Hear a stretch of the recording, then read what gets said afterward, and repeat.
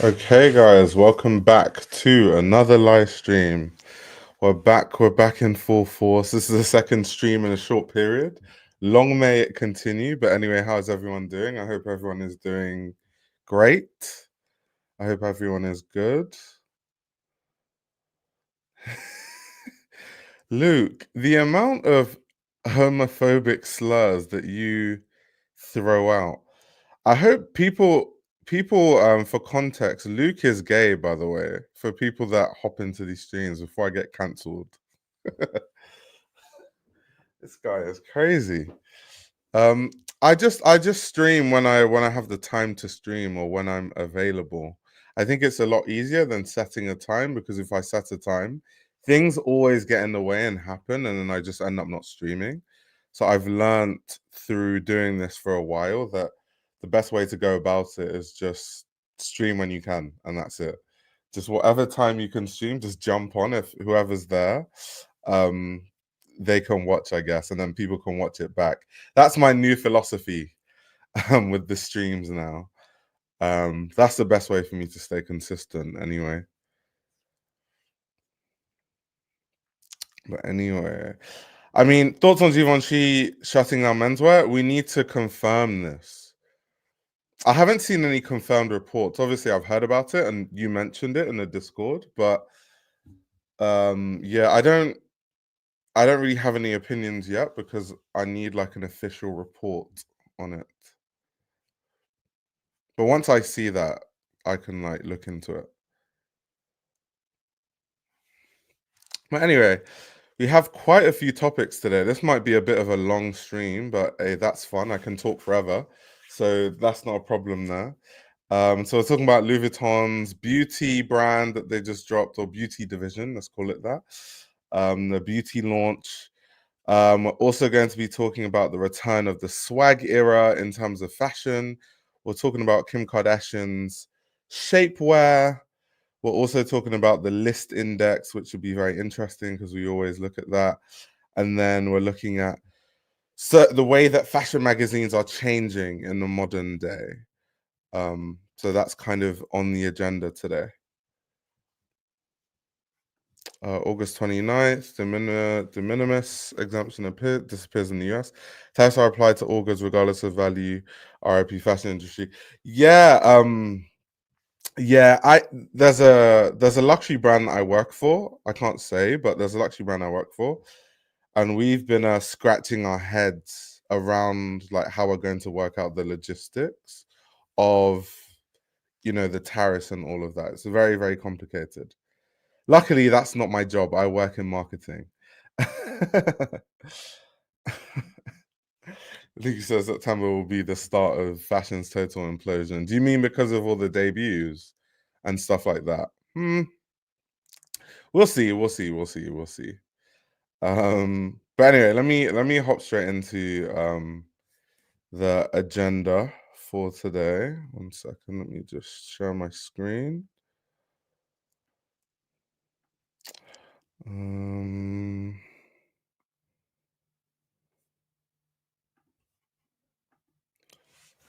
Okay, so I'm not sure how many of you are aware, but Louis Vuitton basically is launching their beauty in 2 days, as you can see on their official website, on the 25th of August. They've actually already sent some samples to press, so press have done reviews and different fashion journalists are doing their reviews on it, kind of what the experience is, and the conversation overall has been quite good.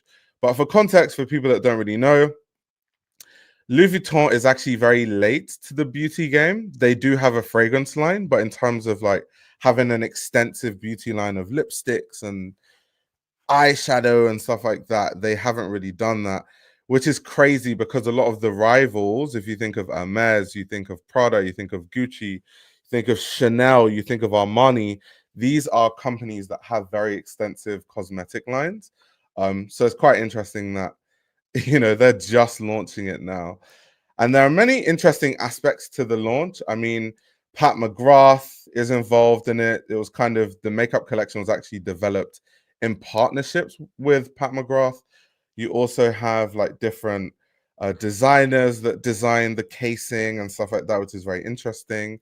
But what has taken over the narrative more so than anything else is the fact that these cost $160, which I think is a very, very valid conversation to be having. And the reason why is because they have outpriced every competitor. And I actually did some research to see what are the prices of lipsticks by their competitors. So this is the Hermes website. And you can see that Hermes, which is supposedly the top of the food chain when it comes to mass luxury fashion, at least. Because there's a level of luxury fashion where everything is bespoke and it's like way more expensive. But in terms of like mass market products, Hermes is supposed to be top of the food chain, and their lipsticks are £66. So the Louis Vuitton lipsticks are significantly more expensive. And via BOF, they actually have this really great graph where they actually show you the different prices between a lot of these luxury brands and their lipsticks. So you can see Dior is $48, Chanel is $50, Tom Ford is $62, and Hermes is $81, with Louis Vuitton sitting right at the top of the food chain at $160. Now, why this is very interesting, I think, to me at least, from a business standpoint, is the reasons why I think people really want to buy it and people are waiting patiently for the launch, and a reason why I think that this might backfire.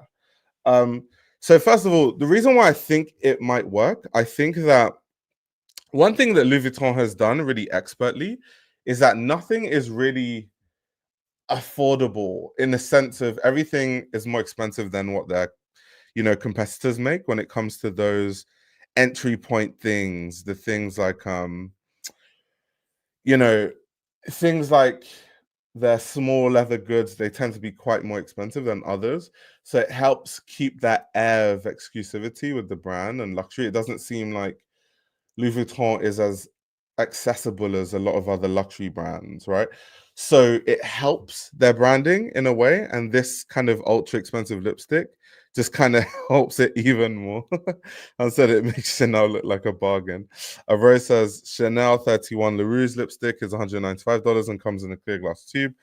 I like how it looks much better than the LV. I'm not sure why the press isn't mentioning the Chanel. Yeah, I think it's because, of course, Louis Vuitton is pricing all their lipsticks at 160. So it's a bit different to Chanel, where I think in this, from what I was looking at, this launch has more than 60 different shades of lipsticks, which is a lot. Most luxury brands have around 14 to 20. So I think that's why the press is not talking about it, because there will be some brands that have lipsticks here and there that have a similar price, but their whole line is not at that price. Like Louis Vuitton, their whole line is priced that way. But yeah, so why I think people will buy this anyway. So I think the positioning, because you're buying something that's accessible in the sense that a lot of people in the West can save $160 and buy lipstick. Do I think it's grossly overpriced? Of course. But do I think people that really want the Louis Vuitton lipstick will buy it? Yes. I think a lot of people are also going to buy it because of the case. I've seen a lot of the discourse online where people are talking about how much they really like the case. So that's been a big conversation about it. I think also another big reason why I think a lot of people will buy it is a lot of people fall for the storytelling. And, Louis Vuitton will start talking about the savoir-faire and the craftsmanship that went behind the crafting of the case. And I saw in the press release, actually, Louis Vuitton was talking about how this lipstick is kind of like an art piece. It's not just a lipstick. With the way that the casing is designed, you can place it on your desk and it's kind of a nice accessory for your desk. So they're kind of branding it that way, and some people will buy it for that reason.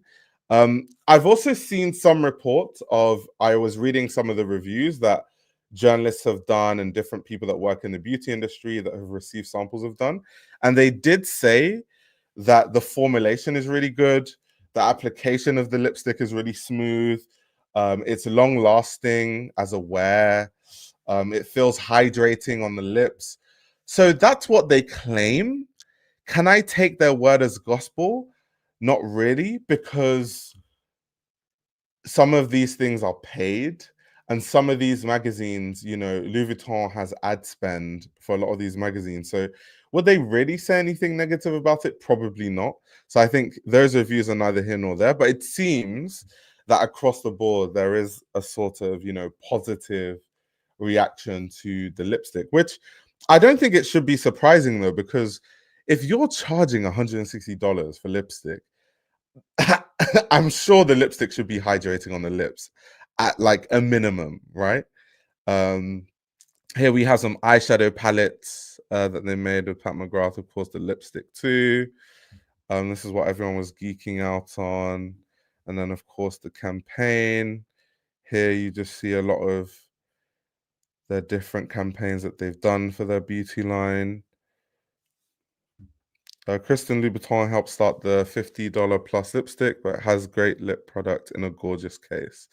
Yeah, ADF says, I see nothing special about the case. I don't either. I'm essentially just the messenger who is telling you kind of the discourse online and what people are saying and the reason why people are like, yeah, I'm really going to buy this. People are really, really vying for buying this. So I think it's really interesting in terms of the beauty industry.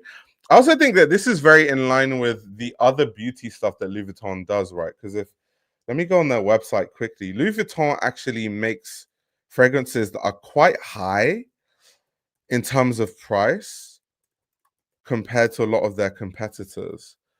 Let me actually go on our website and see what the prices are, just to have like a look. Yeah, they're like base like 100 mil is 260 and 200 mil is 380.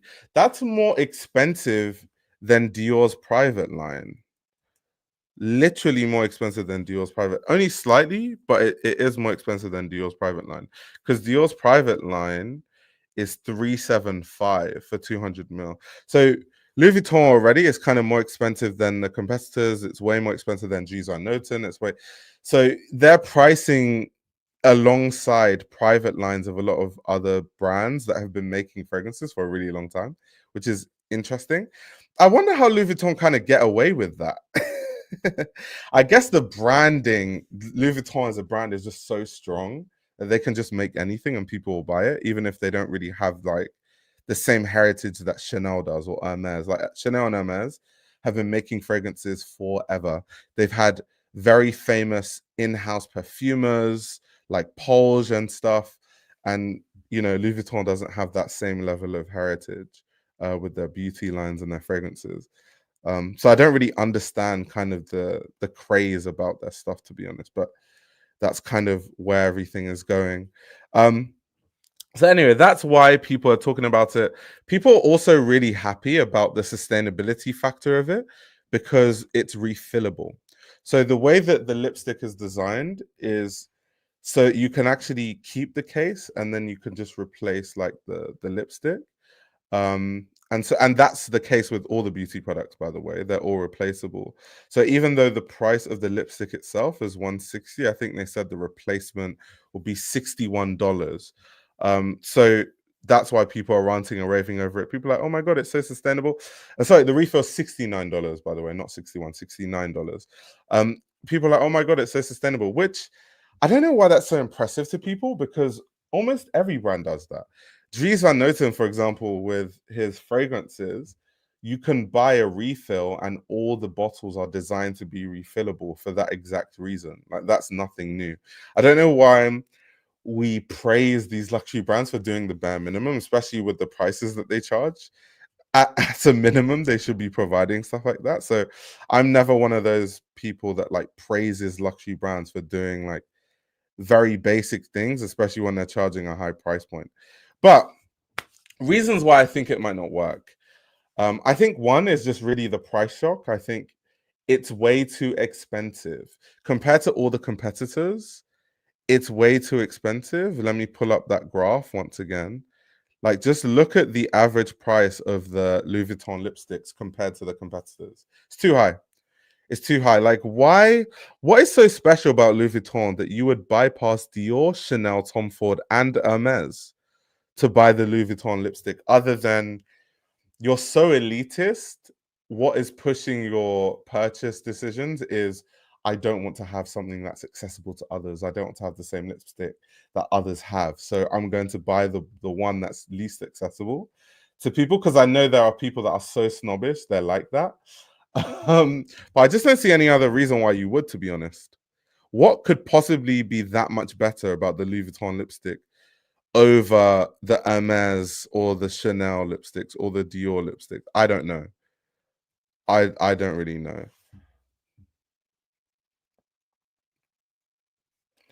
Said, okay, LV got Chanel on the refills. The Chanel 31 Le Rouge refills, $90. LV being, wait, yeah, $69 is pretty good. Yeah, only slightly.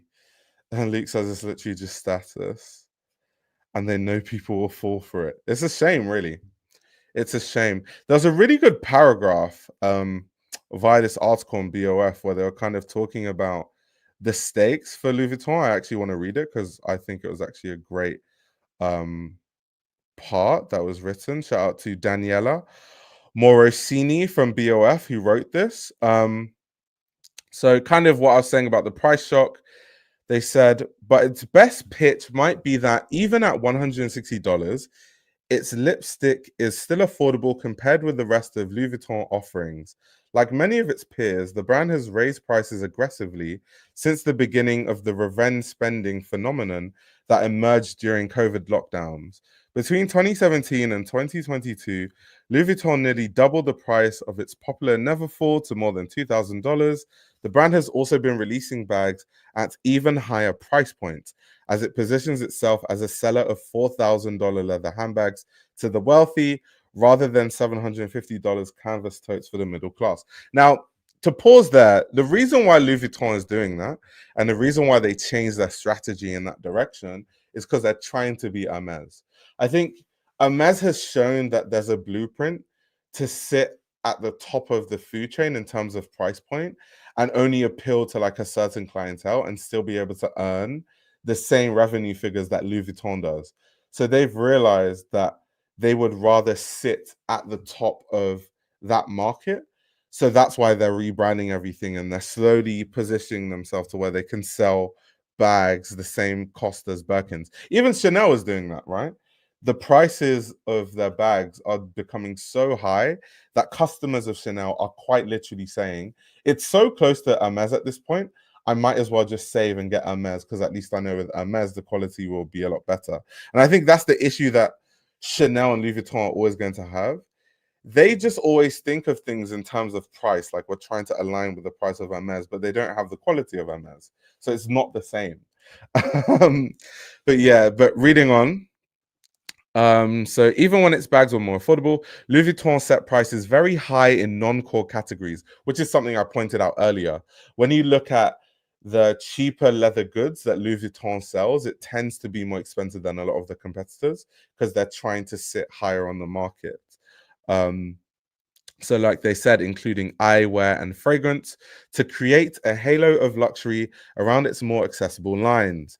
Perfume, first released in 2016, starts at $350, more than $100 above many other designer perfumes. And that's kind of alluding to what I said, where the Louis Vuitton fragrances are more aligned with private lines, like Chanel, L'Exclusives, Dior Privé, those kind of lines.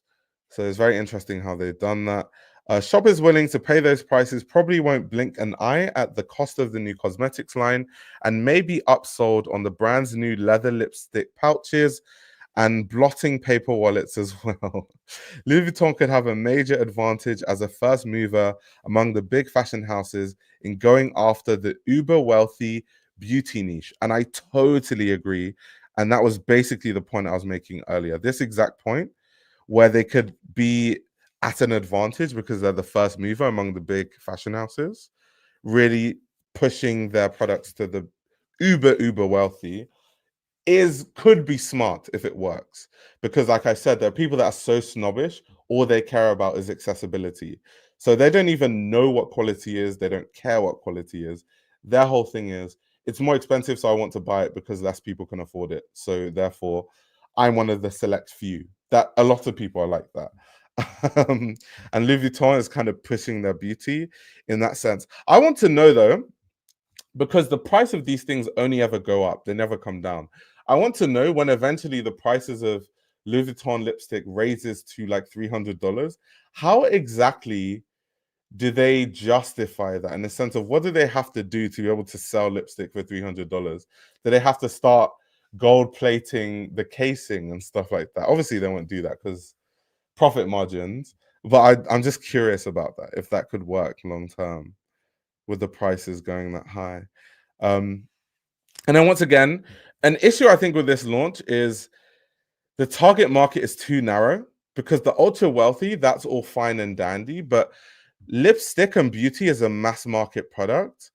And the reason why they are cash cows for luxury brands is because they're accessible to people.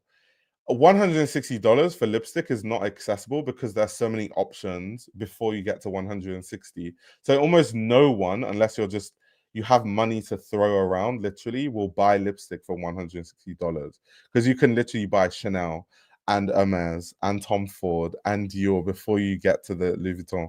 So why would you do that, right?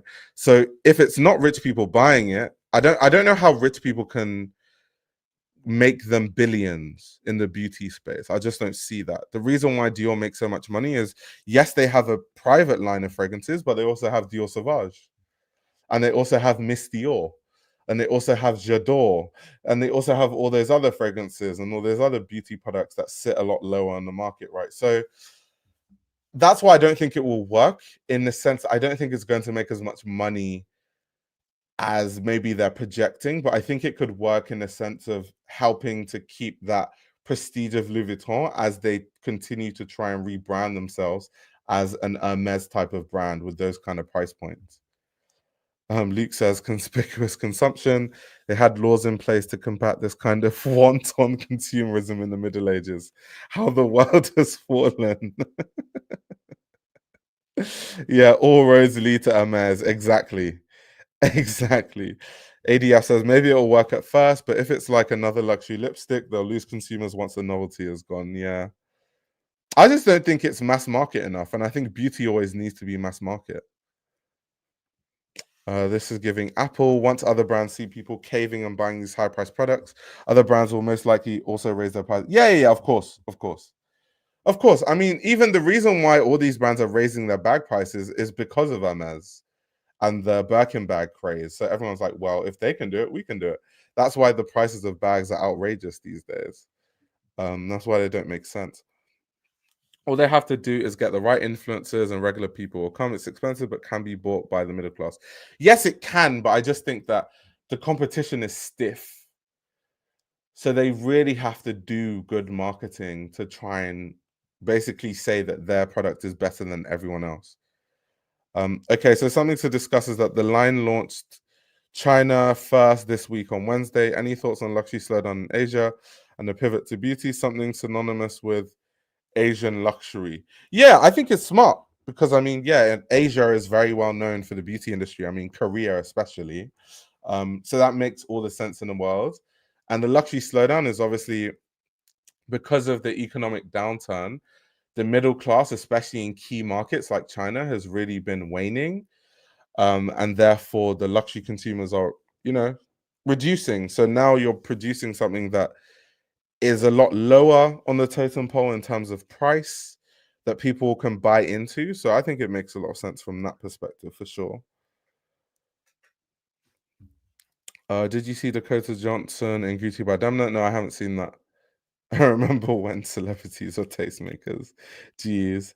I could never in good faith advise someone to buy Louis Vuitton out of the store unless it's ready to wear, or a trunk even still. Yeah.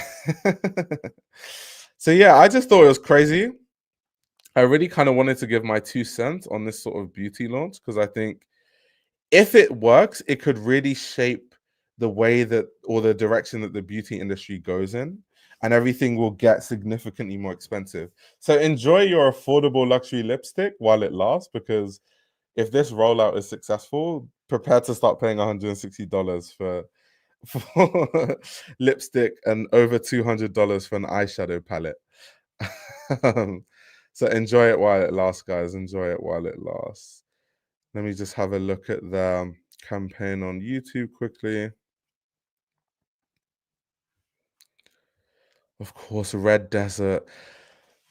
Beauty campaigns are always so boring and soulless. Okay, cool. It has this sort of dusty powder going, which is supposed to represent, like eyeshadow and, fragrance and beauty campaigns, they're always so like they don't make sense. A red desert. Okay, the sun is glistening, metal hardware with the eyeshadow palette, and then a model. Let me pause. Why is there always that pose, guys? Why is there always that pose where the model was like sideways and they go, what is that? In every beauty campaign, they always do that. I find it so funny.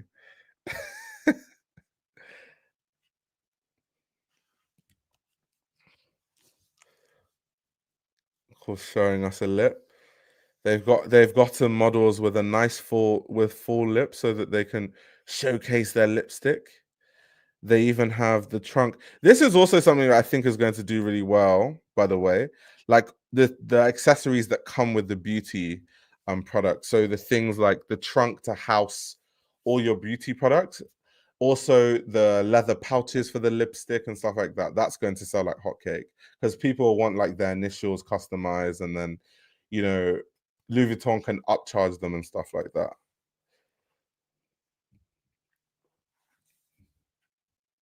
Yeah, these campaigns always make me laugh. There's always a model that's just like hands on the waist.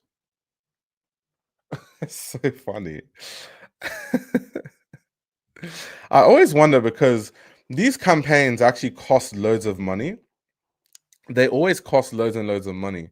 And it's like, can you imagine that someone like an art director got paid loads of money to just be like, okay, okay, turn, okay, look up, look up, look up, look up, look up, look up, okay, okay. Now rotate your body to the right hand side, 45 degrees. Okay, perfect, perfect, perfect. You're doing so well. You're doing so well.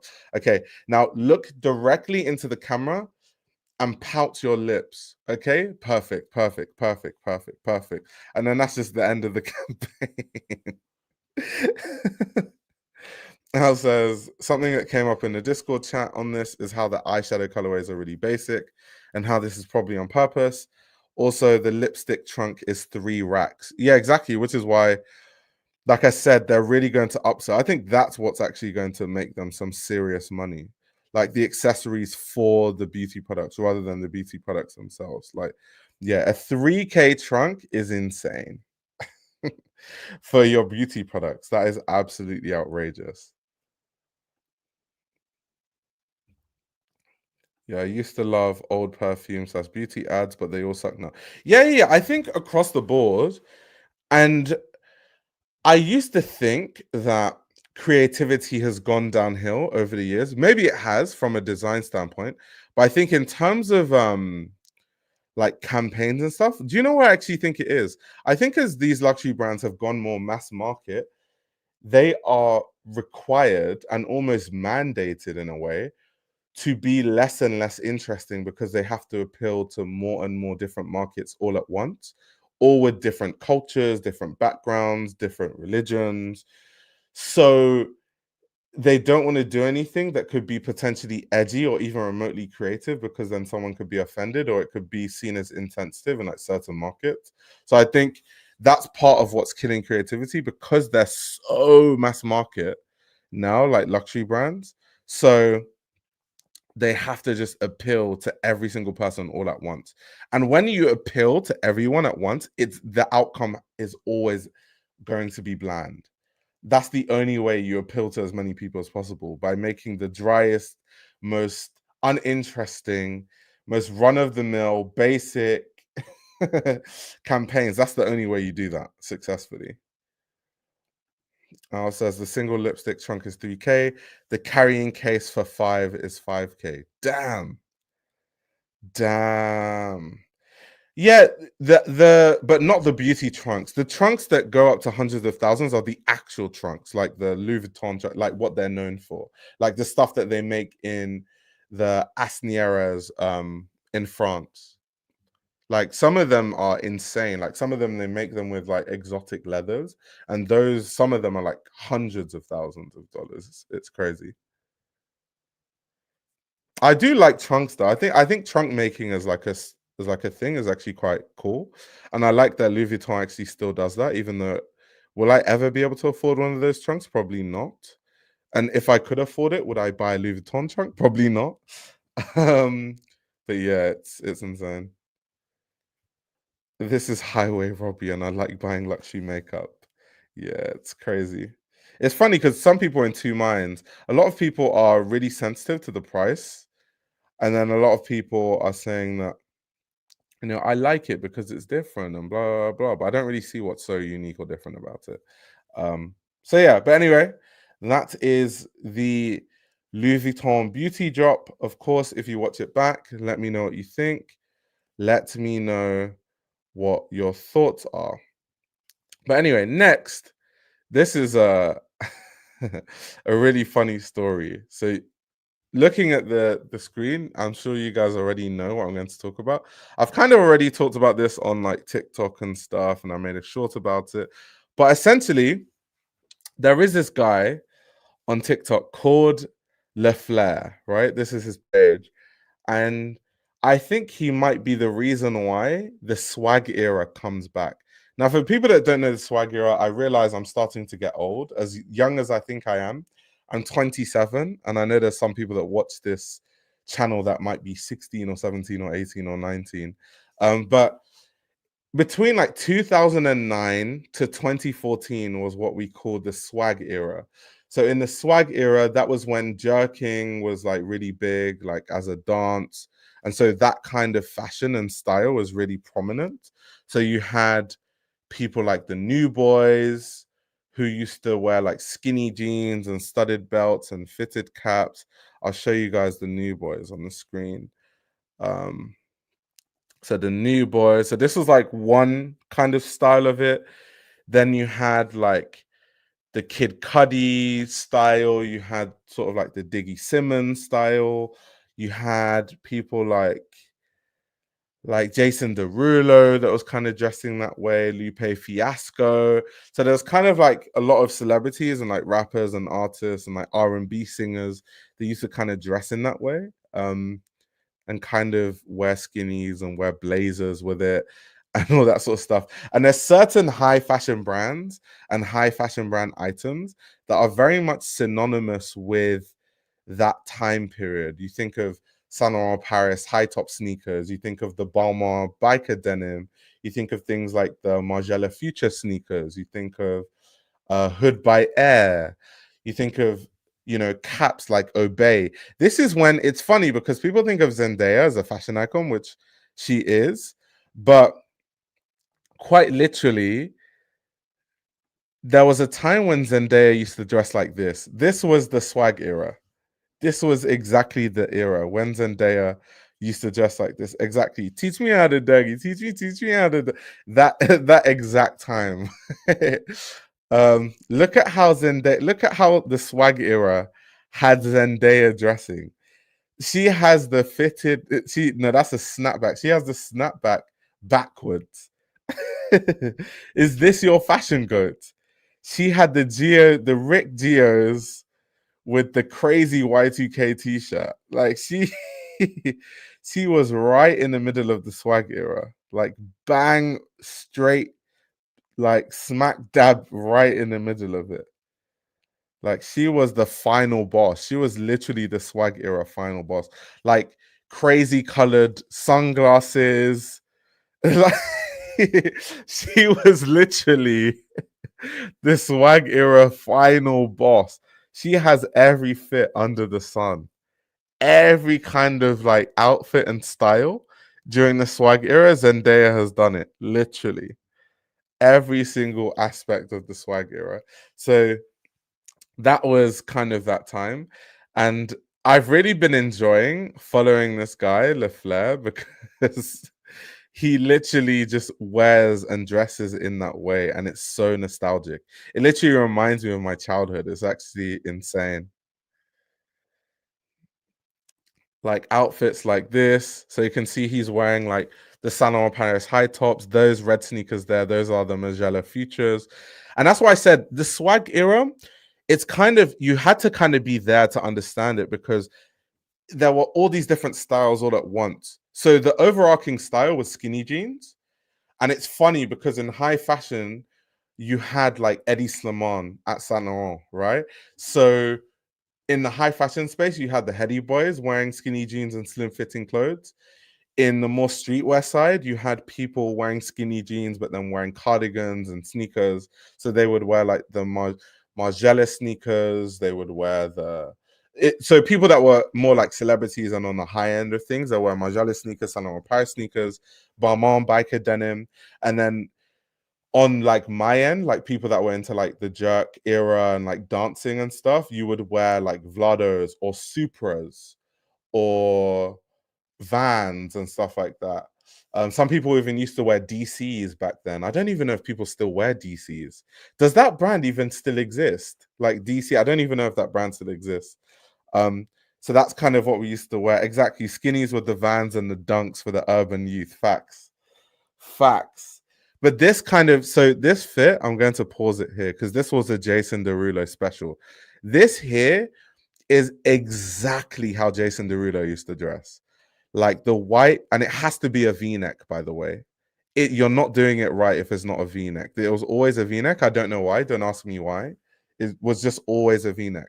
So you would wear the V-neck with the white blazer and the skinny Balmain biker denim, and then you would have some like shiny kind of sneakers on.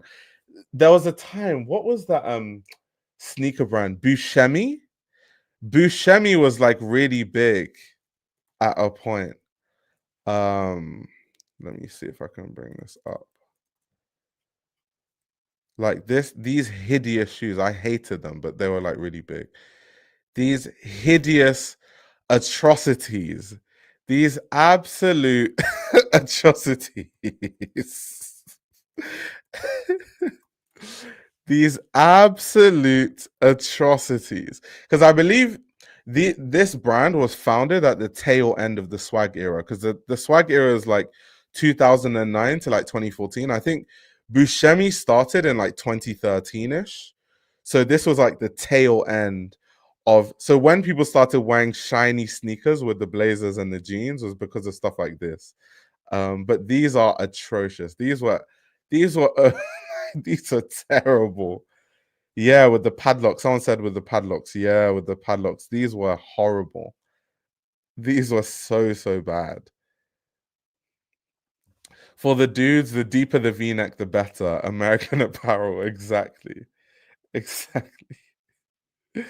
Swag era was the last wave of the street recontextualizing Euro luxury.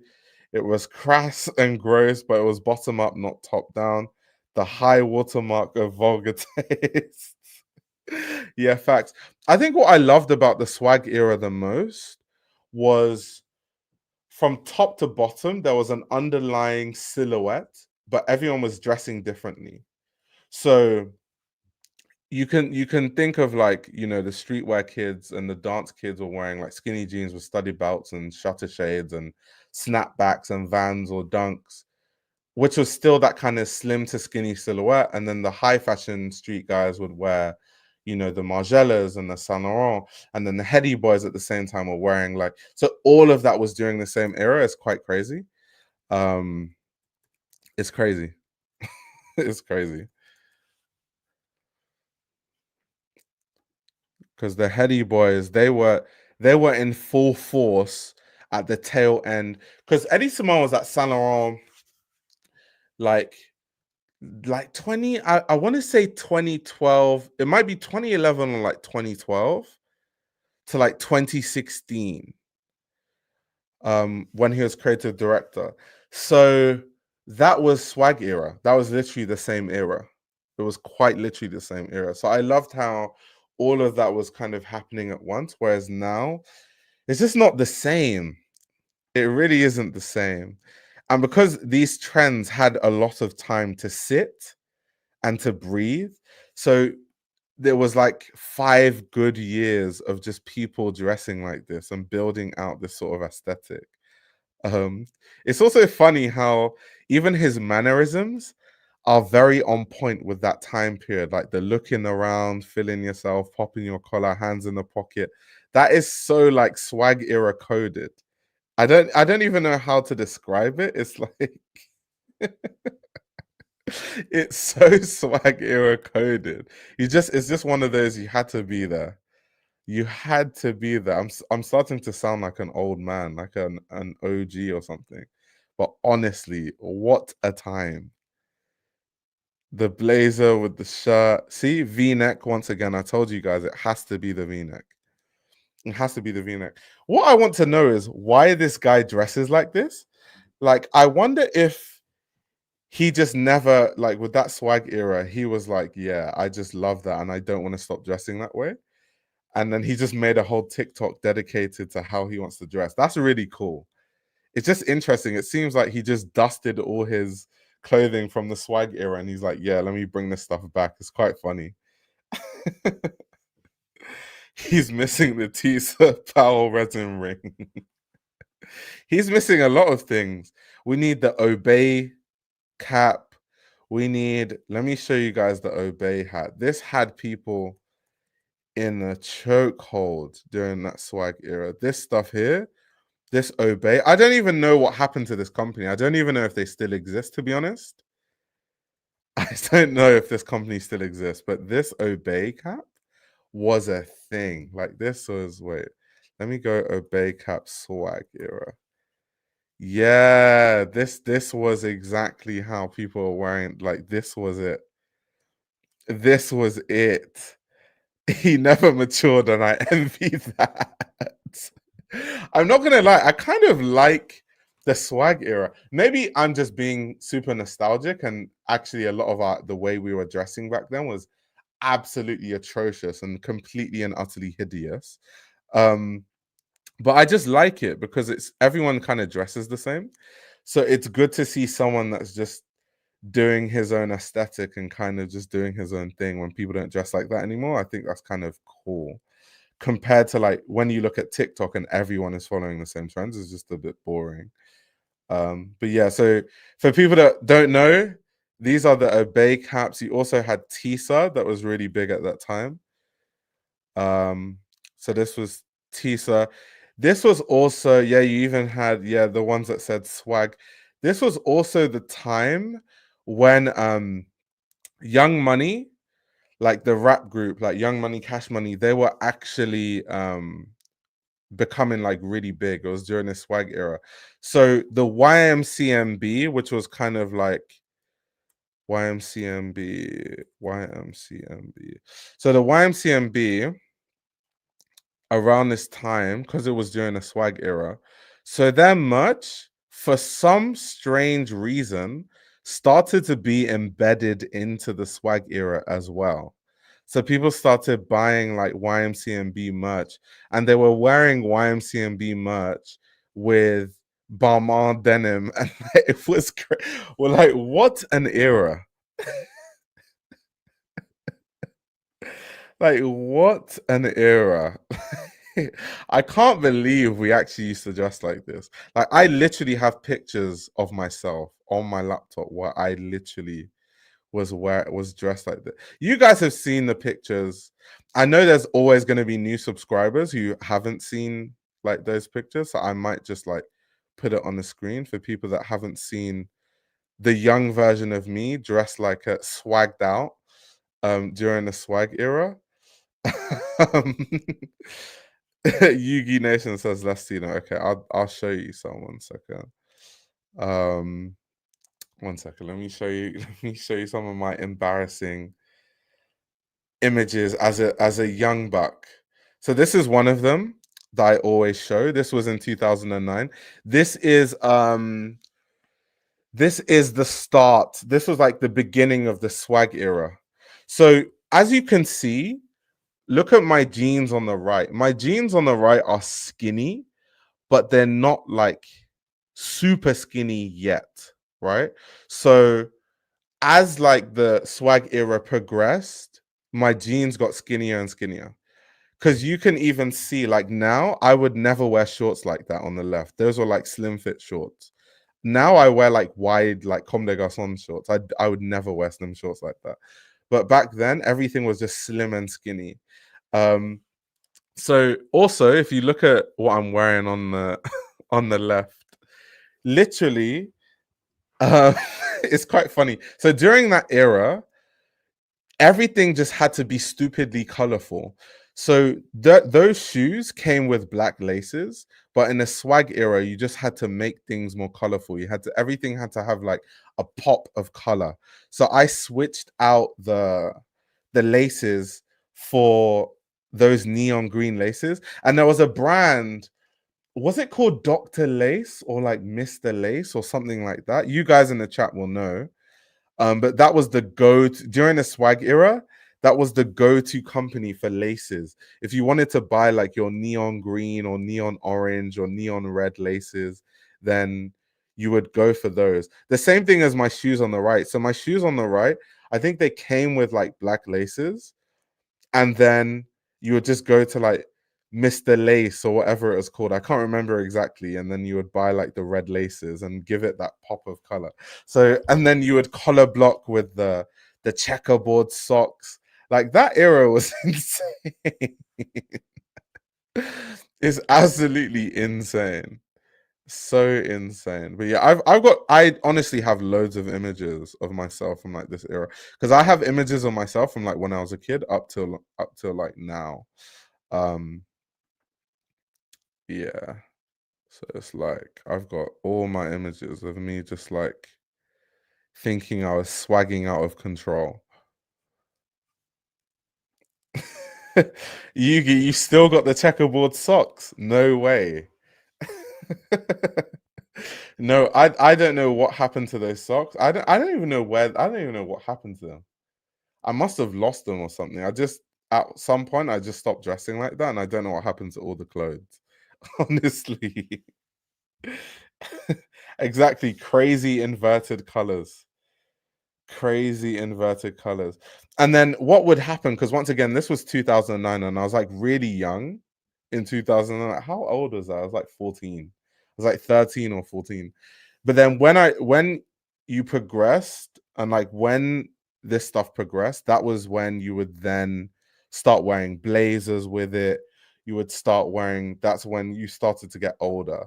Um, so that's when you evolve into the way like Le Fleur's dressing, where you start wearing blazers with like more upmarket denim and stuff like that. So that was kind of how it used to go. That was the progression. What was that phone in my hand? That was a BlackBerry. I think it was a BlackBerry Curve. Those were the BlackBerry days. See, the kids don't know about BlackBerry. You guys don't know that when I used to talk to girls, the Riz would be, what's your BBM pin? That was the Riz. Now, what is the Riz for kids? I don't even know what the Riz is for kids. Like, what do young people say when they talk to girls? Like, as a guy, like, what do you say? What's your Instagram? Maybe. What's your Instagram? Probably. What's your IG?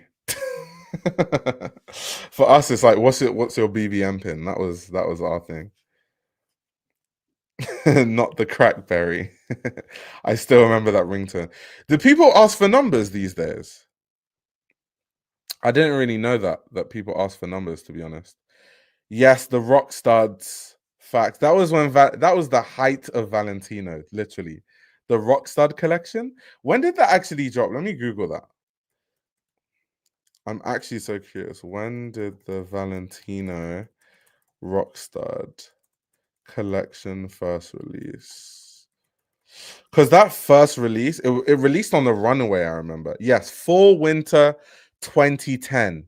So the Valentino Rockstar collection came out fall winter 2010, and then they started making everything, sneakers, bags, like, yeah. So that it came out right in the middle of the swag era. That's why it was so big. That's why people were wearing the rock studs in the swag era. It was literally fall into 2010. That was when it was debuted on the runway. So yeah, you guys in this chat, you guys are cultured. I didn't know if many of you would be tapped into this era. I didn't know if many of you would be tapped into this. I thought it would just be me and a few people kind of living in our nostalgia while everyone is like, we have no idea what you're talking about. Well, you guys are cultured. You guys are cultured. He even has he has the range of the styles from that time. He's just obsessed with that time frame. He's wearing Hood by Air. He's with Rick. I think he's stuck in like between 2009 and 2015. He's just stuck there, and I absolutely love it. It's so refreshing to see. He said now the youth just airdrop their numbers to each other by rubbing their iPhones together. You know when you rub your iPhones together and it starts vibrating? That thing is so weird. We're old too. Maybe we're all old together. I just remember lots of street photos of women wearing skinny lapel blazers, then that huge envelope handbag, skinny jeans, and a rock stud Valentino stiletto with the ankle straps. Exact same era. Exactly that. Exactly that. That was that same era. What a time to be alive.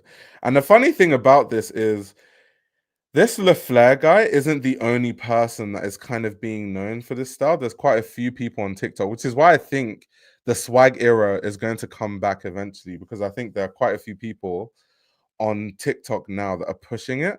And look at LaFleur's views, like 270K, 527K. Like some of them have millions, like 1.3 million, 1.4 million, 1.2 million. So I mean, at a certain point, it's going to come back. There's another guy, I think he's South African. This guy here, I think his name is like Mfana Touchline. He's also someone big on TikTok for this kind of style and kind of bringing back swag. Look at his views too, just as high as LaFleur, like 247K, like 457K, like so all of them are. See, he's wearing. Super dry. Oh my god, he's wearing super the skinny scarves, like, and for you guys that don't know, the geos, it's kind of funny how I've always thought this, right? When geo baskets and like Rick Owens Ramones became a meme, I always found it so fascinating because people started wearing Rick Owens with like Fashion Nova and stuff. It was kind of like the BBL shoe at one point. Like the BBL baddies would be known as like wearing Ramones and Geo baskets, but before then, it was quite embedded into the swag era. Like you would wear Rick Geos with Hood by Air, or you would wear Rick Geos with skinny jeans. So it's quite funny how um those are for people that aren't Rick heads. Obviously, Rick heads would just wear Rick with Rick. But people that weren't Rick heads, you'd wear it with Hood by Air or with the typical clothing of that era. So like more skinny jeans, skinny scarf, skinny blazer, kind of what he's doing here. So it always fascinated me when those shoes became a meme for a different aesthetic. Geo basket slash features are the dude Isabel Marant. That is so true. Oh my gosh, that's so true. That is so true. So this guy, this Infinite Touchline guy, he's really cool too. I love that his aesthetic too. This sort of like really taking it back. He even has, so he's on brand, he has the keep calm and listen to Safella. So he even has the keep. Do you guys remember when keep calm was everywhere? It was like keep calm and listen, keep calm and go slowly, keep calm and listen and stay jerking, keep calm. I wonder what happened to that. Like, why did we stop using that? Why did we stop using that stuff? So I like how these guys, they even down to the branding and the graphics of the time, they're kind of incorporating that too. Never thought I'd say the 2010s were the good old days. They really were though. They honestly were. So he even has like the right graphics for it. Once again, you can see him wearing his skinny jeans with the skinny scarf and the beanie. So what do you guys think? I want to see what you guys think in the chat. Do you guys think that this style is going to come back in full force? Do you think that the next generation is going to, because fashion is cyclical. Do you think we're going to see this whole style come back completely, or do you think not really? What do you guys think? Do you think it's going to catch on in a broader scale, or do you not think so? Yeah, we did spam the fuck out of Keep Calm. We honestly did. We spammed the life out of it back then. I mean, probably. Fair enough. I just want to know what this kind of style would look like in the context of like young, like teenagers today. I'm so fascinated on like what would be the culture around it? Like what would be the graphics? Like we had the Keep Calm and Listen Closely and all that sort of stuff. What would their graphics be if they brought back this era? I think the swag era is the closest we millennials have to a wave that will reverberate through fashion history, menswear equivalent to boho chic that will constantly come back to the disdain of many. Yeah, exactly. Because when you let me go to LeFlair's comment section, right? Let's see what people are saying in the comment section. Someone said Jeremiah Core, Diggy Simmons, and Jacob Latimore. They said Drake slid on this back in the day. Yeah, Drake used to dress like this too. That's when I was talking about the YMCMB stuff, like going back to this sort of stuff. This was the same era. So Drake was definitely dressing like that. Like you had the suburban white kids dressing like this. It was insane, insane scenes.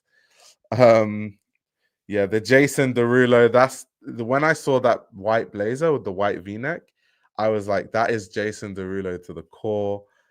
Some people said he looks like Tyler from Shake It Up.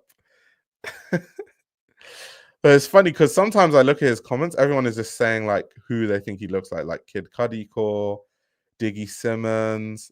Someone said Let It Shine. It's kind of funny because Disney Channel characters did kind of dress like this though, didn't they? Like who's let me see, Disney Channel outfits in the 2010s. They low key, they kind of used to dress like this on Disney. Like, yeah, Disney Channel, they used to dress like this. They used to dress exactly like this, like just like skinny jeans, colorful skinny jeans, slim fitting outfits, crazy multicolored shades. And it's funny because now on TikTok, everyone, this whole Disney, this is why I think the swag era might come back because Disney Channel is very embedded into this kind of like swag era for like really younger people that weren't involved in like, the Balmain and the Rick Owens and stuff like that. And everyone now on TikTok, the whole like Disney needs thing has like come back completely. Literally the Disney knees thing, I can't stop seeing that on my FYP. Like everyone is just like, oh, Disney knees, Disney knees. So I think something like that might be the catalyst for the aesthetic as a whole coming back, to be honest. Because there's someone I follow on TikTok.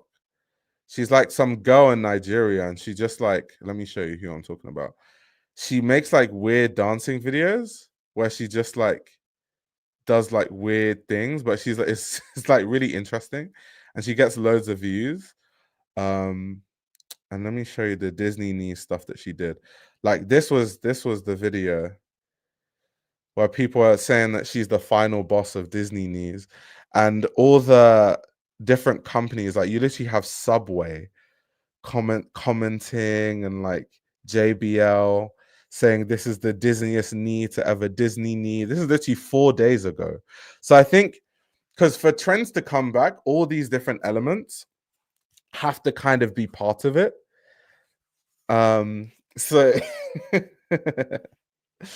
no, Disney knees, like knees. So what Disney knees are, this is how you know I'm perpetually online.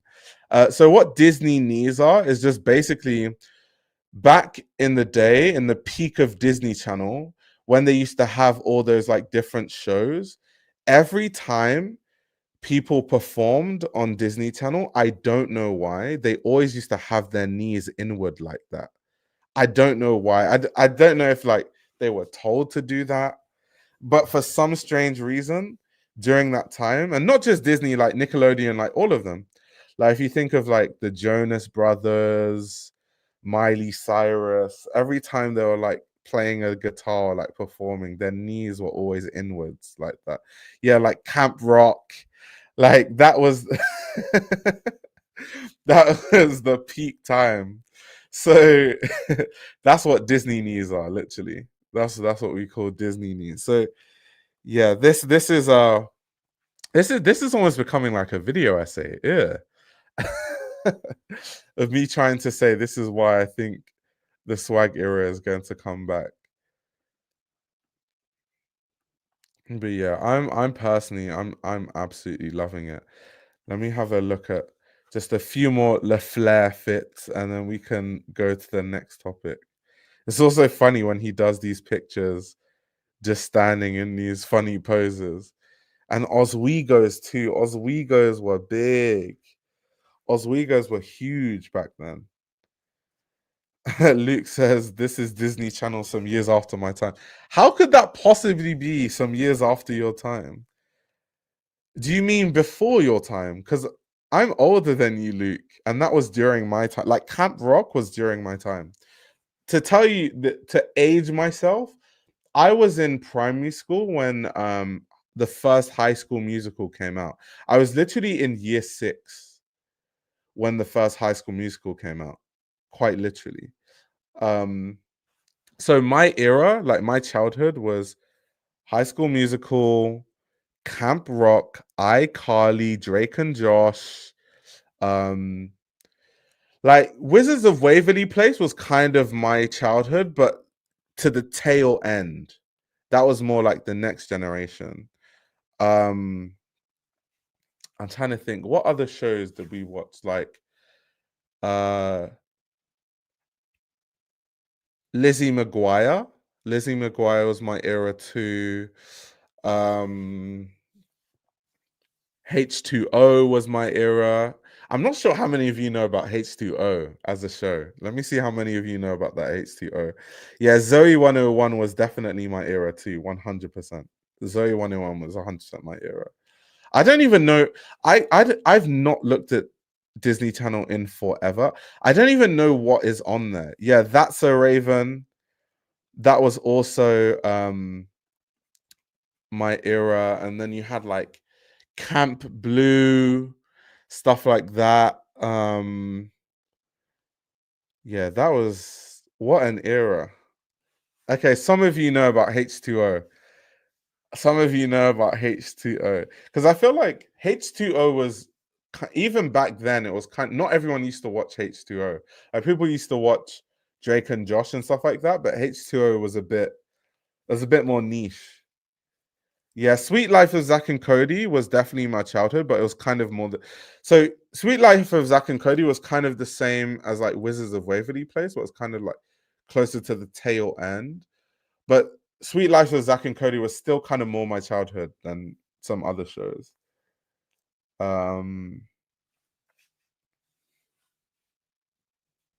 Sister of Traveling Pants.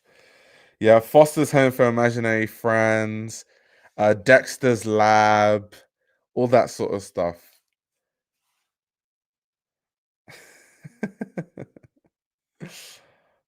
So that's actually how it used to go.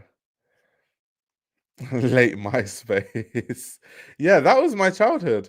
Like we were using how many of you know about this, right? So since this has become the nostalgia section of the stream, We were using MSN Messenger.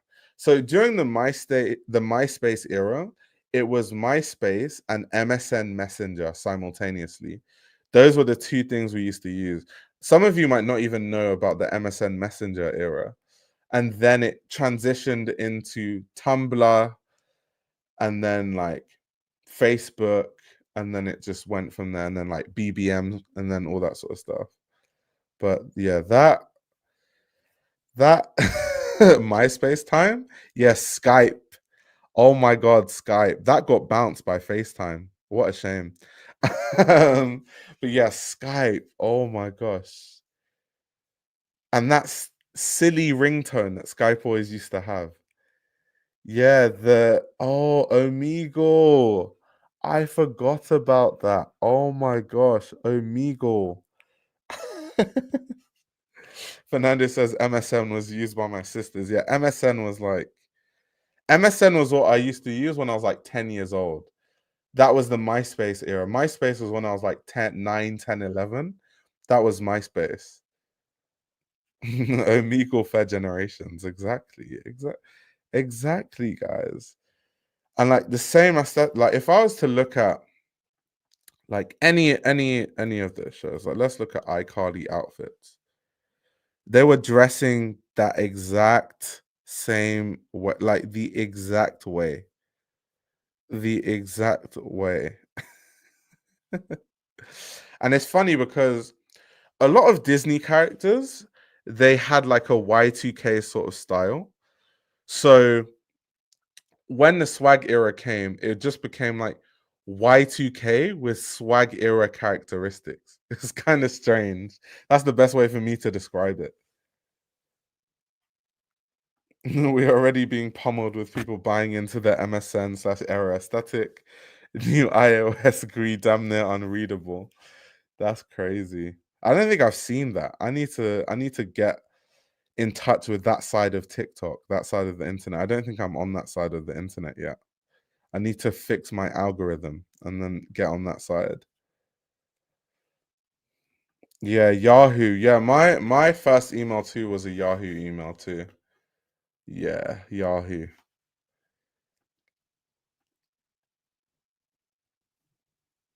Even Stevens.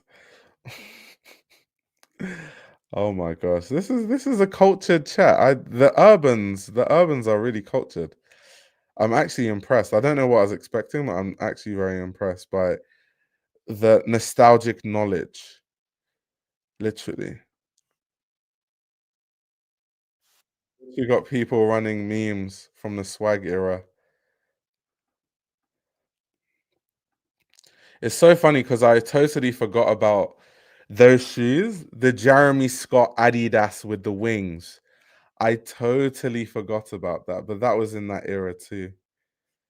And yeah, Courage the Cowardly Dog. Exactly.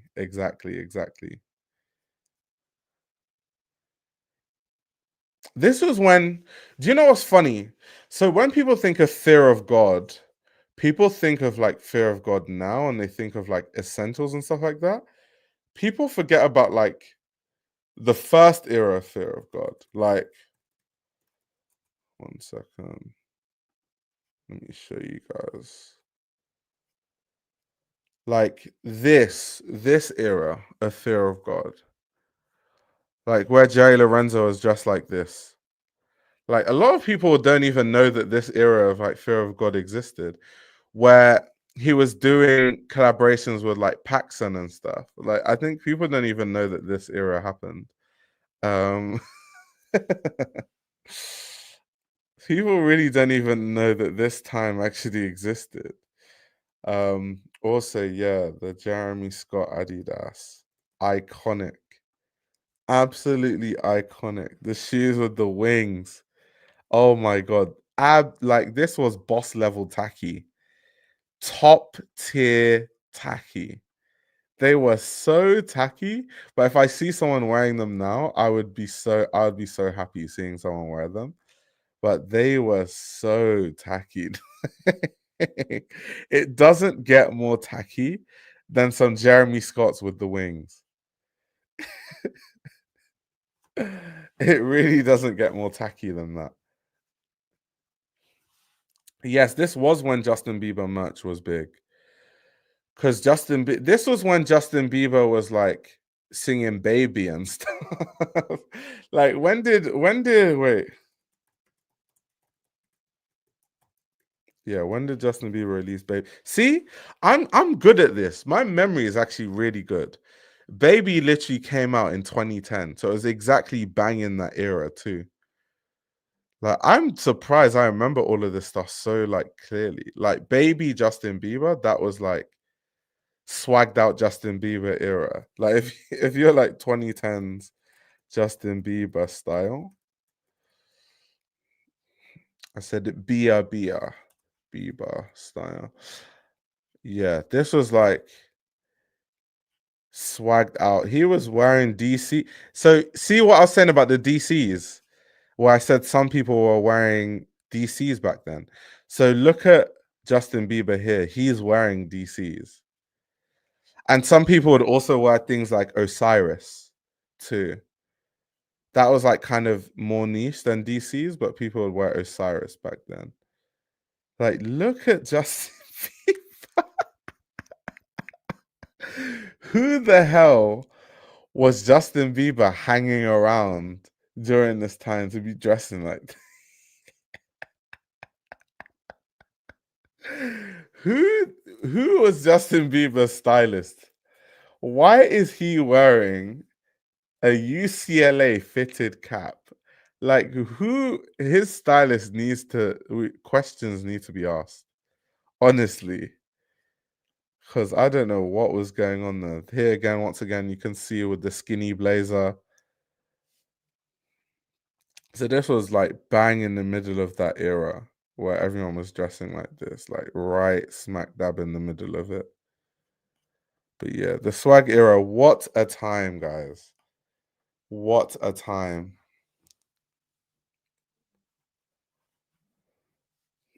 I'd rather have Tumblr fashion come back than this. Oh gosh, that's funny. Shout out to the swag era. But yeah, that's kind of my thoughts on the swag era coming back. Next, a very interesting topic indeed. We're talking about this actually happened a while ago, like 3 weeks ago, but I haven't talked about it because I was on my break when this happened. But essentially, Kim Kardashian, her brand Skims, launched this sort of ultimate facial shapewear. And I thought it was absolutely outrageous at the time. And I just wanted to add my 2 cents about this because this is absolutely insane and absolutely diabolical, to be honest. And she actually launched it. So when she launched it, was on her IG. Like she did this sort of like campaign where she was on a private jet and she was like obviously with family and friends. Just is that wait, who's she? Is that Lala Anthony? Or is that someone else? Am I like blind? Wait 1 second. I think it might be Lala Anthony. Interesting. I didn't even know this. Is how you know I don't follow. I didn't even know she was friends with Lala. But anyway, um, so literally, this was the how they launched it, and everyone was going berserk. But the weird thing about this, right? It sold out. Like when you go on the website, you can't buy it. At least in the UK, I don't know about other markets. Obviously, my stuff is tailored to the UK, but in both colors, it sold out, which I thought was absolutely insane. Because I'm like, why would people buy that? Now, the marketing wise, what they have said is that, or their marketing claims, we can say it that way. They're saying that it's this innovative facial shapewear that makes your face snatched and it offers jaw support. And it also, they're saying, thanks to the collagen yarns woven into the compression fabric, it kind of helps support your jaw. And that makes absolutely no sense. Um, that just doesn't make sense. And I actually did research on like what medical professionals are saying about it because I was curious about what like experts are saying and what they have to say. And through my research, a lot of medical professionals said, and I'm reading off my notes so I don't misquote them. They said that while they agree that this sort of facial shapewear might offer some temporary depuffing or a mild smoothing effect, especially straight after a heavy meal or an overnight session, especially a meal that is heavy in salt. It doesn't actually deliver structural facial changes that you would receive unless you have surgical intervention. So basically, what they're saying is it's temporary. So whatever you do to your face, it might last 30 minutes after, and then you have to put that hideous thing on your face again.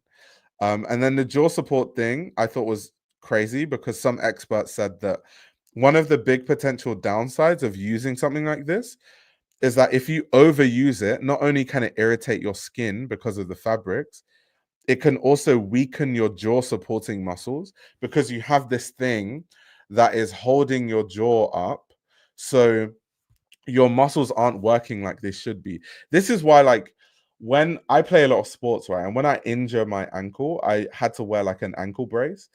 And my physio was like, when you can, try not to wear the ankle brace because you want your surrounding muscles of your ankle to get used to supporting like your body weight. If you use a brace, your ankle muscles become weak and then they don't heal to the same rate. So it's the same thing with using something like this. If you put that kind of thing on your face constantly, over time, your jaw muscles will actually get used to the compression and they won't work as they should be, and it could weaken your jaw muscles. So, all of this to say, it's quite a shame that Kim Kardashian's whole life is just about, creating insecurities for women and like creating all these products that kind of feed into these insecurities. It's like, do you have a droopy face? Here's the solution. And kind of all these things. And it's sad that it's sold out and that people are buying into this. I think it's really sad, to be honest. I think it's really, really sad that people's natural facial structure is demonized to the point where people feel like they need to wear some like cheap spandex on their face to try and sculpt their face.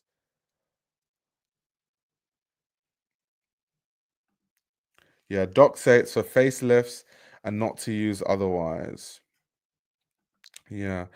Um, and it's just crazy. It's honestly just crazy that like she's able to just create stuff like this constantly. Like, what is next? Like, what else needs compression? Soon we're gonna have toe compressors, like, or finger compressors. Oh, your fingers need to be, thin and long. So if you have fatter fingers, then here's some compression to smoothen out and lengthen your finger. Like, what's next? When does it stop? Where does it end? People probably buying it for pics. That's probably a reason why, to be fair, because it does make for a good picture. Like, I can imagine that if you make a video with it on your face, it would definitely go viral for sure. So I can understand definitely like content creators buying it because it's good content. I definitely can agree with that. But what I really want to do, I want to read the comments and see what people are saying in the comments and how people are responding. Someone said, Blakely said, peak fuckery. Amanda Shark says, can we let women live? Um, Marina Sophia says, just a reminder to all you young ones, I'm almost 40, never had a single one of these and used the same face moisturizer all my life. This won't stop the aging process. It also won't do anything to prevent a single line or imperfection from forming on your face. To age is an absolute blessing, and every line, scar, mark, and whatever else is just a reminder of everyday life. This is so toxic. We all age, and what a miracle that is. And I'm in 100% agreement. I think that there's actually something very beautiful about aging. It's a natural process. I don't know why people are so obsessed with not aging. And the funniest thing about people, you know, obsessed with like aging and not wanting to age and all that sort of stuff is that most things that people do to prevent themselves from aging actually makes them look older. So like when you go to LA, and this is like a known thing, this is why like there's an LA look. A lot of women in LA have like Botox and like everything you can think of. And they look older than their age because it's too much. Like it's in their mind, they're like, oh, I'm gonna smoothen out these wrinkles, I'm gonna smoothen out this, but then you just kind of look old. It's like have you guys seen those pictures of Love Island contestants in the UK? Let me see. Because this was like a news story in the UK. I'm not sure if it was like a news story outside of the UK. One second, let me see, because I don't want to put the Daily Mail on my screen. um One second, let me just pull this up because there was like a famous image that everyone was looking at. Yeah, so it's stuff like this, right? Stuff like this. Because a lot of like Love Island contestants have a lot of filler and like Botox, and it makes them look old. That's what I think. I think if you actually just let yourself age, I think you end up looking normal. And it's fine. Like there's nothing wrong with having wrinkles. I think the problem with society is we've demonized natural things. It's natural to age, it's natural to have wrinkles, it's natural to have spots. It's okay to have spots, it's okay to have wrinkles, it's okay to have pimples. People have pimples, people break out. It's okay to have acne. Some people have acne. I think unfortunately, because in society we just demonize every normal thing, this is what has created an economy to feed into people's insecurities. And I honestly just think it's really sad, to be honest.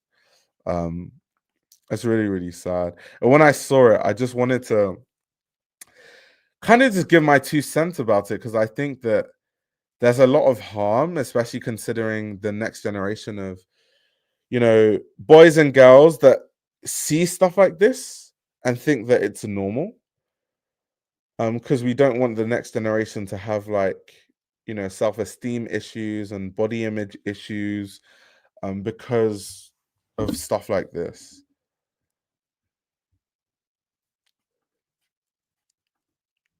Exactly. Be yourself. You can never please anyone. Exactly. The young want to look old and old want to look young. Just enjoy your age. Yeah, exactly. I'm 30 and glad to look 30. Yeah, it's absolutely nothing wrong with looking 30. Yeah, so Simon Cowell, because obviously um those like the Love Island contestants are like women, but it's the same thing with men. Like Simon Cowell looks funny because he just does weird things to his, like Simon Cowell doesn't even look real. Like his one sec. Like his face doesn't move. You can tell like he has a lot of Botox. His teeth are like way too white to the point where it's like weird. Like he looks like like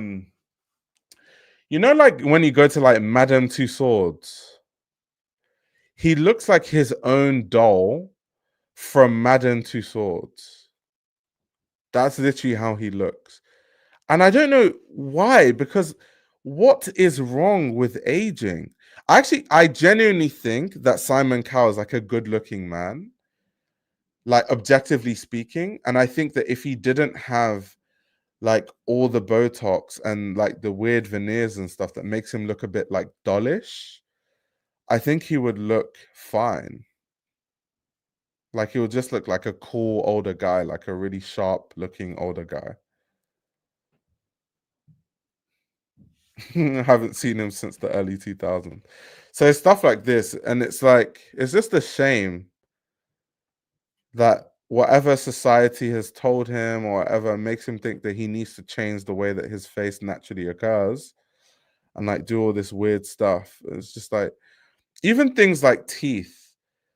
I understand like fixing teeth for like structural reasons. Like that's why I have braces. I don't have braces for cosmetic reasons. It's like because there's something structurally wrong with my teeth. But like even teeth, like what's wrong with having teeth are not even supposed to be like super white. And this goes back into like this whole thing of like Skims and like what Kim Kardashian has been promoting her whole career. It's like this is the problem. We're making really unnatural things natural. I want to age like Keanu Reeves first.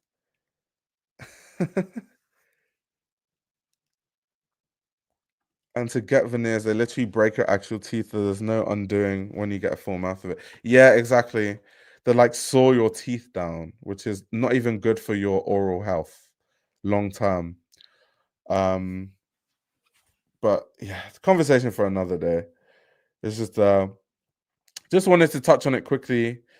Because fashion is an industry that really, when it comes to body image issues and stuff like that, fashion is one of the biggest culprits in that sense. And I think this is just one of more reasons why we need to, nip stuff like this in the bud when we see it. Because yeah, I just think it's really toxic. I think products like this are really toxic personally. But let me know what you think in the chat. I'd love to know what you guys think. But the comment section is brutal. Someone said I'd love to know more about the collagen yarns because the website says it's only nylon and spandex.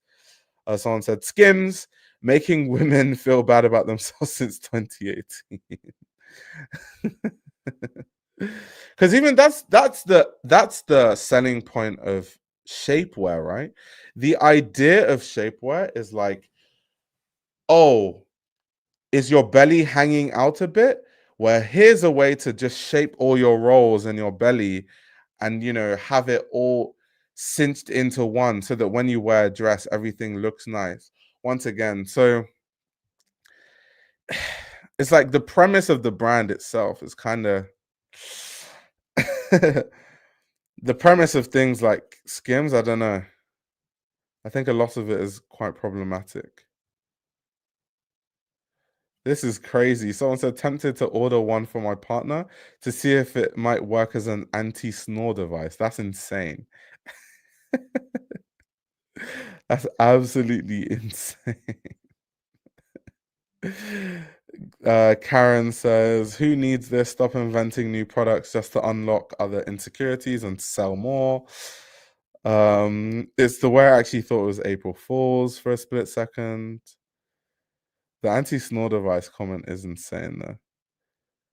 How about featuring an older woman to advertise a sculpting contraption rather than a younger woman who obviously doesn't need it?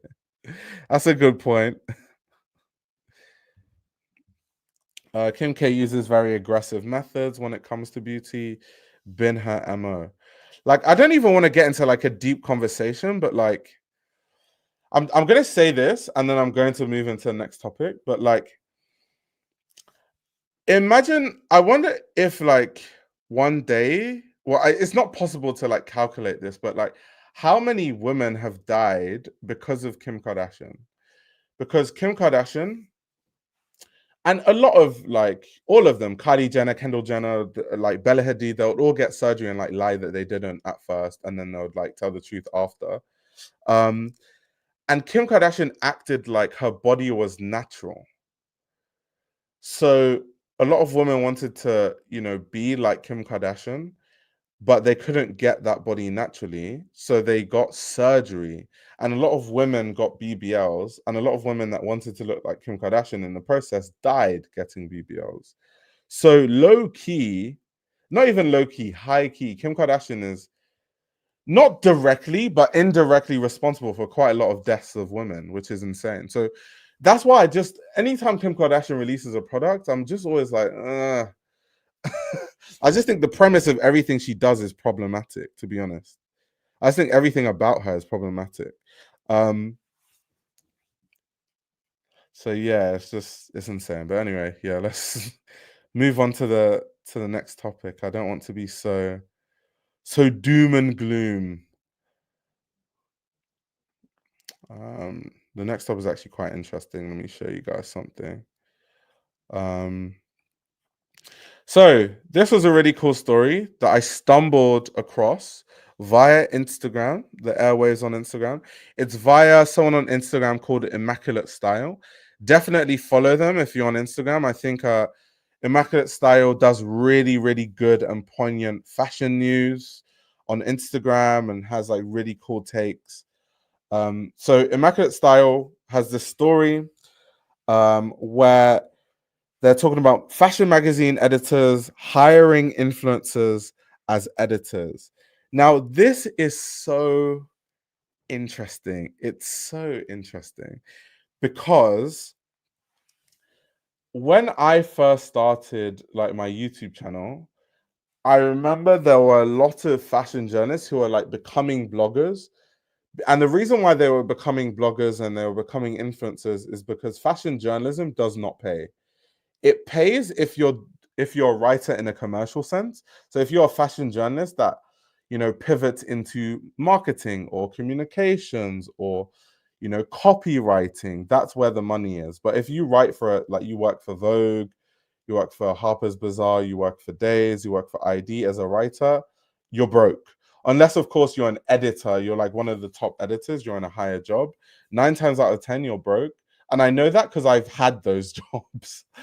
um, so to supplement their income, a lot of journalists were like, well, I have all this expertise. I interview all these designers. I've built all these relationships with designers and business execs working for this company. Why don't I, start my social media page and kind of give insights and review stuff from my perspective? That's a more educated perspective than the perspectives usually online. And so you started to see a lot of magazines, like editors at magazines, become influencers.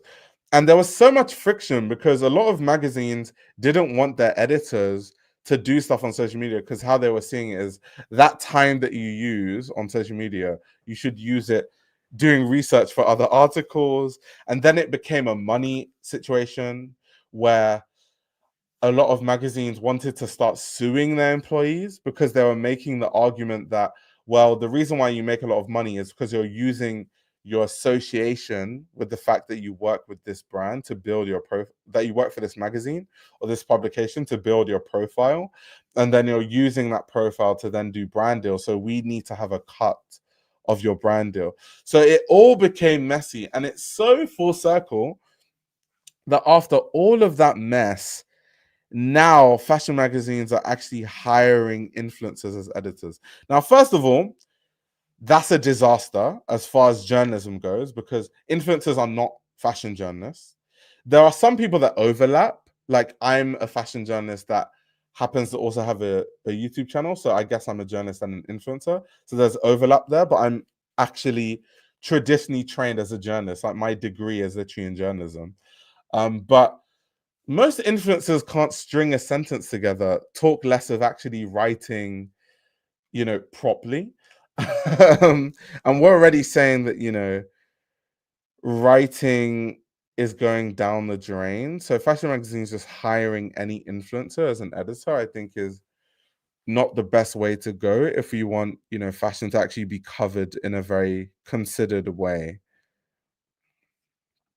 This gives me the same feeling as the scissor Vans thing. It's kind of similar. But let's look at the next slides. It was not long ago when fashion bloggers first started getting invited to fashion shows, which caused an uproar at the time. Many of those early bloggers went on to become accomplished writers and photographers themselves. Now we are at a point where major fashion magazines are actively recruiting influencers to join their editorial teams. I think that's still like a point of contention. You have the traditional journalists that are always like, I hate how like these influencers are being given the front row. There's like that kind of constant battle between the old guard and kind of like the new kids on the block that have like big social media pages and stuff. So I don't think that's actually changed. But reading from a business perspective, this shift makes perfect sense. Content creators bring built-in audiences while receiving a full-time salary and benefits in return for creating content and articles for the magazine. In many ways, they operate as businesses themselves, which makes them appealing hires for magazines that want to expand their reach. For publication, the smart investment. I think it's definitely a smart investment depending on how they do it, right? So you have people like Lias. Let me go on Lias's Instagram quickly. Actually, I won't go on his Instagram because it'd be hard to find. But he was at, I think, Interview magazine, right? Now, the reason why it made sense with someone like Lias is with Lias, they got Lias in the capacity of making content, which he's so good at, and he gets views, and he like really good, really good. And in the capacity of like doing interviews. So it worked like a treat. But then if they were to try and get an influencer that maybe doesn't come from a journalism background to be the next, I don't know, like Andre Leon Talley, obviously that's not going to work. So I think it depends on what they're using content creators for in their ecosystem. If they're using content creators to leverage their audience and leverage their expertise in content creation to kind of build the online platforms of these magazines, since fashion is going digital anyway, I think that makes a lot of sense. That definitely makes a lot of sense. But anyway, moving on, it says, in many ways, they operate as businesses themselves, which makes them appealing hires for magazines that want to expand their reach. For the publication, it's a smart investment. And one recent example is Christy Tyler, a popular fashion content creator who just announced today that she's joining Marie Claire as a contributing editor. Beyond her 425,000 Instagram followers, she also has over 3,000 Substack newsletter subscribers, what remains unclear is whether she will continue to publish independently on her Substack or if all her written work will now appear exclusively on the Marie Claire website. So Christy Tyler is a bit different because Christy Tyler actually writes.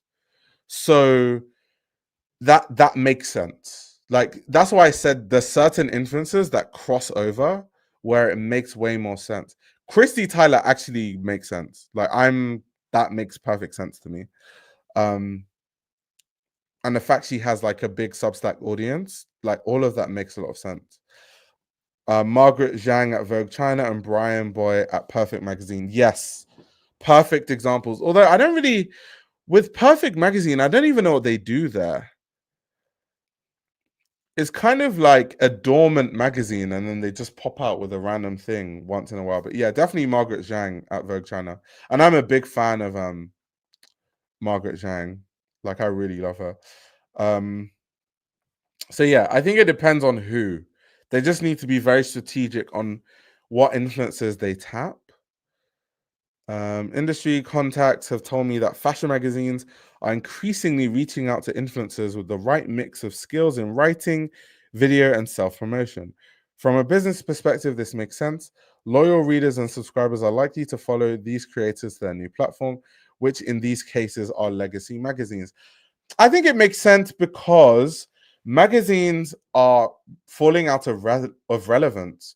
So in the digital age where print is dying, how do they stay relevant? And it's like, going to where the influence is and collaborating with the people that have the influence.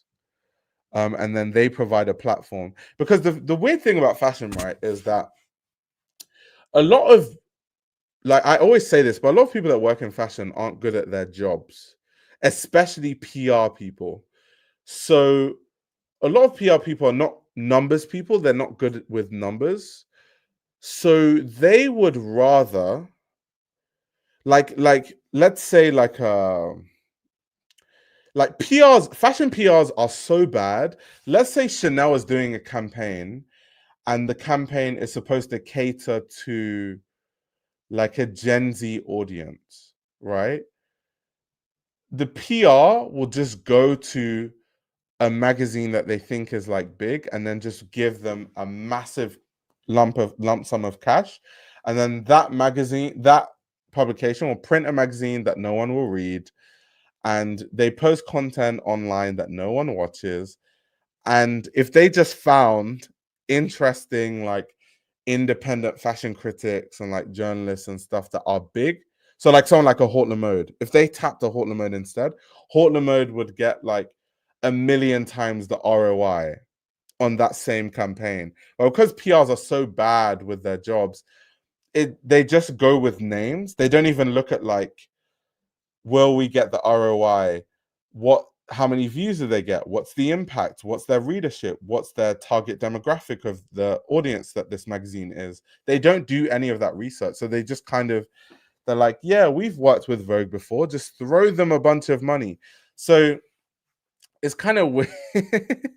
But that's how like fashion PR is. It's very like mindless a lot of the time. So that's why you need magazines. That's why it's a symbiotic relationship, because I'm very sure someone who's an influencer and has a Substack and is doing all this stuff, they still don't have the access they need. So what the magazine gets is the audience, and then what the influencer gets in return is the access, and that access means a lot. I can tell you guys, when I worked at BOF, it was insane the amount of events I got invited to. The second I left BOF, I stopped getting invited to events. Literally, when I worked at BOF, I would get emails every day like, oh, please can you come to this event? Please can you, because obviously everyone wants you to cover their stuff in BOF. So I would be on the VIP list in every single event. I was always on the VIP list when I worked at BOF. So that is kind of the access that working at a legacy publication gives you. And that's not the kind of access that someone that just has like a lot of followers on social media has. So yeah, just wanted to provide some context there as someone that works in that space. But yeah, next slide. Traditional publications are also helping their journalists adapt. The Wall Street Journal is currently in the process of hiring a talent coach to help its writers grow their own social media presence and market themselves more effectively. While this may seem promising, it can feel less organic and followers will quickly notice the difference. I totally agree. Like anything that's manufactured is no longer genuine. And the whole point of social media is it's supposed to be genuine. Like the reason why like you guys are tuning into this live stream is because I'm giving you my authentic thoughts. Like, can you imagine if like someone coached me? I was like, okay, you have to say this like this, and you can only say this, and you're not allowed to say this. It like you guys watching would be able to sense that. That I don't even have the freedom to say what I want to say. So that's dead. That's definitely a bad idea. Also, talent coach. Once again, who are these talent coaches? I need to look at the criteria for this talent coach job, because a lot of times, going back to a lot of people in fashion not being good at their job, no one should be teaching someone how to be a good writer and grow a social media presence if they don't have a big social media presence. There's always like, I don't know how these people get jobs. There are always like all these like social media coaches, and it's like, do you have a successful social media page? No. So why are you a coach? They're like, I just know the strategies. If you knew the strategies, why haven't you implemented that in your own life and on your own pages? So it's kind of, and in fashion, they always hire people like that. And I don't know why. Because there's a lot of times when I work at brands, like for luxury brands, and then in the social media department, there are people like that. And I'm like, why is this person here? They don't have a track record of like showing that they can actually build an audience. So how could they possibly coach someone on something they don't know how to do? It's really, really weird. Let me read this criteria.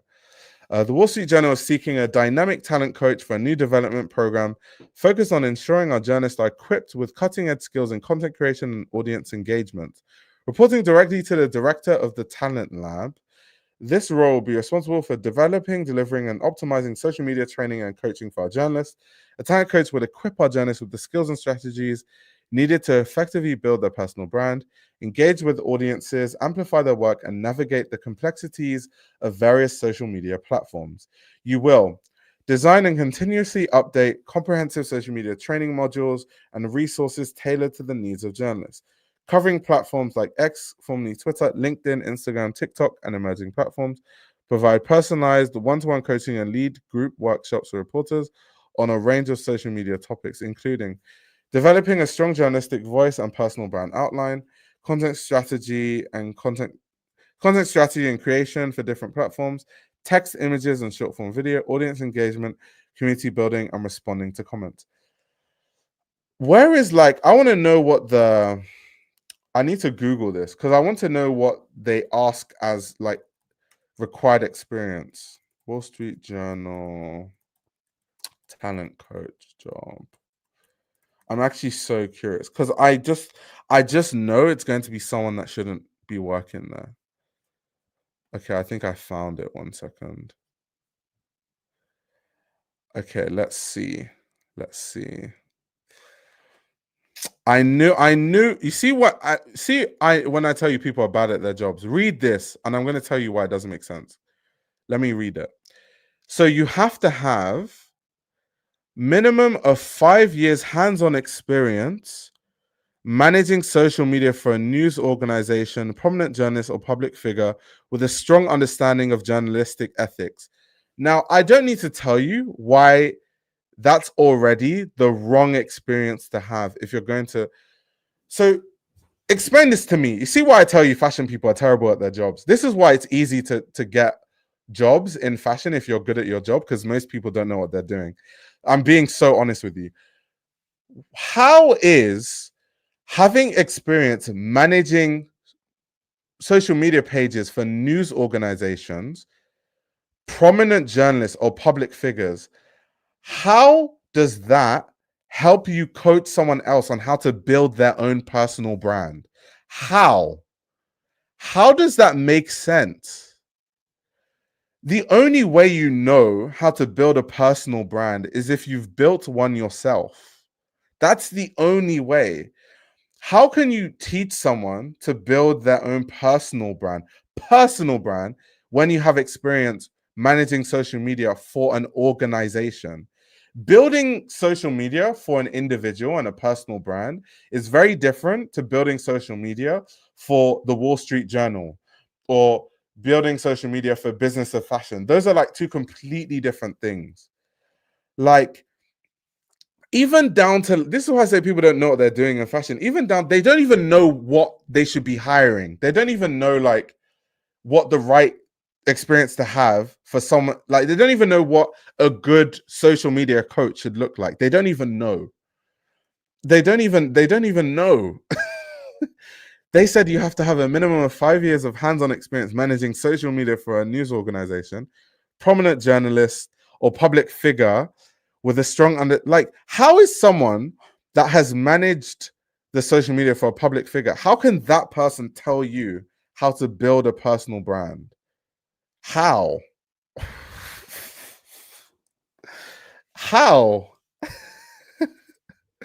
that makes no sense. That literally makes no sense.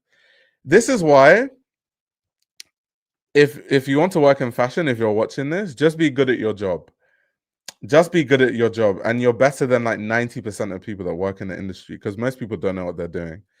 I cannot tell you how many jobs I've been in that people don't know what they're doing, completely clueless. Let's read on what they think they need for a good social media coach. Proven experience in developing and delivering effective training or coaching programs. So do you know the problem with organizations? They treat everything like it's everything that organizations do is too systematic. But the problem is social media is not systematic. Social media is trends come and go really quickly. Different things happen, and then as a result, because you never really know what goes viral, and then something goes viral, then you pivot. Oh God, companies are so clueless. They just don't have a clue. They're just so clueless. It's insane. They just don't know what they're doing. You can't be systematic with something like social media. Someone who is too systematic cannot be a good social media coach, because social media is not systematic that way. Companies always think that everything is like tech. They think we're going to build these systems out, and then we're going to build this framework of a system, and then using this system, we're going to teach our journalists how to grow their social media personal brand.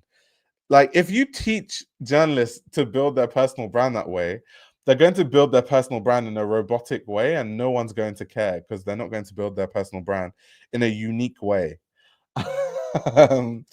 Like, let's read on. Let's read on. Deep expertise in current social media platforms like X, LinkedIn, Instagram, TikTok, Facebook, etc., including their features, analytics, and best practices. Proficiency in creating compelling social media content, including strong writing, visual storytelling, basic video production, / editing skills for mobile. God. Excellent communication, presentation, and interpersonal skills with the ability to inspire and motivate others. Strong analytical skills to interpret social media data and provide actionable insights. Ability to work independently and collaboratively in a fast-paced environment. A passion for journalism and empowering reporters to succeed in the digital age. The position will be based in New York and reports to the director of the Talent Lab.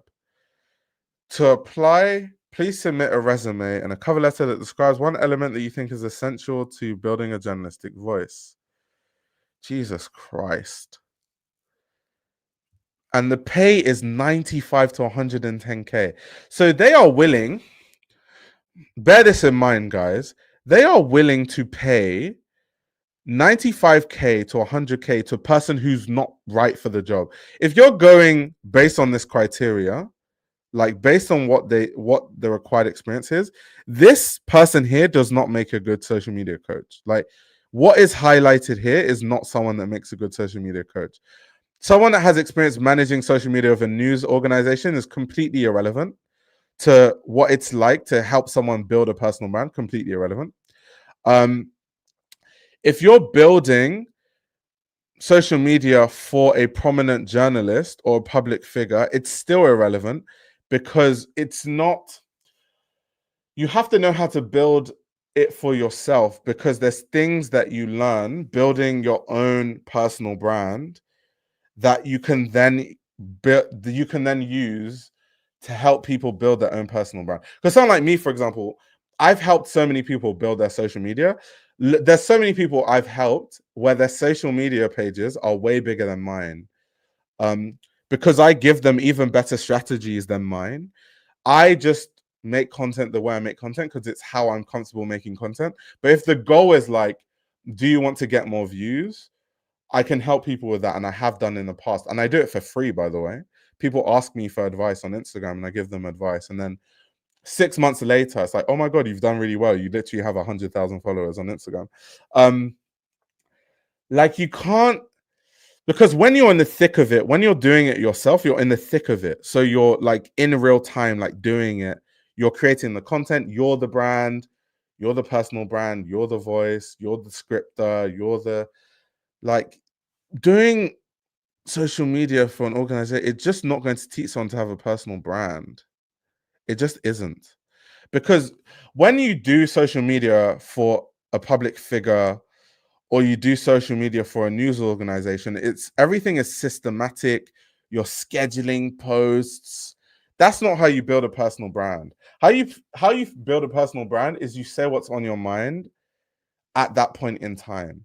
How you build because it has to be genuine. It has to be authentic. Nothing is authentic when it's too systematic and it's come from this like weird system that this company has built. Why go to uni and study marketing and or journalism in 2025 if this is the criteria? Okay, so I'll tell you why. So because I did a journalism degree, and my English proficiency is very high, at least compared to the average person, which allows me like to be a better candidate in the workplace. This is why I say that a lot of people in fashion are not good at their jobs, because their English proficiency is like terrible. They don't know how to write properly. They can't string sentences together in a very like good way. They don't really know what they're doing. Even the people at the top, They don't know how to hire because they don't know who to hire, because they don't even know like what is actually needed, like as you can see from something like this on the screen. So when you study a degree, it's, you have to look at, I don't look at degree as like I'm using the degree to get the job. I looked at my degree as I'm trying to learn a skill which makes me better at certain things. So right now, like I actually work as I work in marketing. For people that don't know what I do outside of social media, I actually work in marketing for a luxury brand. That I can't tell you which luxury brand it is, but I work in marketing. So that's what it is. And I like oversee communications and language and marketing and all that sort of stuff. So yeah, that's the reason why you go to university to study. It's not because of like trying to meet the perfect requirements for a job on paper. But that's insane though, that they're about to pay this person 95 to 110K. That's outrageous. That is outrageous. If you're in New York, all of you watching, you guys should apply to this job. This job looks like a cakewalk with the with the experience that they're requiring. This job is definitely a cakewalk. I could literally apply to this job, but I won't, because the reason why I wouldn't apply to a job like this is because I would have to answer to, what's this person? They said the director of talent lab. And if it's the director of talent lab that basically came up with, this is what I think would make a good, social media coach, then I don't want to work under that person, because that person is not good at their job. And I don't like working under people that are not good at their jobs, because what happens, I'll give you a good example. So there was a company that I used to work for, a really big fashion company, and I was hired as like an intern, basically. I was like literally earning minimum wage at the time. This is one of the first fashion jobs I've gotten. But I just so happened to be good at many different things, because I just was a photographer before. So I had cameras and I like was good at taking photos. And because I was a photographer, I knew how to use Lightroom and Photoshop to edit. And then I also, because I used to design graphics, so I knew how to use InDesign. And then because I had a YouTube channel, I knew how to use Premiere Pro. So even though I was hired as a content creation intern, what then happens is you have bosses that they're the head of like content, but they don't even know how to use Photoshop, which to me is outrageous. How can you be head of content and you don't know how to do things that are required to make content? Really stupid. So what would then happen is any work that my boss gets, they would delegate to me. And because I was at the bottom of the totem pole, I was doing like 10 people's work, because all my bosses just couldn't use the amount of software that I could use. Then you end up doing everyone's job, but then you're the person that's on minimum wage. And I'm too old now to be in that kind of situation. I would rather get paid less than be in that kind of situation. So that's why I wouldn't apply for a job like that. It's more to do with like my mental health. Because I know how frustrating it would be. And it's not like I don't have an issue with authority. I like working for smart people. I don't like working for people I think are not intelligent. Like the job I'm in now, like I'm telling you, I work in marketing. Everyone I work with is super intelligent. So it's amazing. My job now is perfect because everyone is super intelligent. They're really smart, really sharp. I'm learning from them. I love it when I can learn from people that are above me. That's perfect, because why are you above me if I'm not learning from you, right? The worst case scenario is when I'm working under someone and that person is like really clueless and not intelligent. That's the worst. That's like a nightmare. um, that's a complete nightmare. So yeah, very very interesting, this switch to journalists and journalists being trained to be influencers. Let's read the last slide. This is the reality of the current social media landscape. Readers increasingly prefer content from creators they feel connected to online, whether through Instagram, newsletters, or other platforms. By bringing these creators into their ranks, magazines instantly gain access to thousands of new readers and subscribers. Do you think this is a smart idea? Yeah, all in all, I think it's a smart idea for magazines to do this, to be honest. I definitely think it's very smart because, yeah, it's the digital age. Print is dying. It's a way that they can stay relevant. And a lot of influencers are already experts at social media, which is why they're influencers. Like, they have big social media followings. So there's a lot that the publications can learn in terms of building their digital platforms. So yeah, I think it's a great idea. I want to see kind of how it rolls out. And I think as more people at magazines get hired and make hundreds of thousands of dollars, like the people are literally about to make, the pay range of this job at the Wall Street Journal is 95 to 110K. Cakewalk of a job. Cakewalk. I could do that job in my sleep. Like, that's crazy. Cakewalk of a job, and they're getting paid $110,000. So I wonder, as we see more like talent coaches like that in fashion, how journalists start to do their social media, and like kind of, where we blur the lines between what is a journalist and what is an influencer, and what does journalistic integrity mean in a world where every single journalist is going to be some form of influencer. Yeah, to be fair, yeah, 110K in New York City is not, it's a lot of money, but everything is relative, and New York is so expensive. It's kind of with New York expenses. Yeah, that's another thing with New York expenses. It's crazy. It's crazy. A good time to announce my Substack. Do the exchange. What would that be in pounds? Let me Google it.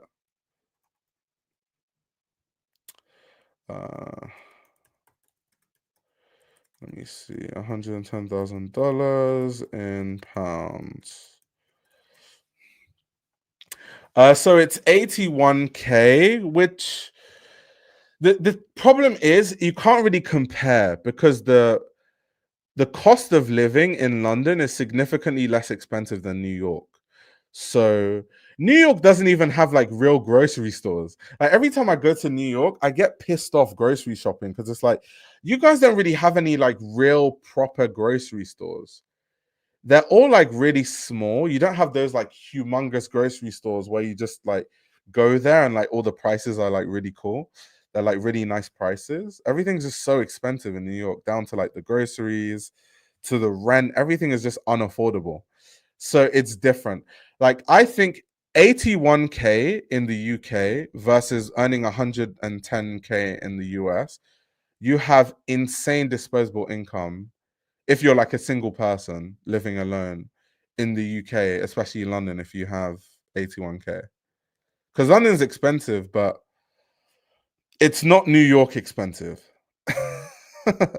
And secondly, the reason why I wouldn't take the Wall Street Journal job is I make more money than that in my job now, by the way. So I would be taking a pay cut to work for someone that I think is probably doesn't know what they're doing. Why would I do that? That doesn't make any sense. Culture says I'd live in the UK in a heartbeat. The off license and free healthcare. That's true.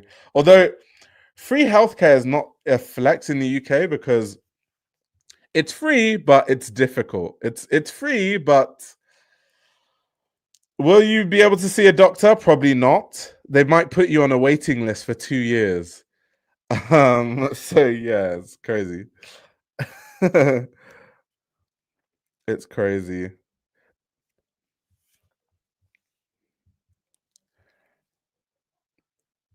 There's street markets and smaller shops in New York City. You need to put me on, because I don't know where to find them. Every time I look, I can't find good grocery stores in New York.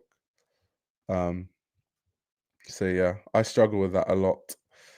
I definitely struggle with that. I'm not the head of comms, so I'm the head of marketing. But I can't actually tell you until till I'm allowed what the brand is. But I'm head of marketing, which um encompasses communications too. To be fair, it does. Not someone calling me a sugar daddy. That's hilarious. Sugar daddy is insane. They're in Queens. There's an Aldi now in. So that's why. Okay. Next time in New York, I'd get tapped into that. Makes sense. Makes sense. Makes sense. Makes sense. Makes sense. Makes sense. But anyway, that's that. Moving to the second to last story. Of course, this is something that I missed too during my mental health break. The Lyst Index Q2 2025. We have another Lyst Index. So let's just kind of go through it, see what brands are trending, see what's going on, seeing what's cool, seeing what's fun, da-di-da-di-da-da, all that sort of stuff. So first of all, I have to clap for Burberry. I'm going to do a separate stream on Burberry, maybe the next stream or maybe like in a few streams from now. But Burberry, I have to clap. When it's time to critique their strategies, I critique it. And the same way, when it's time to praise them for what they've been doing, it's been great. My understanding is that Burberry hired a new marketing team because I made that Burberry video like over a year ago, while saying the marketing strategy was all wrong. And since then, they've fired that marketing team, apparently. I've heard from good sources, and they got a new marketing team. And it's quite obvious that they got a new marketing team. I even tweeted about it. Like, did Burberry get a new marketing team? Why is their marketing so good? So it's quite obvious. And this is why they've made it into the list, which makes all the sense in the world. And even if we click on Burberry, what it says, it literally says they released a high summer campaign featuring Rosie Huntington-Whiteley and Jack Draper, which is one of the campaigns that I've said has been really good. And of course, the typical brands, Miu Miu and Prada, have been like in the top 5 forever. Loewe has been there. Saint Laurent is basically in the same position. All the other brands are kind of all in the same position. The only new brands really are Birkenstock and Burberry. And I mean, Birkenstock like comes and goes because sometimes their footwear trends and sometimes it doesn't. So I think the only commendable thing here, because everyone is kind of in the same position, is Burberry. Burberry is really the commendable thing, and that's why I think it warrants its own stream. The same way I did the stream of like how their strategy is wrong, I'm going to do a stream about how their strategy has been amazing, and I'm going to break down Burberry's marketing strategy. It's not highly exaggerated because even financially, they've actually started to do really well. So like they've turned it around. So they've turned it around financially, they've turned it around public perception wise, and they've turned it around creatively from a marketing standpoint. So I don't think it's exaggerated. And then of course they brought the prices down, which was one of the big issues with Burberry. So now everything about it just makes sense.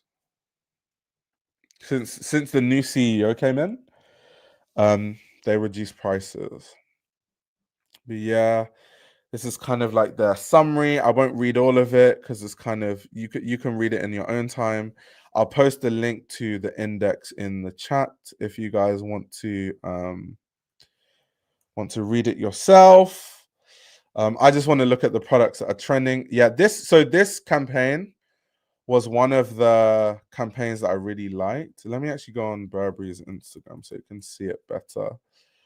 This was the Burberry Festival campaign where they were celebrating, because it was around the time of like Glastonbury, and like the UK, we have like a lot of festivals in the summer anyway, and just kind of celebrating festival culture and like interviewing different people in the Burberry Festival. So that was a cool campaign. That was really fun.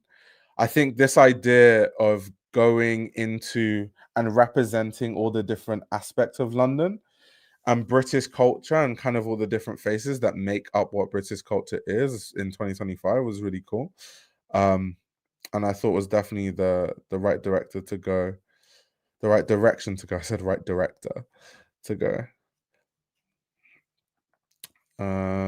So yeah, this is what they've been doing. That was the latest campaign that I made a video about that. So you guys have probably seen that. I made a YouTube short. If you guys haven't seen it, check that out. About Burberry's latest campaign. Yeah, so this is the festival stuff. Obviously, you have Alexa Chung at the festival. They've got different things. But yeah, great campaign. I really liked that campaign. That was really, really cool. So yeah, they've talked about the campaign. It's quite interesting. So something they said was that the Row searches for the Rose flip flop rose by 162%. Now it's insane. The Row, I don't know how the Row does it. I don't like, shout out to the Row. The Row is such a like, and I always use the Row as a case study because everything that they do is so good from a like a marketing standpoint. How did they convince people? Because all their stuff, when they make footwear, it sells out. How did they convince people to buy basic slippers for £670 and it's sold out in all colorways? How? Like, how did they convince people to buy the most bog standard, run of the mill slippers, like the most ordinary flip flops? How did they convince people to buy something like this for £670 and it sold out? It sold out. Like, how did they do it? And as someone that works in marketing, that's all I study. Like, how? How do they convince people to do? What is the mind control that they are using to do this? Like, I don't understand it. I honestly don't understand it. And one day I will, but right now I don't understand it. Obviously, there are things you can say. It's the branding, it's a brand signifier, it's association, it's, you know, people want to align themselves within a certain group, within certain social groups. Wearing the Row means that you're part of the group. And if you are, there's like a social signifier that comes with wearing the Row. So therefore, you can't just wear a plain slipper when your social circle, everyone is wearing the Row flip flops. You're kind of out of place in that social. Like, I understand all those things, but still. But still. Did they produce a very small quantity so it's an illusion?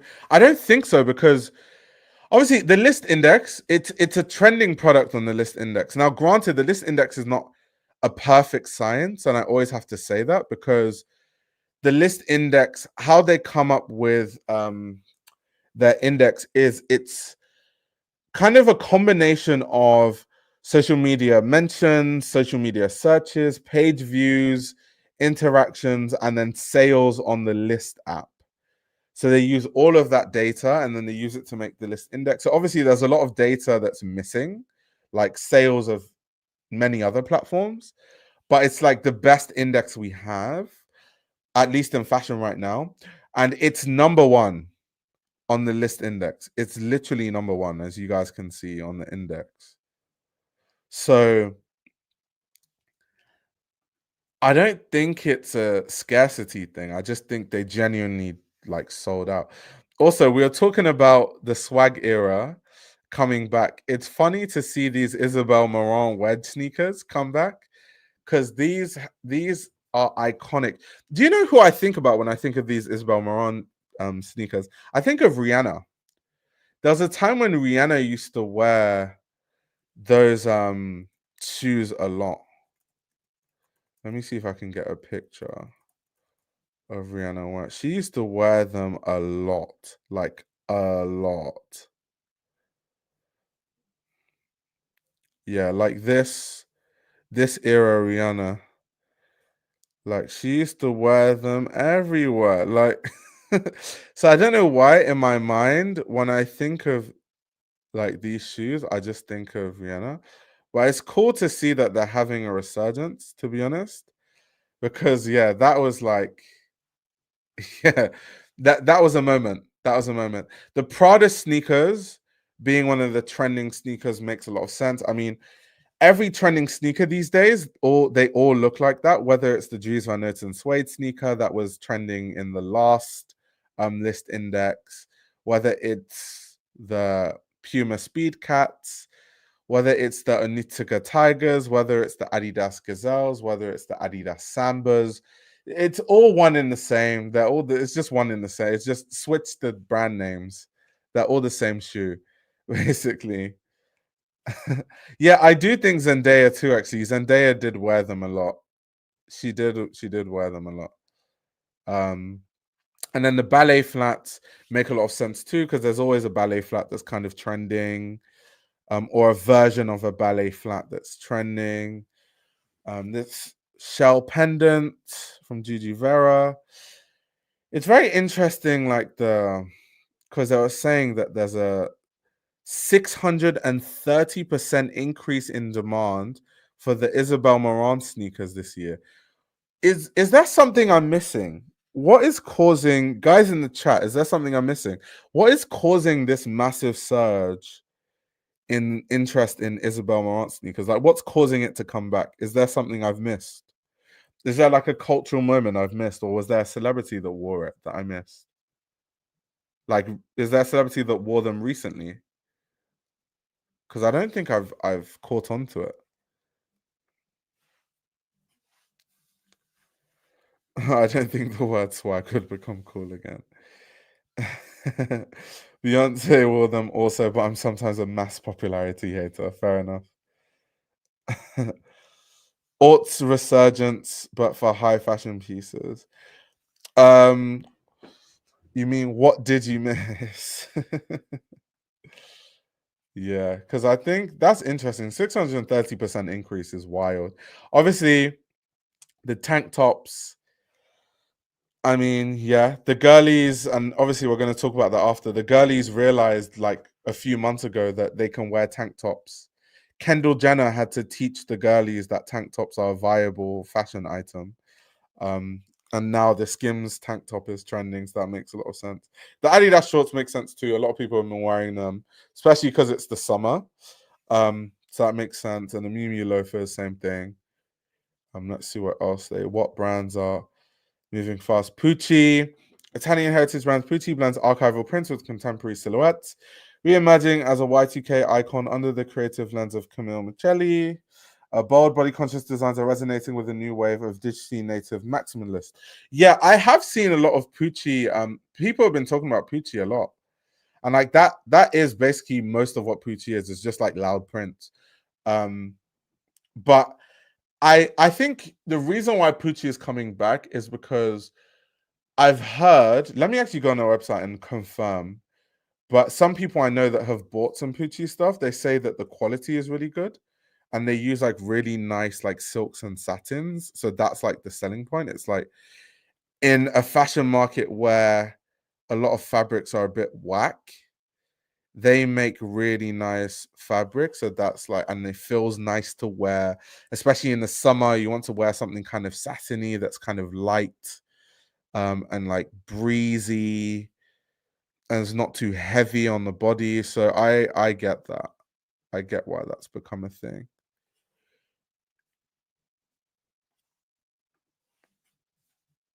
No, Pucci forever.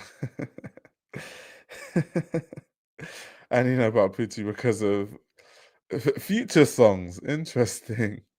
I didn't even know if Future, was talking about Poochie and songs. I had no idea. Literally no idea. Yeah, like stuff like this. If you have a maximalist style, stuff like this would go crazy. If it's your style though, like the buttons on the collar, you can like flare your collar upwards and then button it on the inside and have like a high collar shirt. Also, the button pattern is like really strange in a like really quirky way. Like these buttons are like bunched close to each other, then there's a gap, and then there's another, pair of buttons bunched up together. So it's kind of like, yeah, like someone says in the chat, it's giving 70s vibes. It's cool, nice prints. Um, nice fabrics. Like, look at this. So this is completely made of a silk twill. So this is exactly, I just had to confirm, but exactly what I was saying about the fabrics they're using also. People have been really impressed by it, and that's why a lot of people are flocking to the brand. So yeah, I guess my assessment of it was correct.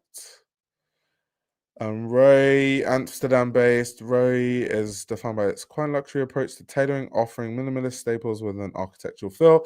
Brand's focus on elevated essentials has earned it a growing following. Yeah, it's. Let's be for real. The main reason is because it's been worn by Rosie Huntington Whiteley, and at least I don't know about other places, but in the UK, all those like quiet luxury, old money, stealth wealth enthusiasts, they are obsessed with Rosie Huntington White, like completely obsessed with everything she wears. Now, granted, I think she's really stylish. I personally like her style. I just think that people are a bit obsessive over her in a like very unhealthy way. So anything she wears, people kind of adopt it as a style. Um, so yeah. And then yeah, Jacques Marie, yes. So funny enough, I was talking with Micah about this brand um recently actually, because they make like these really, really insanely expensive frames like eyewear, and it's like really cool though. Like, I'll show you guys their website. I was literally talking about this brand with Micah earlier today. But Micah's not around right now. He's probably at some barbecue somewhere. You guys know the drill. But I just like the way that their eyewear is constructed. The hardware on the hinges is nice. It's really cool. I like the eyewear. Definitely past my pay grade for now, but someday, give me like 5 to 10 years. But I really like the eyewear is my point. The eyewear is really, really nice. But yeah, those are the trending brands. Those are the trending products. Where's our turtle boy? Our turtle man. He's somewhere.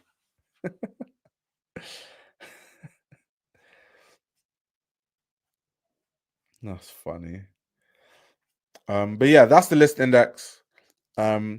Congrats to Burberry on everything they're doing. I think they've been doing an absolutely amazing job. Now, last but not least, guys, I spoke about this when it happened, but I want to speak about it again, more in a long form format. This was insane. Guys. This was absolutely insane. So, for people that don't know, for people that don't know, Kendall Jenner wore these $2 tank tops to a Knicks game, and all of a sudden, all these girls on TikTok suddenly found out that you can wear white tank tops as like a clothing item, as like an item of clothing. Like it took people, Kendall Jenner, to wear a white tank top for them to know, oh, people actually wear tank tops. Like, can you imagine how cooked, mentally cooked people are, that they walk into every single fashion store offers white tank tops everywhere, from fast fashion stores like, H&M to Zara. They all have white tank tops in there. To Arquette and COS, they have white tank tops. To Prada and Bottega Veneta, they have white tank tops. And the people on TikTok literally had the audacity to say things like, well, it's not our fault that it wasn't marketed towards us until now. Are these people are they blind? Did they just go around with their eyes closed? When they go shopping, do they just like close their eyes where they can't see anything? Because why would someone need to market white tank tops to someone? That is just so not necessary. Is it? What is next? I didn't know underwear existed. It's just underwear was not marketed towards us, so I just didn't know that it was. And so I have some lovely examples for you guys to watch on TikTok of exactly what I'm talking about. Exactly what I'm talking about. And then after, we can have a field day reading the comments.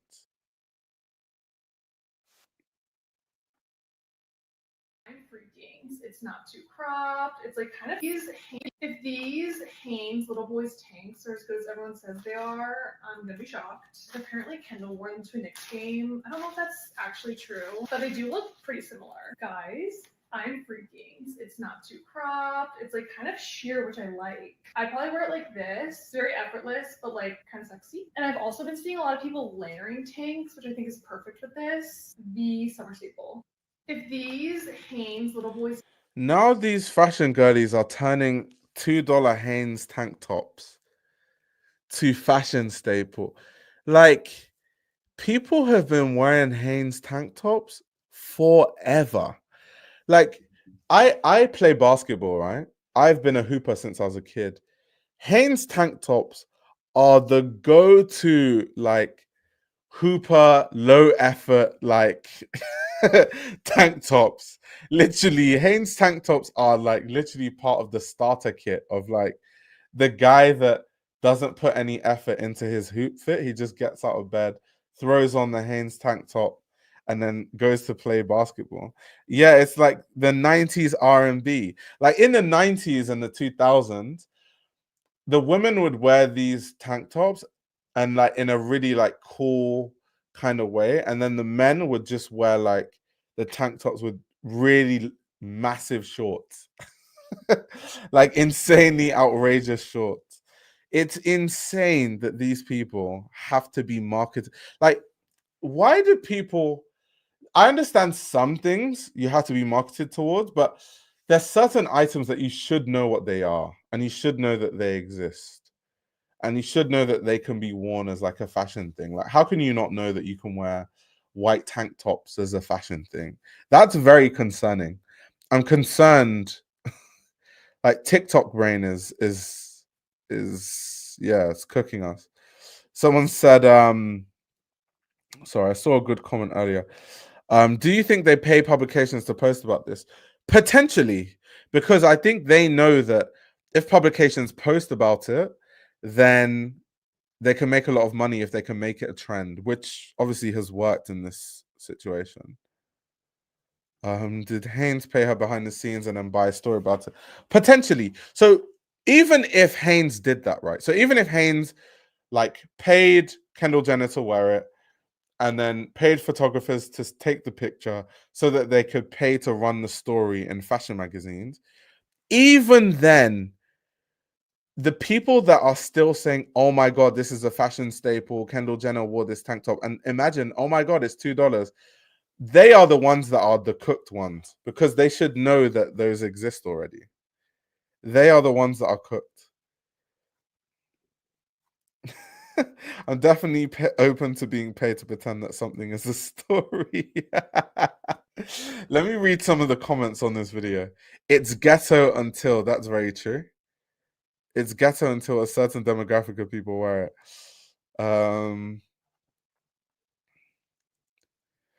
And then someone is saying she actually wore the Grezio tank top. Interesting. Viral Kendall Jenner tank top. It's a white tank top. Let's touch some grass. Exactly what I'm thinking about. The cultural disconnect is crazy. Guys, I'm freaking and it's a plain white tank top.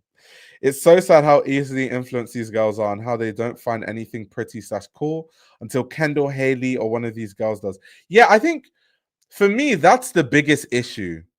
More so than anything else, it's like you lack any sort of personal identity to the point where you won't consider anything fashionable until insert very ultra famous celebrity wears it.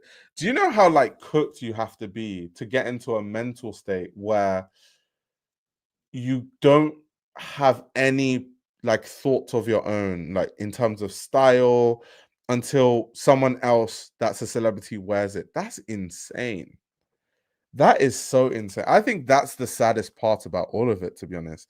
Like the fact that these people don't think for themselves. They need to wait for Kim Kardashian, for Kendall Jenner, for Kylie Jenner to wear a bra and be like, oh my God, bras are in now. Oh my God, did you guys know that like they sold these bras, like, and they're so stylish too. Definitely a summer staple. Like, what? What is Kendall Jenner gonna do next? She's going to wear like gray socks, and everyone's gonna be like, "Oh my God, gray socks are in right now." Oh my gosh. They're cooked, and I bought the oil too for a double fry. Run me my money.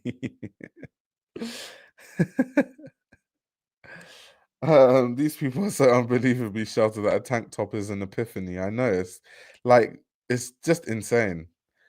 It's honestly insane.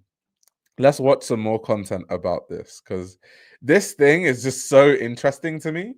Like I just couldn't. I almost thought like people were trolling until I realized that people were actually being serious about this whole tank top thing. It's shocking. Let me watch this video as well. Tank top. What do you mean? So apparently a good portion of the internet has just discovered white tank tops or wife beaters. Don't get me wrong, I'm happy for you. You, they, them, whoever is included in this grouping. I am no stranger to a sensationalist headline or pseudo hot take, to get people's attention. I am a fashion writer after all. But this fried me, okay? Because what do you mean? What do you mean the viral Kendall Jenner tank top? What do you mean? The funny thing is, I was going to make a video about this when the whole viral Hailey Bieber cap scarf combo was floating around like a year ago, but I held off. I charged it to the game. However, this Christopher Columbusing of a Hanes tank top is egregious. It's upsetting me and my homegirls, okay, to be honest. It really is. Ask yourself, why does it take a white woman for something to be considered stylish, fashionable, cool, for it to get your attention? Why? That therein is the problem. Fashion is universal, it's global. You do not need to be a specific shade to be considered stylish. You do not need to be a specific gender to be considered stylish. Okay, I'm gonna get off my soapbox because we need to get to the actual good part. White tanks. It is something that I know very well. It's also something I happen to know a lot about. I'm just gonna let you know, speaking from experience, a Hanes white tank is only gonna take you but so far. They're cute, they're cheap, they're convenient, but they only last like 3 washes in the laundry. So, coming from a white tank connoisseur, let me tell you my favorites. Starting from the white tank top that I am currently wearing. This is more of a tip than a product recommendation, but I love to go thrifting for my white tanks. I just looked at the label. This is from Q Mode.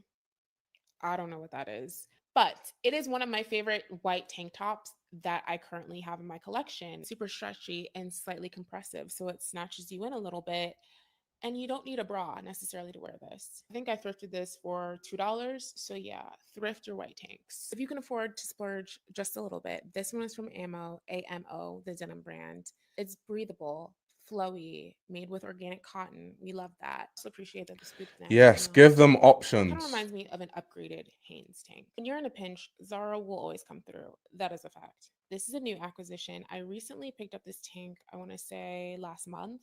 Zara will always have some version of a white tank in store, but this one is a bit different because it's a little bit more in step with this season's trend. She's educating the girlies that haven't heard of a white tank top for whatever reason. I like that. I like that. I have a white tank for every occasion, and with this one, I like to wear it with more elevated looks. So think pair of trousers or a silk skirt. I think I paid around $10 for this. So Culture in the chat said there's no thrift white tank. She's lying for real, for real. I don't know. I've personally never seen a tank top thrifted before in my life, but I don't know because I haven't thrifted everywhere in the world. So I can't imagine that she would lie about something like that. I think that's a crazy thing to lie about. So the price is good enough that you can buy this in multiples without blinking. Another splurge. This one is from AG Jeans, and it is one of my favorite white tank tops. What I love most about this tank is that the neckline sits so perfectly. It's a little low, a little sexy, but it's not too much. Slightly sheer, but if you don't mind going braless, this will not be a problem for you. Also notice that this material gets softer the more you wash it. So it just gets better and better, in my opinion. I do tend to wear this tied for a cropped look. And just like that, you have a fitted tank. You knew this was coming. The majestical Tank Air Studio Tank. One cannot talk about white tank tops or even tank tops in general without including this tank. And if you're wondering, is it worth the money? Yes. Yes, it is. I'm sure I can write a dissertation about how much I love this tank. And actually, I did. I just find it so funny that it's a great video, by the way. I just find it so funny that she's had to go out of her way to start educating people about tank tops, because like tank tops are so basic. Like they're so basic and so ubiquitous. I just can't believe like what someone said in the chat. What was yes, I always thought these celebrity lovers are one email or one campaign away from joining an actual cult. And it sounds extreme, but you're correct. Because if you will just do anything that celebrities do, Kim Kardashian, she gets bum surgery, so you get a BBL. Kendall Jenner wears a white tank top, so you're like, oh my god, we're wearing white tank tops now. It's like, yeah, what she's wearing is not a tank top. That's facts. That isn't, the strap isn't thick enough. It's crazy. People literally worship celebrity, like they worship celebrities. It's crazy. It's insane. But let's look at some more white tank top discoverers. What if I told you that the tank that Kendall Jenner is wearing in this photo is only $2? Kind of can't believe. And it is arguably the perfect white tank. I saw tanks talking about this, and it's only $2 because it's actually. Do you know something? Do you know something that's really funny about these people that are in these videos? And it's not even anything against them, it's just specifically about this white tank top thing, right?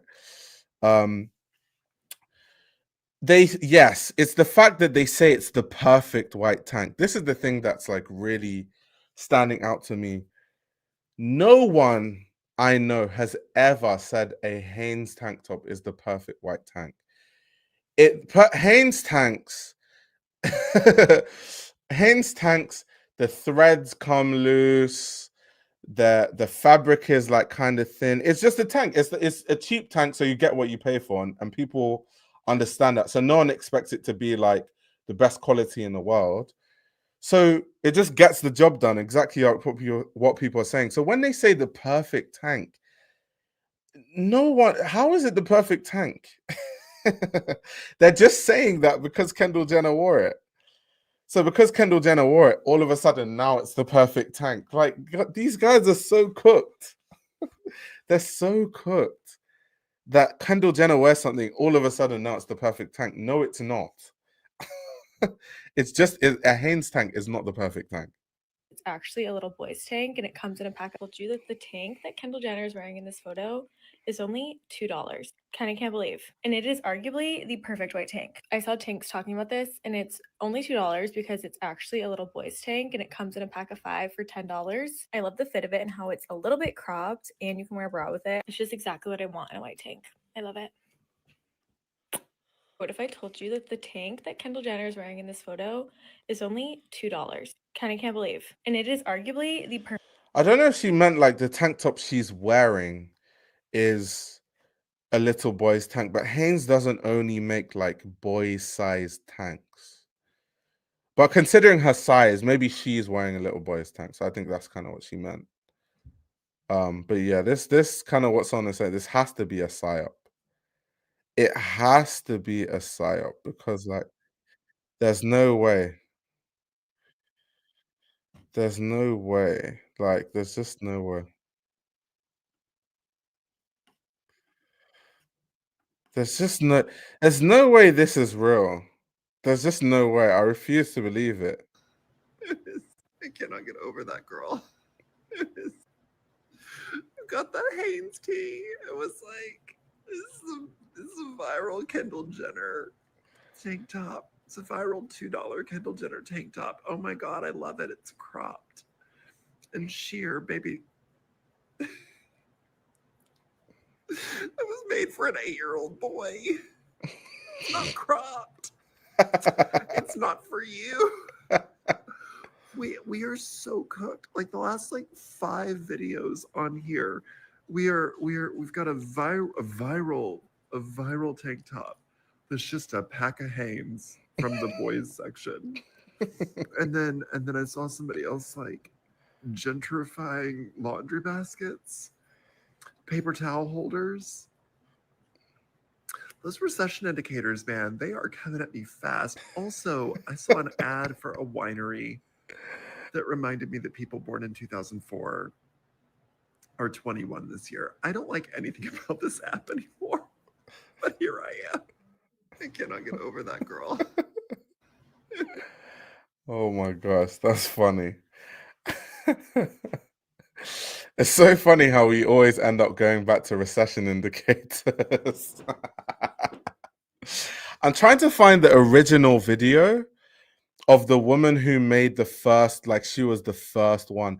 I can't find it. I think she might have deleted her video. Genuinely, I think she might have. She must have gotten cooked so bad. I think she deleted her video. I can't find the original video anymore. Like the woman that had the first version of it. Damn, she deleted her video. I mean, she deserved to get. The good thing about the internet is sometimes if you do something that's a bit silly, I think that the internet reserves the right to tell you that what you're doing is silly. Like the internet does reserve the right to tell someone that thinks a tank top is perfect just because Kendall Jenner wore it and she didn't know about white tank tops until Kendall Jenner wore it. The internet definitely reserves the right at that point to tell you about yourself. I think that's one of those cases where the internet has to do its thing.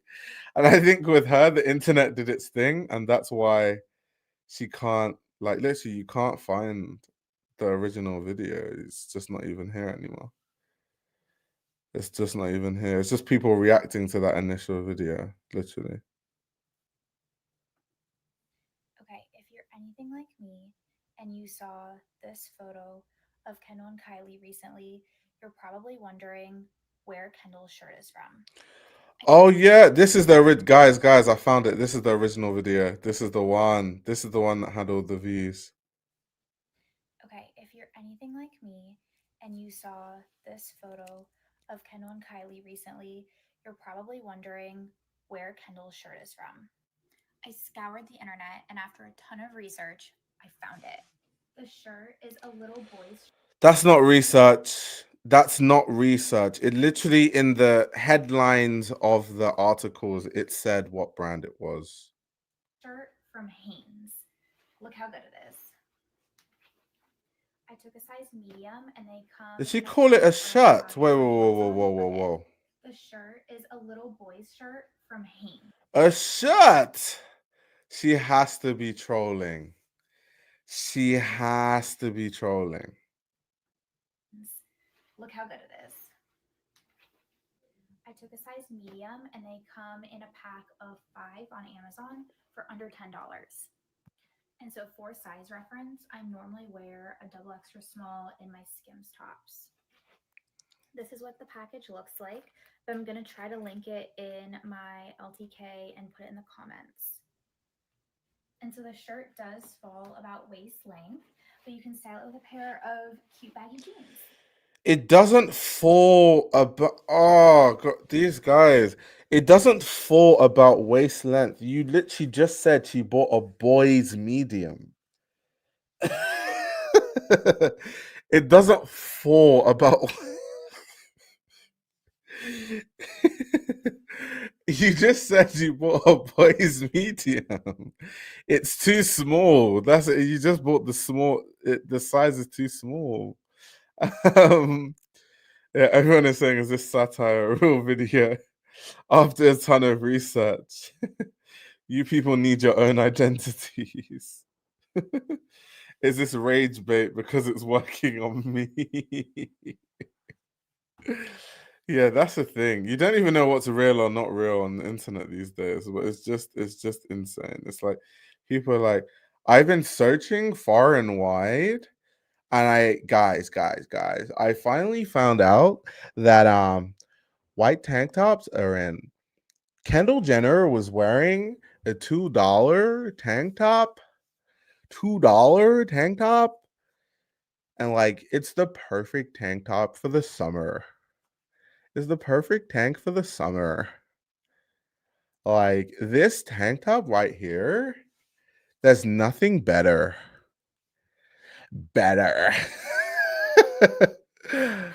Okay, this is the Kendall Jenner approved white Hanes boys tank top. I'm trying to style it for my outfit tonight. I think I'm gonna cut it, so we're gonna cut it together because I want it to be like low. So my boobs are kind of like poking Guys, out. I told you my accent is correct because I want it to be like low. Because my boobs are kind of like sitting like I wanted it to be like low. I swear that's how these LA girls talk. Like no joke. That's how they sound. Okay, this is the Kendall Jenner approved white Hanes boys tank top. I'm trying to style it for my Boys outfit tank tonight. top? I think I'm gonna cut it, so we're gonna cut it together because I want it to be. It's so fascinating how the intonations go upwards.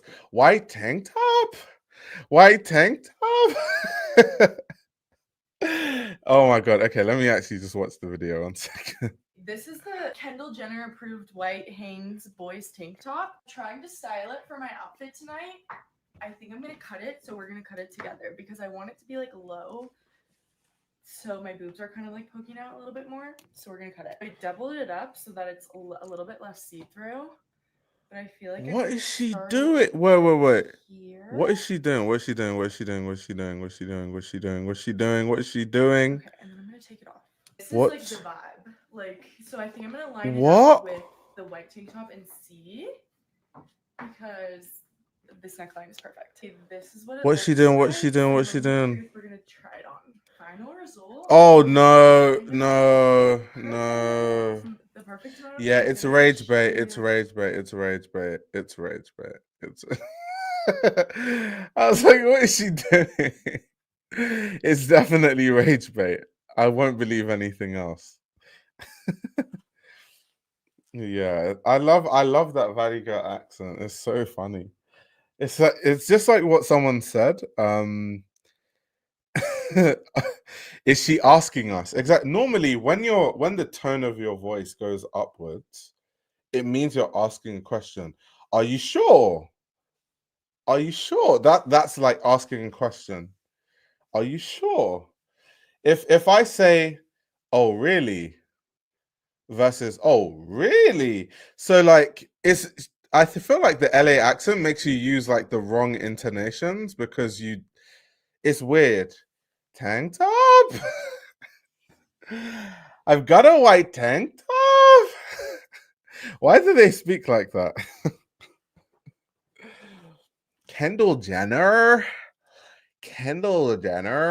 Basically, Kendall Jenner, she was wearing this like really great tank top. And I just think it's like the perfect tank top for the summer. And so all the girlies are wearing it for the summer. And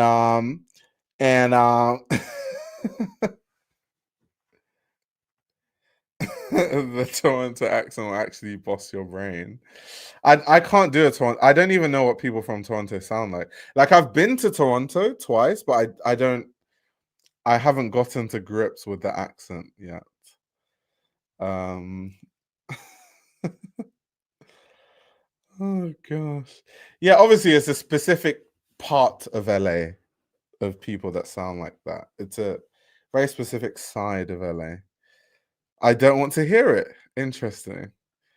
So yeah, guys, that's the whole saga. Apparently, some people online just found out about white tank tops. Can you believe it? Absolutely insane. So yeah, but that's all I have for you guys. Those are all the topics I have for you. I knew it was going to be a long one. We're almost at 3 hours on the stream. If you have any short questions for me to answer, I will happily answer your questions before I take my leave. So let me know. If you want me to do any funny accents, let me know. But I'm not very good at accents, as most of you can probably tell. It reminds me of the Kardashians and white girl vocal fry. So annoying. Yeah, to be honest, I feel like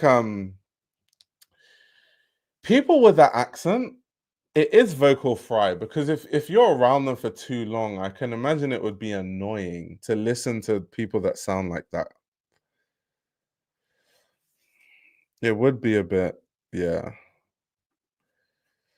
After we're gonna go to the cafe and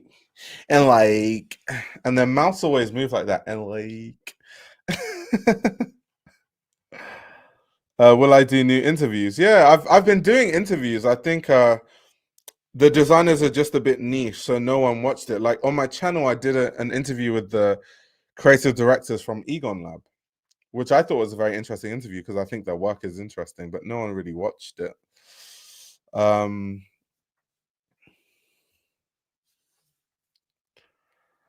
yeah. I understand your frustration because you know that every one of those girls are going to be the ones hired by those magazine companies. It's true though. They are. They are. They are. They are? Let me talk like an LA girl. They are asking questions when you're not actually asking a question. But that's a perfect example, right? If you say they are, it's a statement. If you say they are, that's a question. So when LA girls go, like, they raise the pitch, it's like, that's not even how to speak English. Oh, Culture, you saw the Egon Lab interview. What did you think about it? It's an experience. You got to hear that accent out in the wild, because online it just hits different.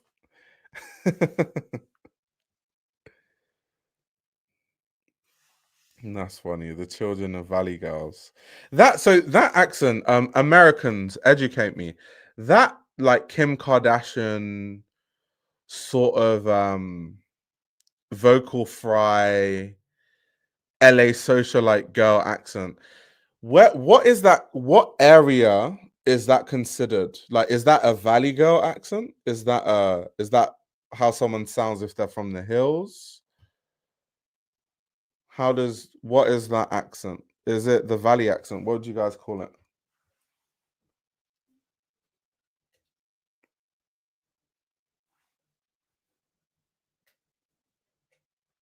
He said, yes, it was really good. Well, at first I was a bit perplexed with the desert theme, but eventually made sense. Okay, that's cool. That's cool. Okay, Valley. All right. So I'm not from California, so I don't really understand California that well. I've been there a few times, but it's not like I know it that well. What I do know is I've watched Selling Sunset. And in Selling Sunset, they make it out like the valley is for rich people and the hills are for richer people. Meaning I thought that the vocal fry accent was actually more associated with where the richer people are, which would be in the hills, not in the valley. Because where does Kim Kardashian live? I don't actually know, but I would guess she lives in the hills. I could be wrong. So yeah, that's what I thought. Because most people I associate with that vocal fry voice are like really famous celebrities that tend to live in mansions, probably in Beverly Hills or something. Ah, yes, Calabasas. I forgot about that. That's true. That's true. That's true. That's true.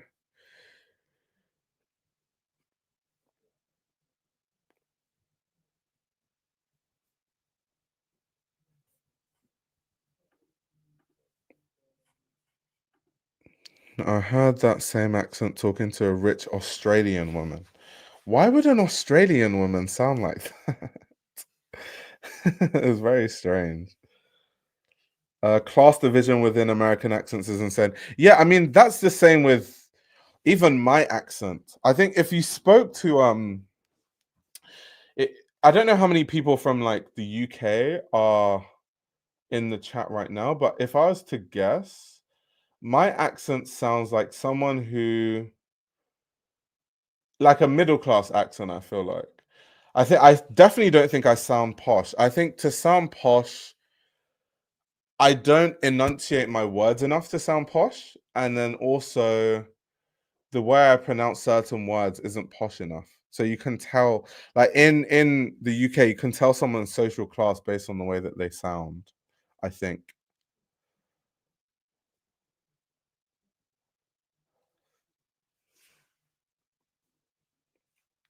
The people from LA clock all the different accents.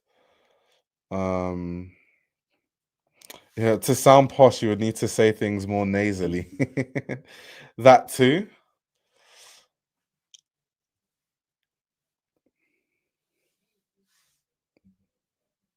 It sounds like asking a question because it sounds like you're being polite. Fascinating. Accents are really fascinating, though. Accents do fascinate me. To a lot of non-British people, just having a British accent is a class signifier. Ask Chap Law Ross. That's funny.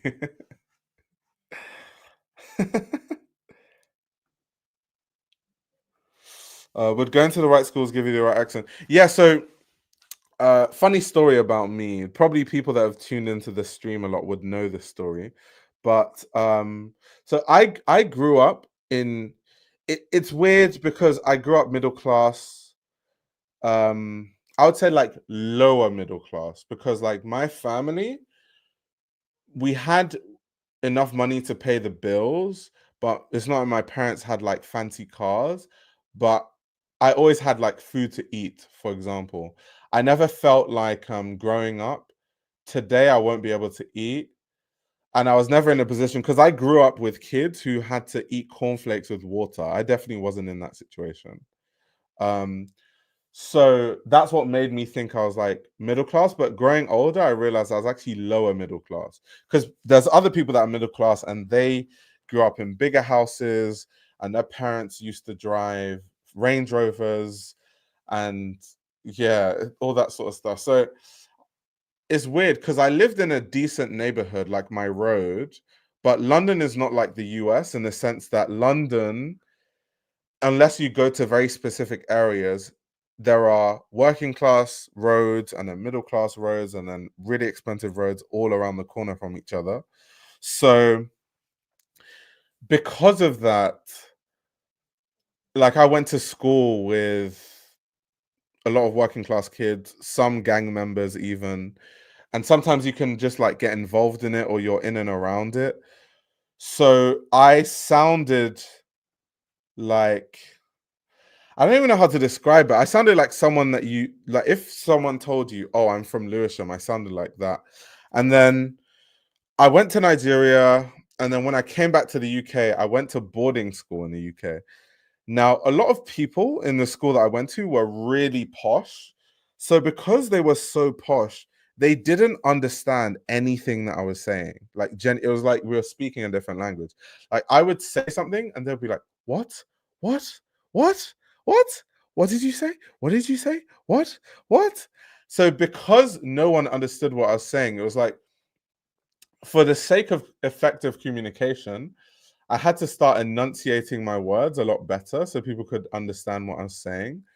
And then eventually, when you talk a certain way for long enough, you end up sounding like that naturally. So I think that's how my accent started to change over time. But I don't think I always sounded this way, to be honest.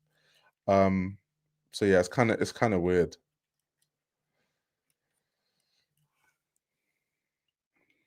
London having completely different strata of residents living so closely together, some sort of weird social experiment.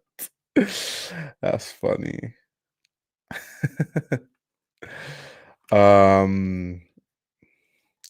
So let me tell you why I don't think I sound posh, right? So, for example, earlier I just said it's kind of weird. That's not a posh thing to say. If you're posh, you'd say it's kind of weird. You wouldn't say kinda. Kinda is too casual for someone that's posh. So there's phrases that I use that are really casual in nature. So that's how you know I'm not posh. Like it's quite obvious. Someone that's posh would like enunciate that even further and like it's kind of.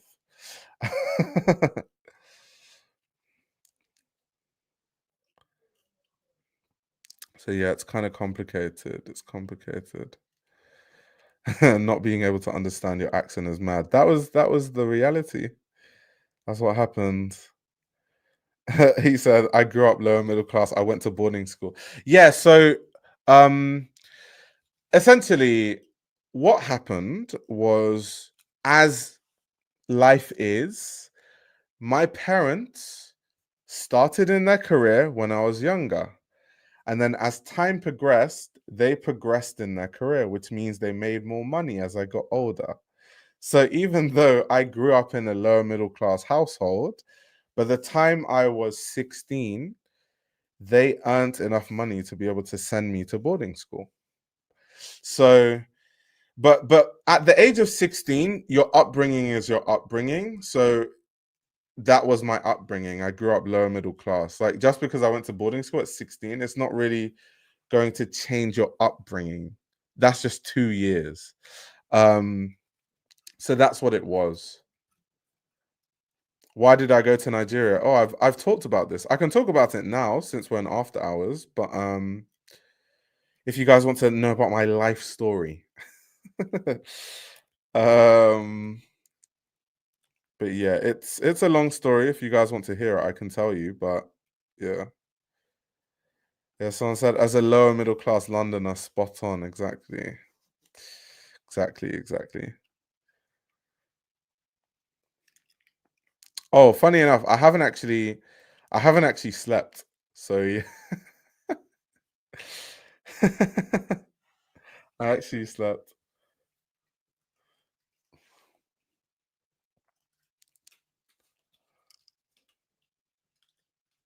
Save it for the Substack. That's hilarious.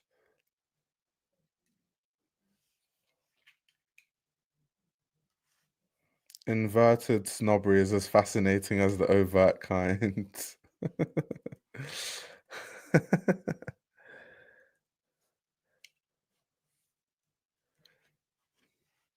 That's funny.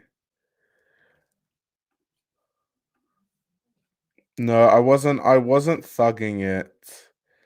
That wasn't okay.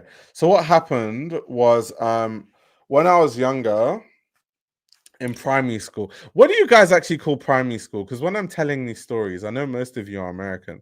Elementary school? Let me see what age is elementary school in America? Elementary school. Okay, so elementary school is between ages 5 to 11. Okay, yeah, so that's primary school. That's what we call primary school. Yeah, 5 to 11. Yeah, that's about primary school. Yeah. So yeah, when I was in primary school, I went to one school and I was bullied in that school because my parents always used to tell me that you shouldn't fight, you're a black kid, you're going to get into trouble, they're going to scapegoat you, blah, blah, blah, blah, blah. So when people used to like try to fight me and stuff, I just never used to fight back because I didn't want to get into trouble. So I was bullied in one school, and then my parents took me out of that school and then put me in another school. And then I was bullied in that school, and then my parents took me out of that school and then put me in another school. And then in the third school, it was just like, I can't keep taking my parents' advice because this is going to continue. It's endless. It seems like this is just always going to happen wherever I go. So this guy and then also another thing, right? So when someone bullies you or when someone like punches you or whatever in school, at least the schools I went to when I was growing up, you report to the teacher, and then the teacher calls you into like the headmaster's office, and then you sit there, and then the headmaster is like, so what happened? And then everyone says what happened, and then they write a note of everything that happened in this black book, and then they write it in this black book, and then nothing happens. So there's no incentive. If someone is bullying you, there's no incentive for a bully to stop bullying you because there are no consequences. So once I realized that, I was just like, yeah, I'm not taking my parents' advice. So unfortunately, for the person that then bullied me at this point, that came to try and bully me, I had been channeling rage and anger from like the first school where I couldn't do anything because I was taking my parents' advice, and the second school where I couldn't do anything because I was taking my parents' advice, and then this third school where I was still taking my parents' advice. So all of that rage and anger, when I finally decided, yeah, I can't take it anymore. And then this guy tried to like, and I know his name is Frankie. This guy, he tried to, I think he tried to like take my lunch or something.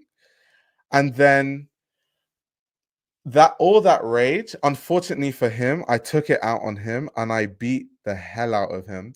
And I took his head and I smashed his head into my knee, and his tooth, because of the force of me kneeing him in the face, his tooth ripped his lip open. His lip ripped open. It was literally ripped open, and there was like blood rushing everywhere. And they had to call an ambulance. And because they called an ambulance, the school then decided that I had mental health issues because I beat some guy who had been bullying me. And once again, that's why I don't understand.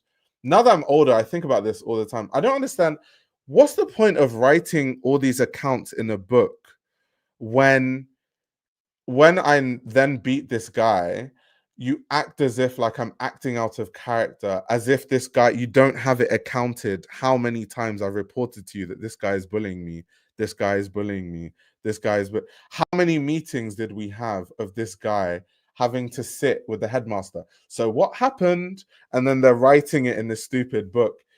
And instead of them to just have two brain cells, instead of my headmaster to use her brain and understand that, oh, this is the guy that has been bullying this kid, he reached the breaking point, they decided, no, he has mental health issues, he lashed out.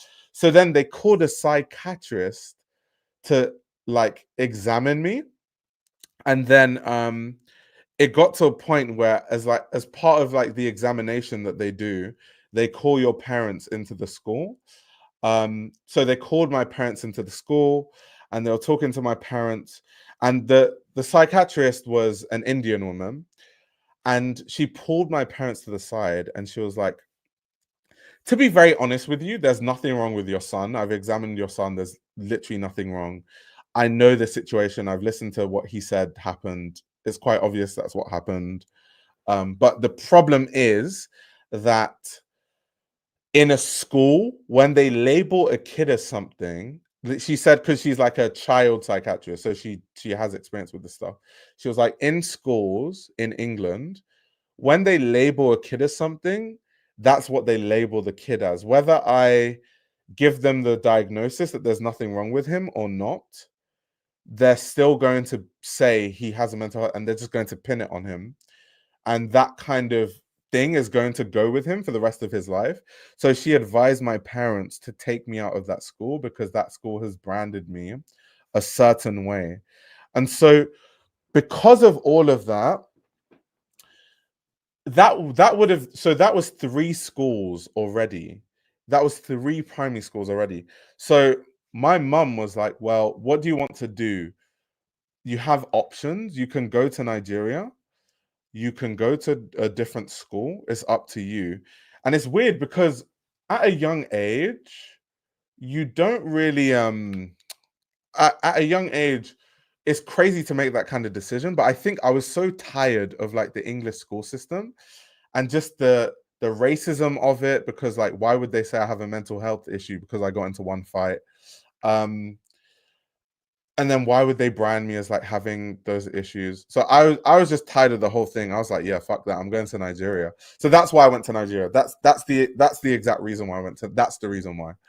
And that's why I didn't come back until I was much older. I didn't come back till I was 16. Although when I say I didn't come back, I was the only person that moved to Nigeria. So my family was still in England. So because of that,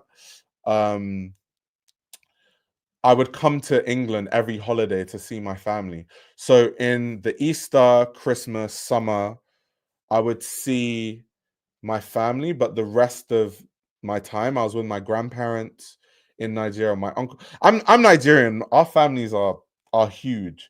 I had loads of family in Nigeria, family that I didn't even know existed. Because obviously I grew up in England. I was born in England. So when I went to Nigeria, I remember the first day I went to my village, and it was like the whole village was related to me. It was so weird. Like I went to school and some girl came up to me and she was like, do you know that I'm your cousin? And I was like, how are you my cousin? I don't even know you. And she was like, when you get back home, ask your grandma. And then I asked my grandma, and my grandma was like, yeah, your aunties, cousins, sisters, mothers, brothers, sisters, brothers. And I was like, oh my God, I didn't know my family is this big. So yeah, when I was in Nigeria, I just like stayed with my Nigerian side of the family. And that actually was a lot of fun. I'm so happy I went to Nigeria because 1, I learned about my culture. 2, I learned my language. 3, I got to live in an African country to learn that living in an African country is actually fun. Because maybe if I grew up in England and I never lived in Nigeria, I would have like preconceived notions of Nigeria that aren't really accurate. Because like when I lived in Nigeria, it's funny because so I went to private school in Nigeria, and in the private school in Nigeria, because to go to private school in Nigeria, you have to be rich because of the so if you earn money in pounds, it's not expensive because you earn money in pounds, so it's the exchange rate. But relative to someone that earns money in Nigeria to go to that school, you have to be rich. That's the only way you can go to school like that. So I was one of the poorest kids in my private school that I went to in Nigeria. And the kids I went to school with, I went to school with the vice president's daughter. There were kids in my class that had private jets. There were kids almost every kid in my school lived in a mansion. I remember there was there was literally someone who invited me to some like thing at his house. And I remember my uncle drove me there. And when we got there, my uncle was like, there's no way this is someone's house. This has to be like a hotel. This can't be like a person's house. And then it just turned out that was his house, and it was like enormous. Like it was so huge. So like I got to see like a side of like Nigerian life that I didn't even know existed. Like people I went to school with that had yachts. And because so where everyone lived, like Lagos, is by the coast. So everyone, like a lot of the rich people live by the sea, so they dock their boats by the sea, so they can just like yacht somewhere, like yacht to a neighboring country, yacht to Ghana. There were times when people would just like fly private for the weekend to Miami and like some crazy shit like that. So yeah, it was a lot of fun. I had loads of fun in Nigeria, and even though I was the poor kid, so this is a kind of interesting conversation about social class, right? I was always the poor kid in these like Nigerian circles, but I don't think they saw me that way because I was from London and because I sounded English. So in their mind, they probably just thought, you're from London and you sound English. There's no way you could be poorer than us. That's probably just how they felt. Even though I was like, you guys are like billionaires. Like, that's crazy. Um, so it was good for me to experience that, because I think in the West, there's this conception that like everyone in Africa is like suffering, and everyone in Africa is like grateful to come to the West and like all that stuff. And then you go there and like people have yachts and they have private jets. It's like crazy. Not everyone, of course, there's still poverty. But like, I don't think the media shows a lot of balance, that there are different social classes in Nigeria, like everywhere else. Like there's a working class, a middle class, an upper class, like anywhere else. So yeah. And also one thing I would say that I benefited from going to Nigeria, the curriculum, oh my God, the school curriculum in Nigeria is like 50 times harder than the school curriculum in England. Like, the English school curriculum is so easy compared to the Nigerian school. It's insane. Like, that's why when kids go from Nigeria to the UK and do the exams, they always get like 100% in most of the exams. Nigerian exams are hard as hell. Oh my gosh. The educational system in Nigeria is rough. Those exams are deadly.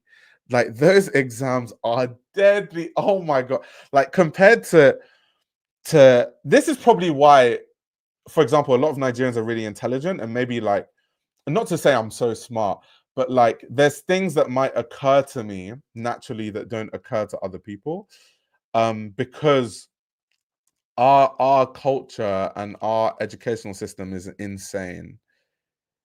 It's very insane. No, it's all schools in Nigeria. It's all schools in Nigeria that have that insane curriculum, like every school. Because we all do the same exams. So we all do the schools you do in Nigeria at the end of high school are WAEC and JAM. And WAEC and JAM are way harder than any exam you could ever do in America or England. Like, way, way, way, way, way harder. Like, way harder. Doing WAEC is like 10 times as hard as doing an SAT. Like, WAEC is so hard. It's like, let me tell you how hard that exam is, right? Work that I did in secondary school in Nigeria, when I was studying chemical engineering. So bear in mind, when I was in secondary school in Nigeria, after secondary school, you do A levels, and then after A levels, you do university. I was still doing chemistry that I did in secondary school in Nigeria in second year of university on a chemical engineering degree. That's how hard that exam is. Like, that exam, those exams are like insane. Anyone from Nigeria will tell you, anyone from Nigeria that's moved to like the UK or the US will tell you, like, those exams, crazy. But it's probably like that in most countries. Like, when the school the private school, the boarding school I went to when I came back to England, the kids that were the smartest were the Nigerians, the kids from Hong Kong, the Nigerians, the kids from Hong Kong mainly. I think that was it really. It was like the Hong Kong kids and the Nigerians. And I know the Hong Kong kids, they have the same curriculum that we have, like in terms of like how difficult it is. So it's just like that's what you're used to. If you've been under that from a young age, that's just what you're used to. You don't know any different.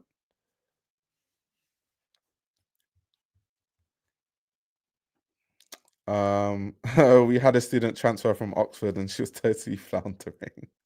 That's crazy. Is there anything that is common in Nigeria that is rare in the West, or something that you wish the Western world had? Okay, so I'll tell you one thing I don't like about the West. So something I think is like really bad about the West is that everyone in the West is really selfish.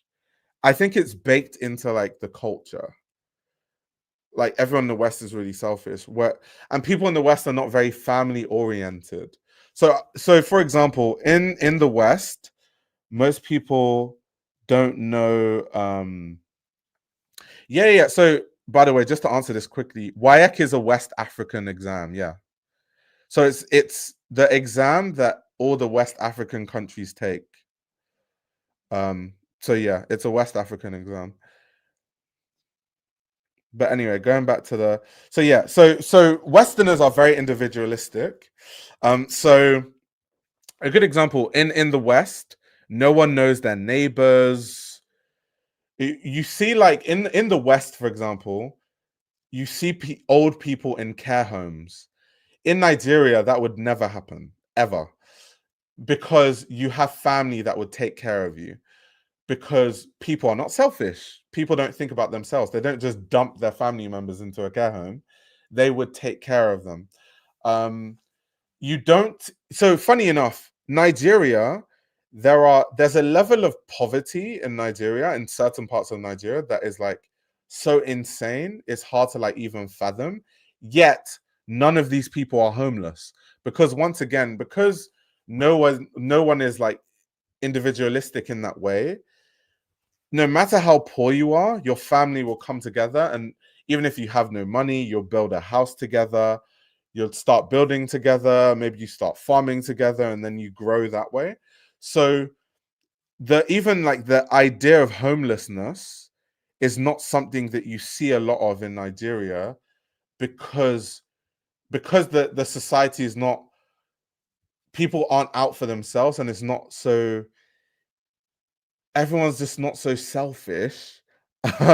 You won't end up with people just sleeping on the streets. It's not like it's impossible. There are some people, maybe you see one person sleeping under a bridge, but it's very rare. You're not going to have like an epidemic of homelessness in Nigeria the way you would in like London or parts of like the US, for example. And I think that's because of the culture. I think because everyone is like so individualistic and so selfish and always thinking about themselves. So I think that's definitely an issue that I see in the West a lot. Yeah. Yeah, you're not conditioned to consider liability. And exactly this too. So it's the culture too, right? So because I'm friends with all my neighbors, like where I grew up in Nigeria, I know all my neighbors, I'm friends with all my neighbors. So like I could just like turn up to my neighbor's house, and there'll be like nice food, and then we eat food together, and it's like really nice, and they come to my house, and then we make food, and then it's just nicer. It's just not, it's just like English people are so, and when I say English people, I don't just mean like white English people. I'm not talking about like race. I'm talking about like culture. I'm talking about people that just grow up here their whole life and live here. They're so, I don't even know what the word is. It's just so antisocial and so, I don't know. It's just bad. It's bad because I think the reason why people have so many mental health issues in the West is for that reason. Because in Nigeria, people have issues. People are poor. People are living in poverty, but people aren't suffering from as many mental health issues because you have a support system. If you're going through issues, there's family that you can lean on. There's family members that will help you navigate through certain things. There's people that will help you make your day better, because everyone is, making sure that, are you okay? Are you okay? How are you? How are you? Like if someone if one of my neighbors was sick, I would know, because all of us, like in Nigeria, the way the culture is, everyone knows the neighbors. What we all know kind of what's going on. So if someone was sick, all of us would make sure that we make sure they're okay. In the West, that wouldn't happen. In the West, because everyone is so individualistic, you would just die. You would just die, or you just have to call the ambulance or something. because no one cares about anyone. So that's what I mean. It's like barely any support system. So I think that's definitely one. If I could think of one thing, that's definitely a big issue, I think, with Western countries. That's different to like Africa and stuff like that. I'm trying to think of like anything else. Trying to think. I mean, this is like random, but I think so this is mad random, but I think so in I can only speak on Nigeria, by the way, because I mean Africa is a massive continent with loads of different countries with different languages, cultures, blah blah blah, tribes. But in Nigeria, it's so different to England in the fact that for some weird reason, English people behave really bad. And once again, I don't mean English people as in like white English people. I mean just English people that grow up in England. English people are really badly behaved in a way that you wouldn't see in like Nigeria, for example. Like they behave really badly and they don't care about the well-being of others. So English people are the type of people that will get drunk and become a nuisance. English people are the kind of people that will get drunk, go to Spain and start peeing on people's bicycles. That's why Spanish people they despise English tourists. And in fact, most Europeans despise English tourists, right? They don't know how to handle their drink. They're not responsible people. In Nigeria, Nigerians drink significantly more alcohol than English people, but for some reason, no one misbehaves. Like in Nigeria, you won't see someone doing dumb shit. Like you won't see, even though they drink way more, you won't see someone peeing on someone's car or just causing a nuisance. And in the rare case where someone does cause a nuisance, they'll probably get beaten up. So that's another weird thing. It's like a culture shock, right? Because I moved to Nigeria when I was like 10. So that's not drinking age. So when I moved back closer to the drinking age. So then I was like comparing the drinking culture in my mind in England to the drinking culture in Nigeria. And I don't get it. I'm like, why are these people so badly behaved?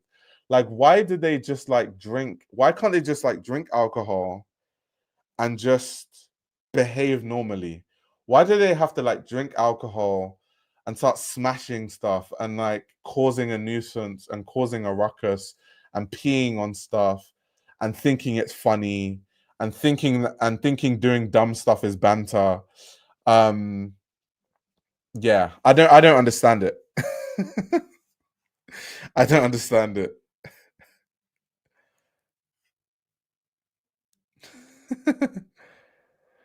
But I'm trying to think what else? What else is different? There's probably a lot of things. I'm just not remembering off the top of my head right now because I put on the spot. I'm trying to think what else is different. What else is different? Yeah, so for the sake of this conversation, when I say the West, I'm mainly talking about like the UK, the USA, like those kind of countries. Yeah. So this is why Europeans don't like English people, because Europeans have values that are more aligned with like how Africans have values. Like I have a lot of Italian friends. Italian culture is way more in line with Nigerian culture for sure. Like Italians, like my Italian friends, like when I visit them, their whole family is together. They have that support system. They're friends with everyone in the neighborhood. They all eat at the dining table as a unit. They cook their food as a family. Yeah, it's the same. It's very similar. So for the sake of this conversation, I can't really speak to like Spain and Greece because I don't really have that much experience. Like I've been there, but I don't know. I'm not like close friends with people from those countries. Portugal, I've stayed in for a while, but I'd say like Italy, I have a better sense of like the culture. But Italians are definitely different to Americans or like English people, for sure. For sure.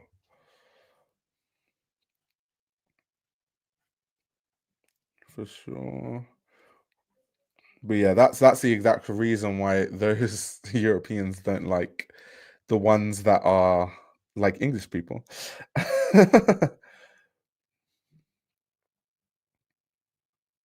Yeah, emotionally repressed and closed off society. That's why it comes out in extreme ways when alcohol comes in. You know what? That's a good point. I didn't think about that, but that's a good point. That's a very good point you've made. That might be why people, yeah. Yeah, that's a good point. A friend of mine experienced African culture for many years, returned to Germany just to return to Africa for good because Germany is so cold-hearted. Yeah.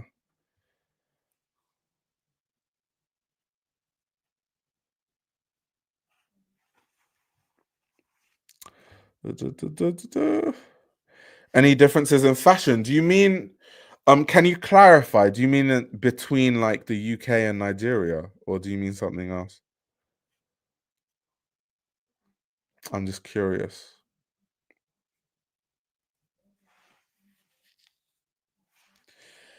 Yeah, so exactly. So that means the Spaniards are like the Nigerians. It's weird, right? So when you come from any culture that isn't like the way that the UK is, and then you compare it, it's weird. Because it's like where I'm from, people drink more and no one behaves as badly. Why are you guys so like unruly? um so yeah, it's really weird. It's strange. But yeah, that's why I was saying earlier that Spanish people hate British tourists for that exact reason. British people go to Spain and just like cause destruction. They get drunk and it's pure chaos, total anarchy. Okay, between the UK and Nigeria. Okay, cool. It depends. So my I funny enough, this is a crazy thing to say, but it's true. So I am actually more cultured in Nigeria than the Nigerians that I went to school with that grew up in Nigeria. And I'll tell you why. Because the Nigerians that I went to school with that grew up in Nigeria, they are rich Nigerians, so they are sheltered. But when I went to Nigeria, I first went to the village with my grandma, and I lived there for 2 years before I went to the city for like a few years, and then I went to a different city, like Abuja, which is the capital. So I have a very different experience to the typical experience of like a rich kid would never live in the village for an extended amount of time, right? And that was like a culture shock because you go from London to a village in Nigeria, and it's like you go from London to a place where there's not 24/7 electricity. If the transformer blows up, good luck. Sometimes like our transformer, like because it's a village, so the technology is not advanced, so the transformer that supplies electricity to all the houses, sometimes it would just explode, like maybe it overheats and it explodes, and then it's like, well, we've got no electricity for 2 months. It would literally be like that sometimes, and then you'd have to get like a generator and then use like a generator. But then we couldn't use a generator all the time because that's expensive, and who can afford to like use a generator for extensive periods of time in a village? So there's that. Then obviously there's no like things that I was used to in London, like washing machines. Obviously there's no washing machines in my village in Nigeria, so you have to learn to wash everything with your hands. Obviously there's no vacuum cleaner, so you have to learn to clean things with the like African broom. I'm trying to think what else. But it's different. So in a village, everyone wears traditional wear for the most part. Not And then some people wear like typical Western clothing, like t-shirts and like jeans or whatever. But then if you go to the city in Nigeria, people still wear like a mix of traditional wear and like Western clothing, but it's more kind of like I'll put it this way: Lagos and Abuja, which are the two richest cities in, like, the cities that where all the rich people are concentrated in Nigeria. It looks like an American city, or like London, and people dress like Americans. So when the swag era happened, I was actually in Nigeria. So all the stuff I'm telling you about, where I was like, oh, we were wearing skinny jeans, and like we were wearing like, let me put this let me add some context for you guys, right? Just for the context. You guys are getting some urban cultural education today. That's crazy. 1 second.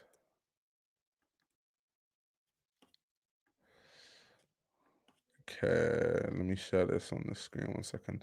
Okay, so this picture right here is me in Nigeria. Literally. Literally, that is me in Nigeria. So in the city, people just dress like that way. So I actually think, funny enough, because this is where American culture is really influential. I think Americans sometimes don't realize how influential their culture is. So in Nigeria, at least when I was growing up, I don't know if it's different now, but in Nigeria, we had like our music, and then we had American music, and we had our films, and then we had American films. We had our TV, American TV. So we would, and then British TV also, because like Nigeria was colonized by Britain. So our English is British English, our curriculum is British.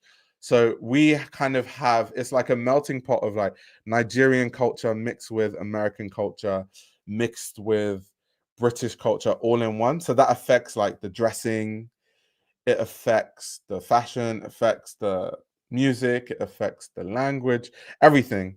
So same way, like people are wearing studded belts and skinny jeans in California is the same way people are wearing it in Lagos, in Nigeria. Literally. Like people in Nigeria, there was a time when it was trendy to wear Hollister and Aeropostale. Like it was literally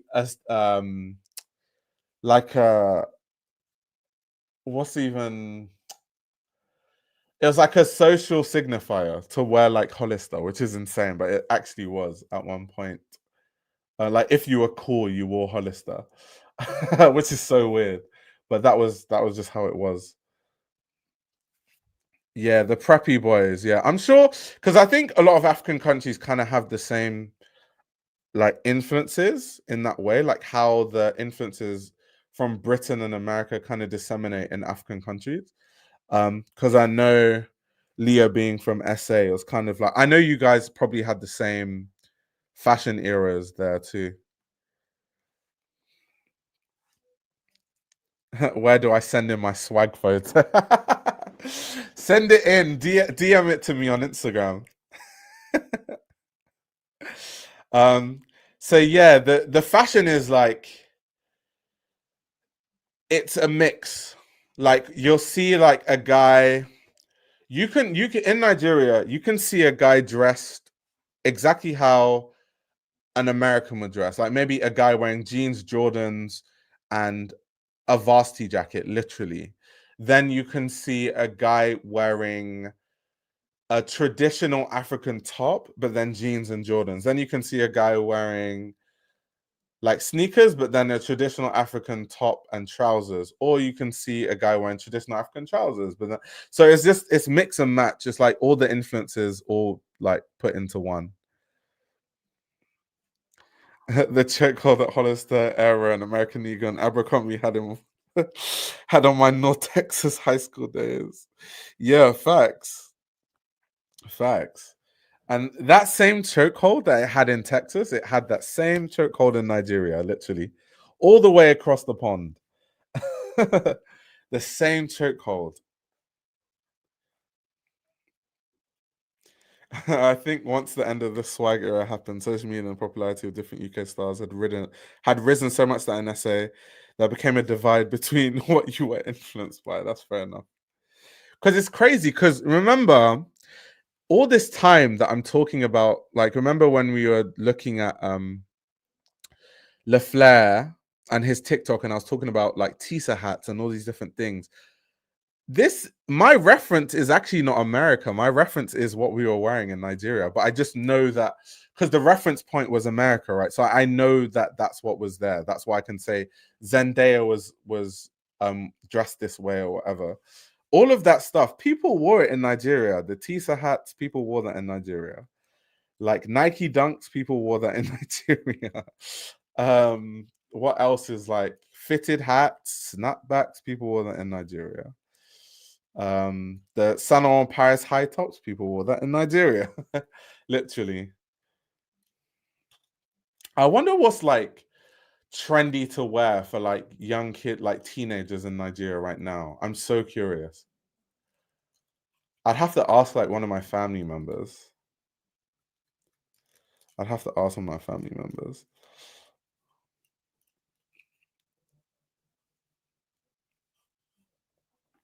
How did you find out about it?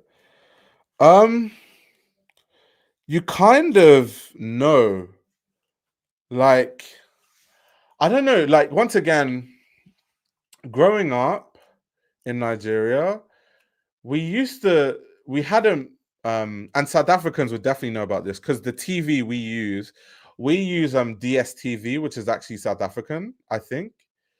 That's like our TV provider. So all the TV that we get is the same things that South Africans watch. So I know for a fact everything that I grew up watching, South Africans grew up watching. But we had like Trace, and everyone used to watch Trace. Like everyone used to watch Trace.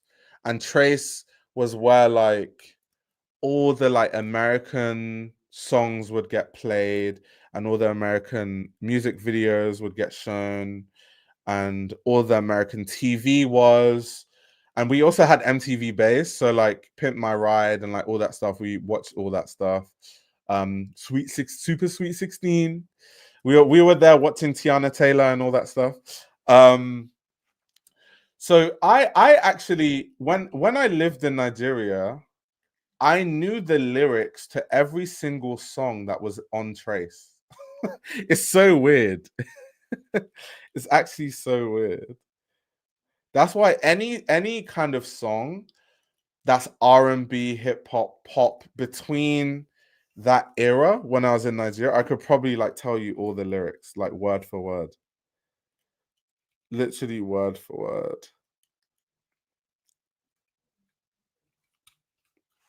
word. First of all, Ira's an internet baby. Facts. Facts. Facts. And contrary to popular belief, we have internet in Nigeria. We have internet, so we see everything. I know some people think that there's no internet in Africa, which like baffles me, but yeah. Meanwhile, people are literally living in like mansions and stuff and like driving Mercedes G-Wagons. Yeah, America does have a lot of power culturally, especially. That's what I always say. I always say that like American culture is the most influential for sure. Like culturally, definitely. There's no country in the world that has the cultural influence that the USA does. Like there's no, it's not even close. It's not even close. Like there are countries that they don't even speak English. Like their first language is Spanish. Like I went to Spain and I was in Madrid. And in Madrid, when I went, it was during the Easter time. They have like these like fiestas at night, all night, just partying all night. And they were playing half of the time American pop music. And I'm like, damn, this is a country where the first language is Spanish and all they're playing is just like American pop music. So, and the Spanish people, even it's weird because some Spanish people obviously can speak English, they learn it in school, but then some Spanish people can't speak English because they learn it in school, but maybe they just like individually didn't do too well learning it. But then they can still recite the English lyrics, even if they can't speak the language, they can recite the lyrics. That's how influential American culture is. Someone said it's because we never interact with any Africans online. Interesting. It's people coming from Africa and being entirely unimpressed by wealth here. Yeah, it's because so in Nigeria, if you're rich, you have a driver and you have a cook and you have cleaners, and if you're really rich, you have like a captain who captains your yacht and a pilot who pilots your private jet. So if you come to the US, think of like the perspective of that kind of Nigerian, and you go to the US or you go to the UK for like, because most Nigerians leave. So the thing about our curriculum, funny thing. So see how I said our exams are harder? Our exams are harder, but post 18 education in Nigeria is garbage. So everyone, and when I say it's garbage, it's not garbage in terms of like the work itself. It's garbage in the fact that like Nigerian university degrees aren't really that well recognized internationally for some reason. So Nigerians that can afford it always just do university and college in America or Canada or the UK or Australia, many English speaking countries, because we learn English. So that's where they normally go for school. And those kids, think about, that's their perspective. They have chefs and cooks and drivers, and their drivers drive them around in a Mercedes Maybach. Obviously, they're not going to be impressed by the wealth when they come to the UK or they come to the US. And it's weird because obviously a lot of Westerners think Africa is full of like people that are whatever they think. So they're looking at this African like, that's weird. Why do you think that? And then the African is looking at them like, that's weird. Why do you think? It's really weird. It's really strange.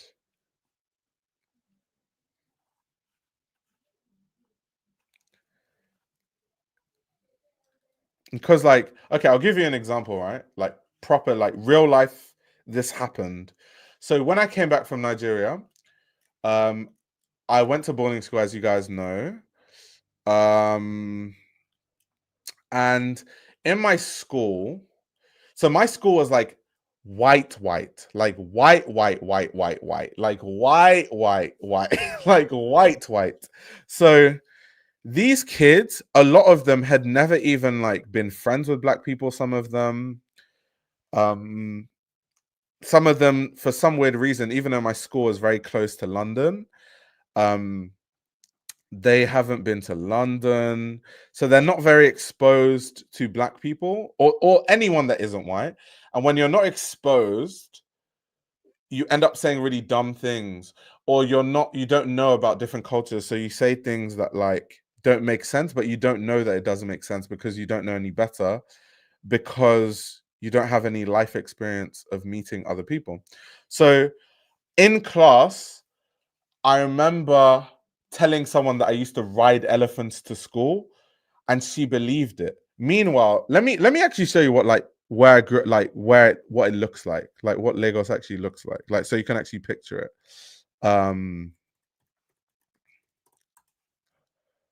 Like 1 second. Like 1 sec. Let me share this.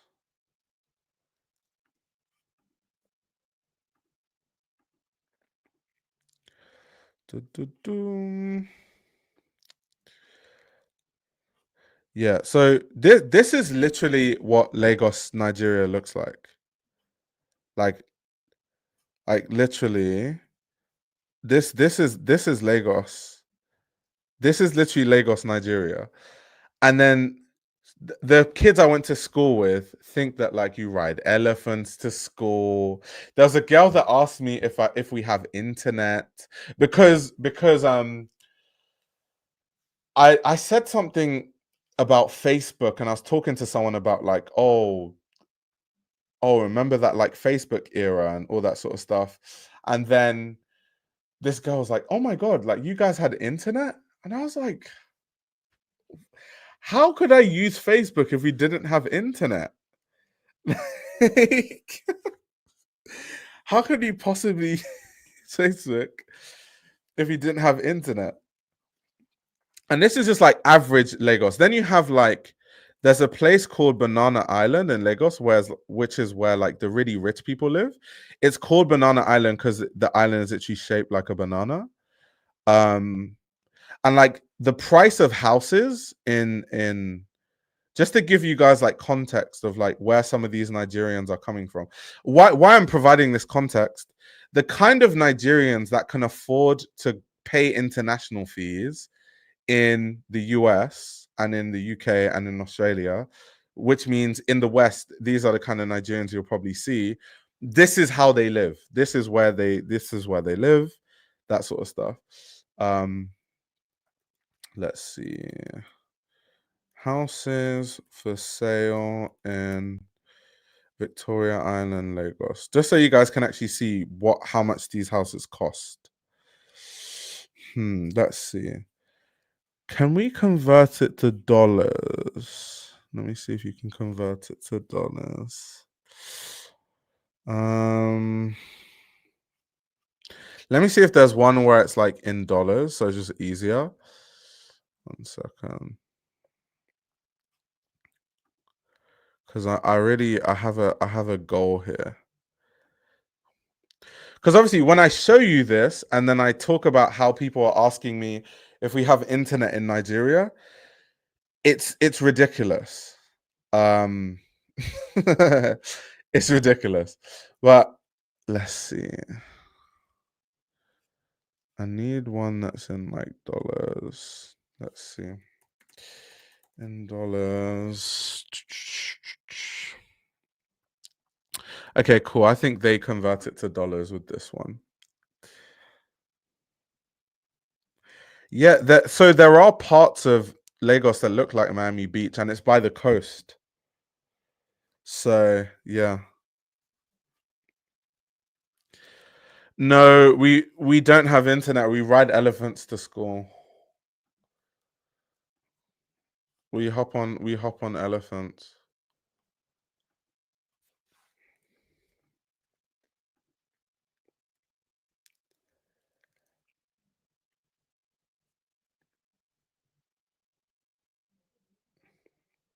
I mean, some people think Turks and Arabs still ride camels.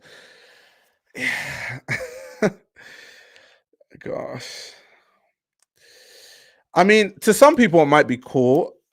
My understanding is not supposed to ride elephants because like it's not good for the elephant. Like it's not, you're putting strain on the elephants. Like it's like animal cruelty in a way. That's my understanding at least.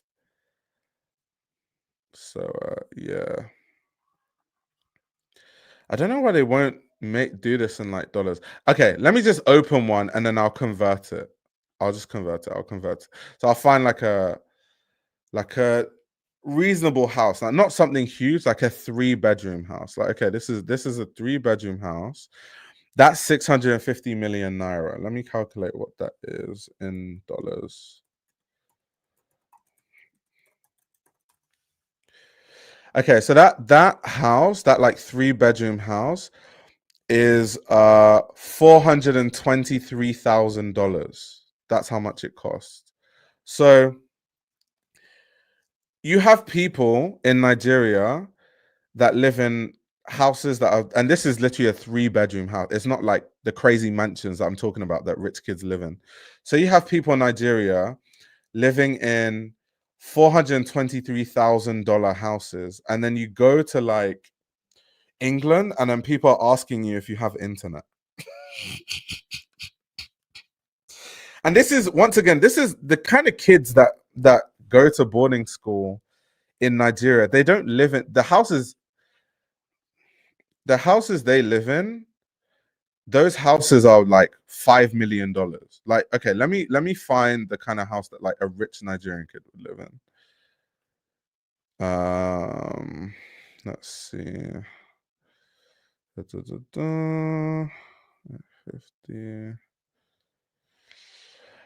That's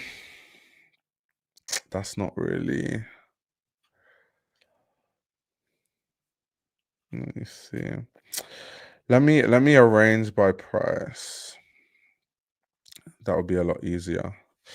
Okay, that's a block. I was living in a whole 60-bedroom block, but like, see if they have like any of the like mansions. Let's see.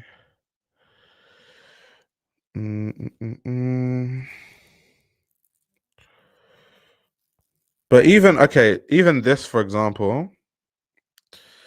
So this is obviously a block of flats, but they're selling that block of flats for $30 million. Obviously, it's a block of flats though, but like just to context. Yeah. Okay, cool. So this is a commercial space that they're selling for $75 million. Just to give you like context of how much like stuff actually costs in Nigeria, because I don't know why people have this thing in their head that they're riding elephants. It's quite funny. I went to a British school in Bangkok growing up as an Aussie. It made me the weird mix that I am today. That's really cool though. I think it's good to experience stuff like that. I was on Monkey at one time when I lived back in Senegal, and all the Americans were surprised we had computers. Are there certain neighborhoods the rich kids? Yeah, but okay. Let me get a Lagos map up. I'll show you where all the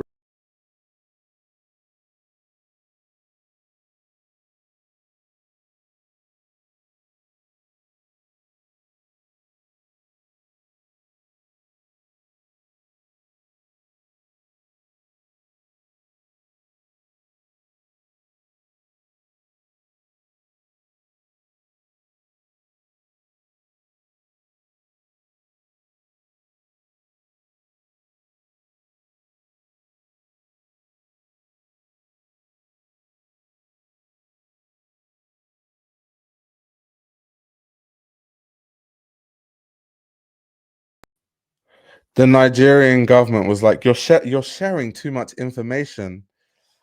You're sharing too much information about our country. We will crash your internet. Don't be telling these people too much. Okay, so anyway, this is the map of Lagos. So this is the whole city of Lagos, right? So the rich people, like the more wealthy side of Lagos, is concentrated in this like small space here. This is called like Lagos Island, like Lekki, Victoria Island. That's where. So I'll zoom in. There, so I can show you the like. So this area here is where the rich people are. So this area called Victoria Island and Lagos Island, these are the most expensive parts of Lagos.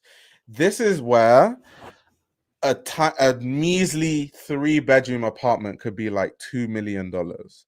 And it's by the coast. So this is where, like, when I tell you that people I went to school with, where they have private jets and yachts, this is where they are. So this is Banana Island that I was talking about earlier. You can see it's literally by the sea. So people's houses are attached to, like, they have their yachts docked by their houses on the edge, literally all around here. You see their yachts. And I mean, even on the left here, you can see a yacht. So this is a good example. If you look to the left, you can see a yacht on the side. That's someone's yacht docked. So that's kind of what it looks like. So you can see, so they have their yachts docked all around here. This is called Harbor Point, which is where like a lot of yachts are harbored. And then when you want to yacht out, so you come out this way, you come out through here. Let me show you what the route is, because I've been on some people's yachts. You go under the bridge out here, and then you're out here to sea.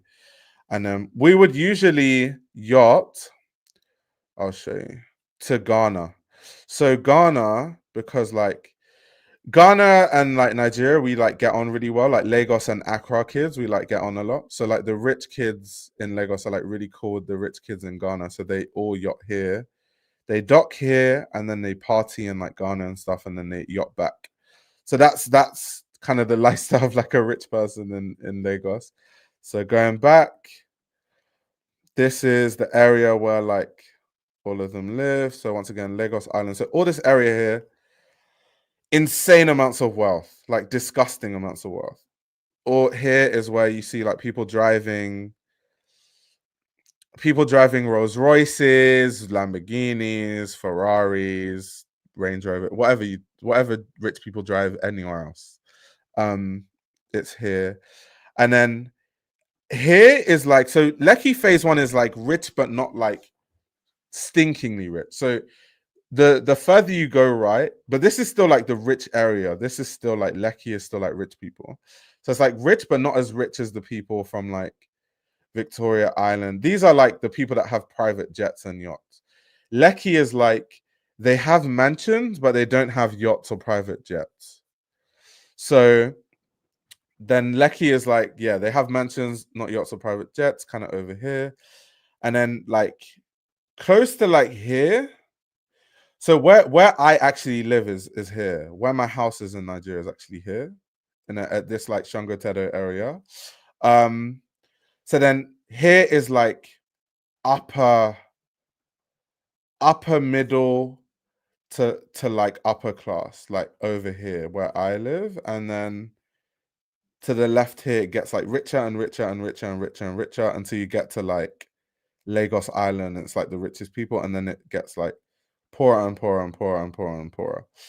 And then where like the worst parts of Lagos are like over here, like up here, like Ojukokoro, Agege. This is where like there's severe poverty and like people are like really living like rough. I'm not rich. Oh my gosh. It's so the reason why I can live in like a upper middle class to upper class neighborhood in Nigeria is because I live in England and I earn pounds. So the exchange rate allows you to like do that basically. It gives you more leeway. People are asking how do they make this much money? Natural resources. I mean, okay, let me put it this way. Let me show you guys a stat. Let me put you guys onto, since this is a Nigeria Cultural Day. So let's just do this. How many barrels, one second. How many barrels of petroleum does Saudi Arabia produce per day? So Saudi Arabia produces like 9 million to 12.4 billion barrels per day. Now let's look at Nigeria. So Nigeria produces like 1.74 million, 1.7, yeah, 1.745 million barrels per day. So about like a tenth the amount of Saudi. And then on top of that, in Nigeria we have gold, in Nigeria we have tin, in Nigeria we have copper. Like we have like every natural resource you can think of. So the richest man in Africa, Dangote, for example, he deals in like petroleum and like cement, stuff like that. So a lot of Nigerians that are rich, they're either rich because they steal the government's money. There's a lot of politicians, like corrupt politicians. Our politics are like really corrupt. So a lot of them just like steal like trillions and millions and billions from the government, and we don't like those guys. But then some people, they're just like shrewd business people. They like work, they do like petroleum, they work in cement, they work in like imports and exports.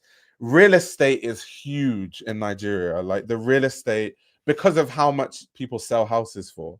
So if you're like a real estate developer, yeah, it's like you can make insane amounts of money. So real estate is like a big industry.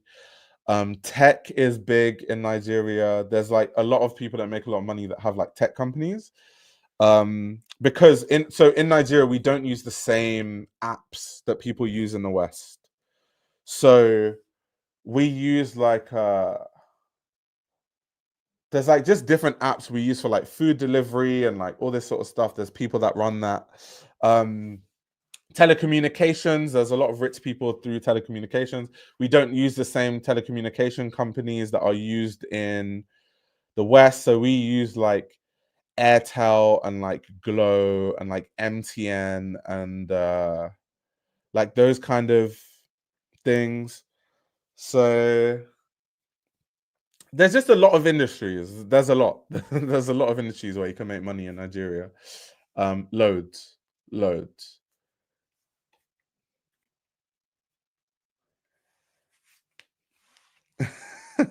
And so why do you think colonization existed? Not because of sea animals. Yeah, exactly. Embezzlement, real estate, and oil. Same here in Kuwait. Yeah. But it's like it's really bad because obviously because we have so many natural resources, there's a lot of money for the country, but then the politicians just like steal it. So it's just like they just like still like you're just reading the papers that a politician stole like $250 million from like our budget, and it's like, damn.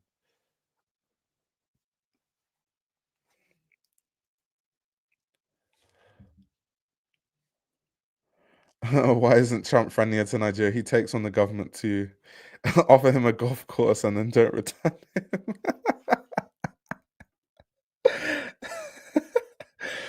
Is going to get excommunicated from the next yacht party for questioning the political landscape.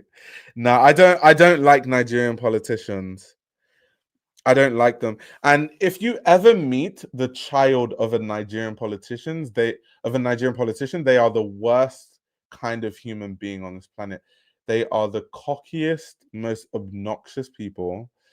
And there's no surprises there. I mean, look at who their parents are. Look at their example.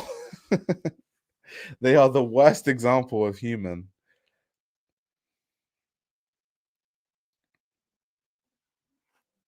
They are the worst.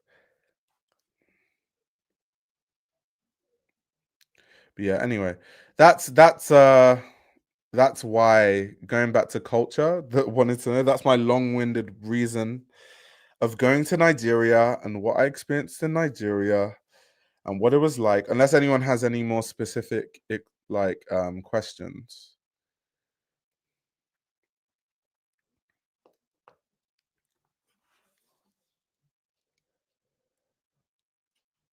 Trump's correction isn't sexy. What Nigerian designers in Lagos excite me now? Okay.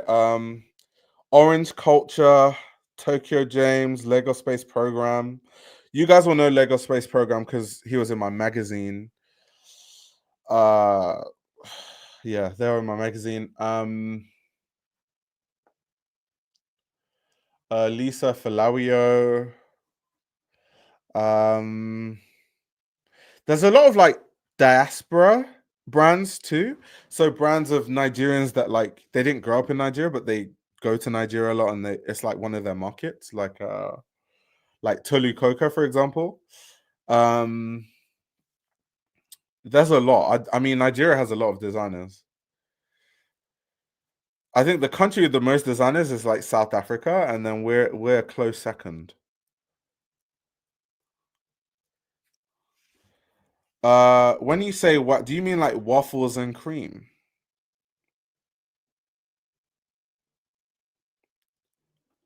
Like, let me see if that's what you're talking about. I'll show you that Instagram.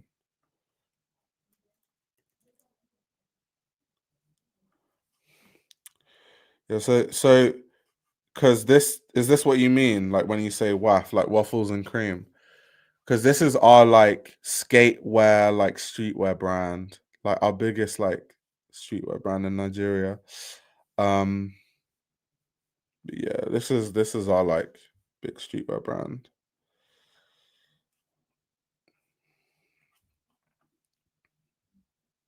Yeah, exactly. Yeah. So it is the brand you're talking about. Yeah, they started out skateboarding.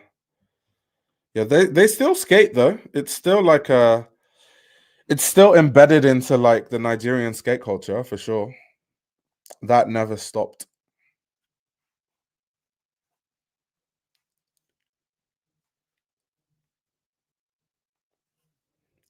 Hey, yes, I'll take it. The whole building. Alawalia is half Nigerian, half Indian, I believe.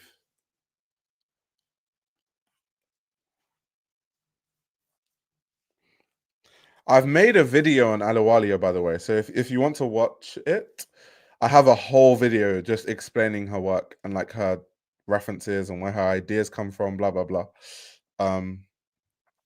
I think it's a good watch, if I say so myself. Did you discuss the impact of skate culture during the swag era? Oh yeah, we didn't discuss that, but yeah, that was a big one. That was a big one too. That was definitely a big one. Yeah, I was more talking about the high-end fashion side of the swag era because it's more relevant to the channel. And with the swag era, to be honest, it was so vast. Like I said, that was the same time that Eddie Simon was at Saint Laurent Paris. So there was like simultaneously you had the Eddie boy. There was a lot going on during that time. Really a lot. There was a lot of stuff going on in that time.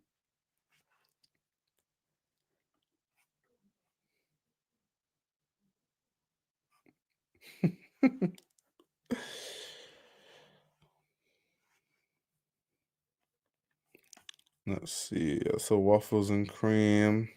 Yeah, we've got brands like I'll show you. Lego Space Program and Tokyo James are my personal favorite Nigerian brands. Although I don't like referring to them as Nigerian brands. Obviously, that was the question I was asked, but they're just brands. Like I think sometimes when you call a brand a Nigerian brand or an African brand, it kind of like pigeonholes them in a way.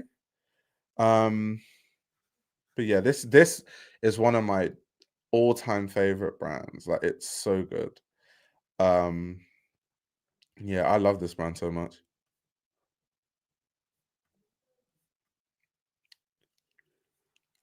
So yeah, if you guys weren't aware, Lego Space Program. Oh yeah, this was when. So they designed the Nigerian football kit as well, which was cool. That was cool that they did that. And they used like traditional Nigerian dyeing techniques. Well, not African, especially West African dyeing techniques, because West African countries all do the same, like kind of like indigo dyes. I even know they do these kind of indigo dyes in like South Africa and stuff. So it's yeah. But very like natural, like indigo dyes. He used a lot of traditional processes, a lot of like traditional leather work, metal work. No, it's I love it. I love it so much. The day I become rich, I'm going to be decked out in LSP and call it a day. For sure. But yeah, those were the Mary Janes. They made some like Mary Janes. Those are the Mary Janes. I fuck with those.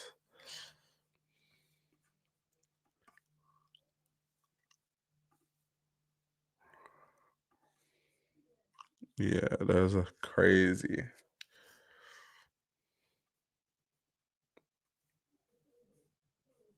But yeah, you guys wanted to know? And then Tokyo Jones, I'll show you guys Tokyo Jones.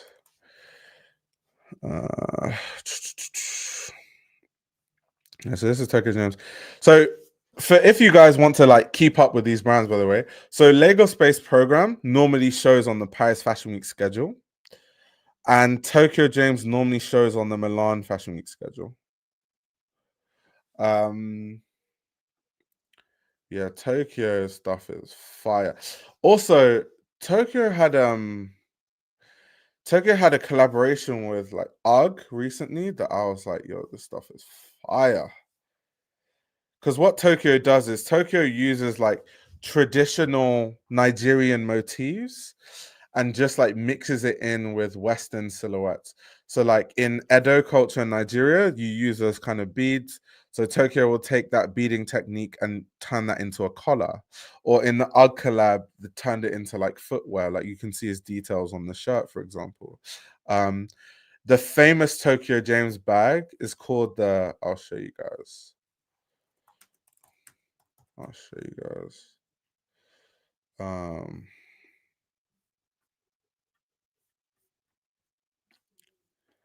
Yeah, so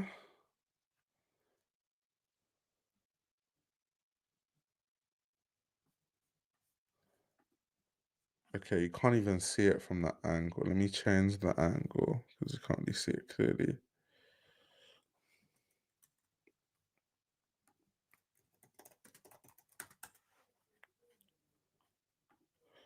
All right, cool. I think I found it. Okay, perfect. So this bag here is like their best seller. Like, so this is called the Atarodo bag, which Atarodo is like basically Scotch bonnet, is what we call Scotch bonnet. And Scotch bonnet is the basis of obviously most Nigerian foods. We put Scotch bonnet in almost everything. So obviously he wanted to design a bag that's kind of like an ode to that. And this is like the most famous bag that he makes. Like this is the bag that like everyone buys, which is obviously great. So yeah, this is the it bag for the brand. But yeah, it's just really cool. So I like how they weave like Nigerian culture into the clothing where it's not too, it's still like anyone can wear it, but those motifs and those ideas are still there, if that makes sense. So yeah, stuff like this. I also think so with Tokyo James, I think the best part of what Tokyo James does, I think, is outerwear, like, and jewelry too, because Tokyo James collaborates with like jewelers from Hatton Garden in London. So they always make like some crazy jewelry. And then the outerwear is just oof. Some of the outerwear I've seen them make is outrageous. Honestly, just outrageous. Also, let me find those. They did one season, they did these like beaded jeans, and those were like those went crazy. Like everyone was buying that stuff. Let me see if I can find what season that was. I'm gonna have to check with runway.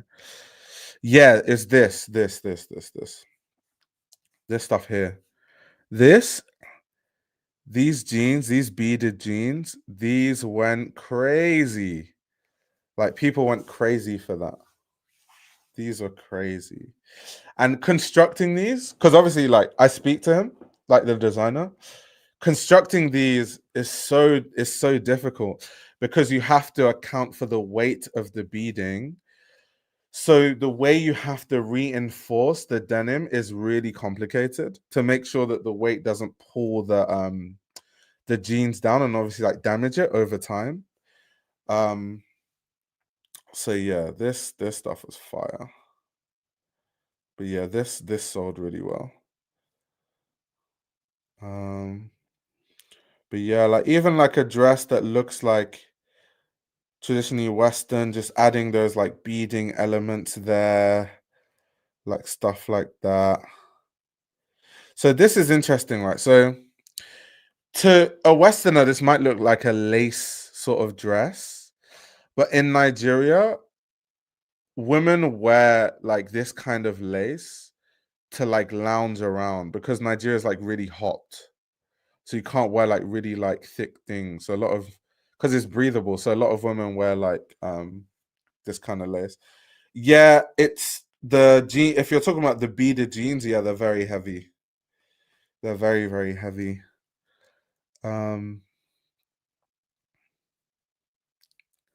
Yeah, the only thing stopping me from once again being decked out in Tokyo James and Lego Space Program is just I'm not rich. If I was, best believe Best believe. Trust me. And it'll also be great because I like supporting brands that aren't, the super mainstream brands, if that makes sense. I like supporting like emerging designers and what they're doing. And like even so, for example, you can see like he's made like loafers with the same beading technique. He makes like bags with that same beading technique. Yeah, this was the UGG collab I liked because they made those like Uggs, like clogs with the beading technique. I was like, yeah, that's fire.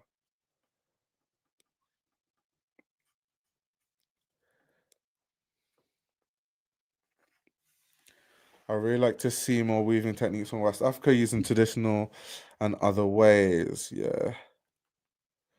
I think the weaving techniques are next. So yeah, they're really hard because once again, like I said, the weaving and the beads, they're so heavy and like you have to account for the weight and you have to reinforce certain places. And basically how he puts it, you basically have to balance out the fabric is how he refers to it. Like stuff like this, the beading technique on the skirt. But the beading technique is one of the signature things for the brand, as you guys have probably figured out by now. But it's so fire. So yeah, anyway, next question. Sorry, I lost myself because someone asked me about my favorite Nigerian designers. So I ended up going on a long tangent.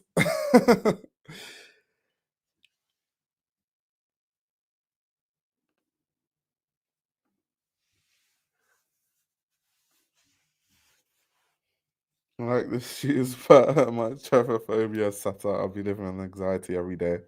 I saw them. Yeah, this is a long stream. This is 4 hours, 20 minutes we're on so far. Very long. Very, very long. But any more questions? I've got 8 more minutes to make it, a round number. 4 hours, 30 minutes, and then we can all take our leave after. To be honest, so good question. I don't know what happened to the label. I know they still operate, but I don't know in what capacity. I know like the brand still operates and stuff. But yeah, Hussein Chalayan is a professor at the moment. Which is fair enough, because once again, the fashion business is cutthroat. We've seen how many fantastic designers whose brands haven't lasted. I mean, Ras Simmons' brand had to close down. Like the fashion business is not. It's not. It's not for the faint of heart. So, yeah.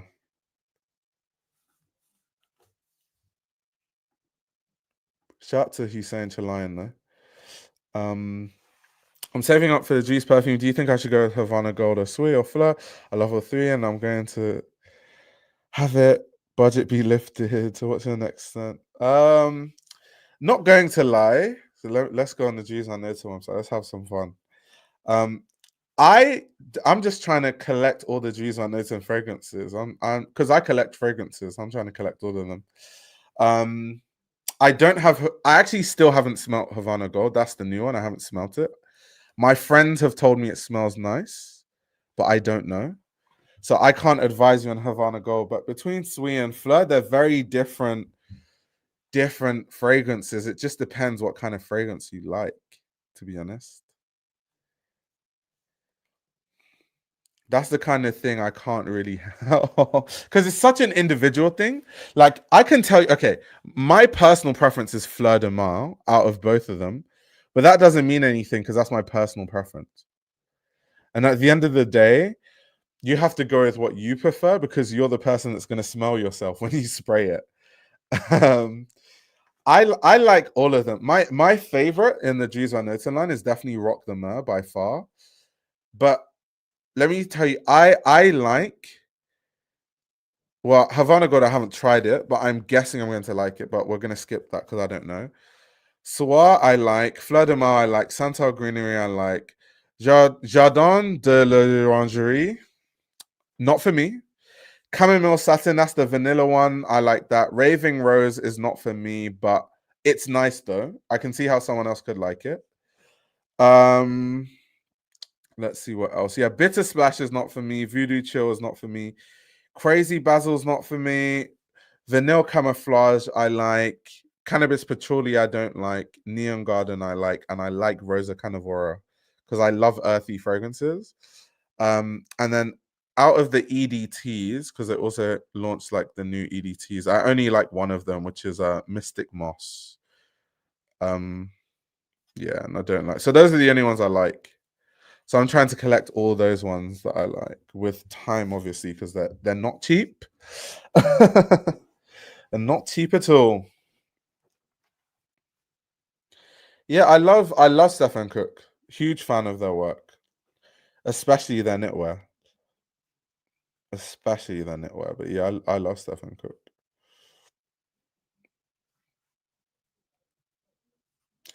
Have I checked out some of the replica perfume? Yeah. So let's have some fun. So fragrances. To be fair, the replica line, there's so many fragrances. I haven't had time to try remotely close to all of them. So, and there's always new ones releasing. So Lazy Sunday Morning, I've never tried. I've tried Jazz Club. I like it. Sailing Day, I've never tried. Beach Walk, I've never tried. Autumn Vibes, I've never tried. On a Date, I've never tried. I've tried By the Fireplace. I've tried Coffee Break. Springtime in the Park, never tried. Bubble Bath, I've tried. I like Bubble Bath. Bubble Bath reminds me of Prada L'Homme. It's like kind of soapy and clean. Thank you for tuning in, guys who are leaving the stream. Thank you so much. But going on, Bubble Bath is nice. Replica Flower Market, never tried it. At the Barbers, never tried it. The Untitled Stuff, I haven't tried it. Matcha Meditation, I haven't tried it. So Under the Lemon Trees, I haven't tried it, but if I try anyone soon, it'll be Under the Lemon Trees because I like citrusy fragrances. But I haven't tried it yet, so I don't even know what it smells like. Whispers in the Library, haven't tried it. Dancing on the Moon, haven't tried it. When the Rain Stops, haven't tried it. Under the Stars, haven't tried it. Soul of the Forest, haven't tried it. So I basically tried like 5% of the line or like 10% of it. So yeah, I think what I'm gonna do is maybe next time I'm like traveling and I'm in the airport, I'm just gonna test all of them out so I just like know what they like smell like. Jazz Club had a UFC level chokehold on the internet.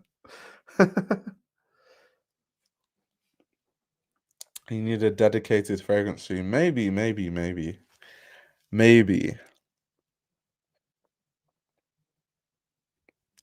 I've just got Dancing on the Moon. Give it a try next time you're in store. What does it smell like? Like what kind of notes? Let me have a look. See what kind of fragrance it is. They don't even have like a proper description. Let me go on Fragrantica.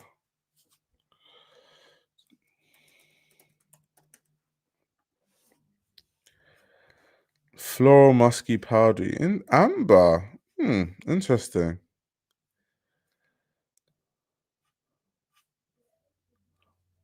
Very interesting. It's aldehydic.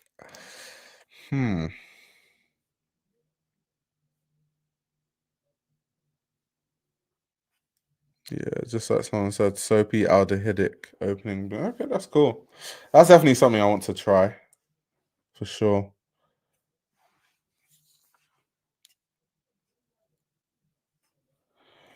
Yeah, so this is why. Do you know what my problem is? My issue, I would only wear Dries Van Noten fragrances if I didn't wear fragrances to the gym. Because those Dries Van Noten fragrances are way too expensive for me to be wearing that shit to the gym. But I like wearing a fragrance to the gym because I like to smell myself, like smelling nice in the gym. So yeah, the Dries Van Noten, and you can smell the difference compared to a lot of other lines because it's so natural smelling. because they use so many natural ingredients. It smells, all the Dries fragrances, they smell so clean because of how natural the ingredients are. It's so nice, honestly. It smells so fresh. It's really nice.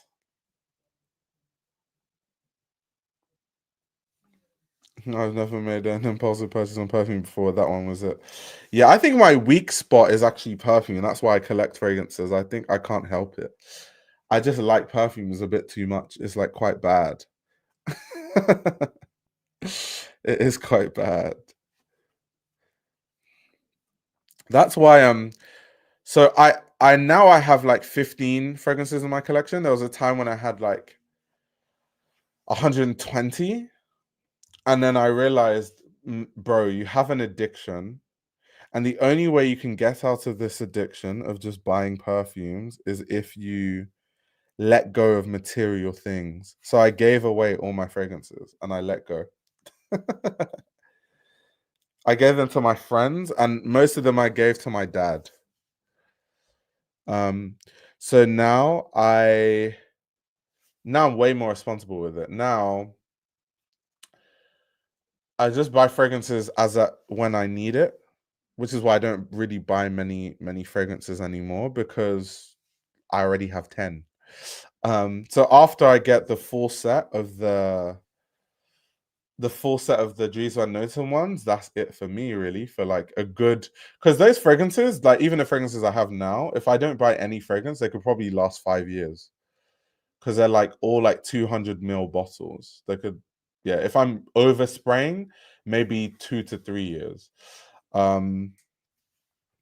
No, so none of the fragrances I had went out of date, but even if they did, it doesn't matter. So long as you store your fragrances correctly, they don't really expire. The reason why fragrance bottles have an expiration date is it's just like a guideline, because most people don't know how to store fragrances properly.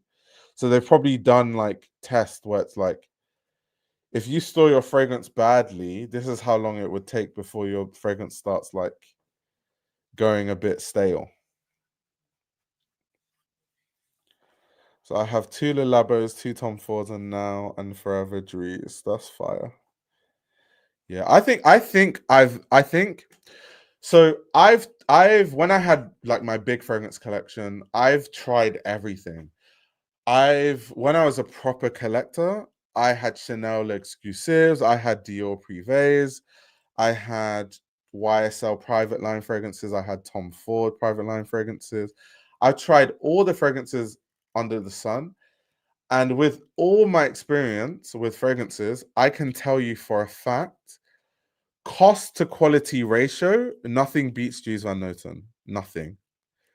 That cost to quality ratio, and especially because I never pay full price for Dries Van Noten. That's another thing. So I only buy Dries Van Noten fragrances when I go to Paris for Fashion Week, so that I can buy my Dries Van Noten fragrances in Le Bon Marché, and I can get my tax off. I can get my 20% off when I get back to London. So it's because Dries Van Noten is like significantly cheaper than Dior Privé. Celine also is a fragrance line that I love, but it's too expensive.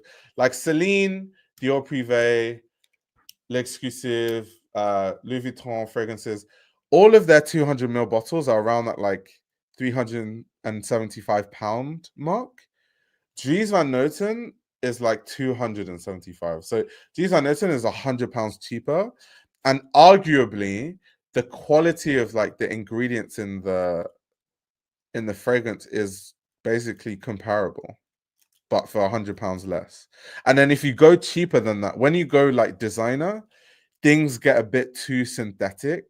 And yes, you can save money, but then it's not as natural smelling. So I think the Dries Van Noten fragrances are that perfect middle ground, which is why after, you know, going through all those fragrances, I've now settled on the Dries Van Noten stuff. And after that, I'm done. I'm out the game.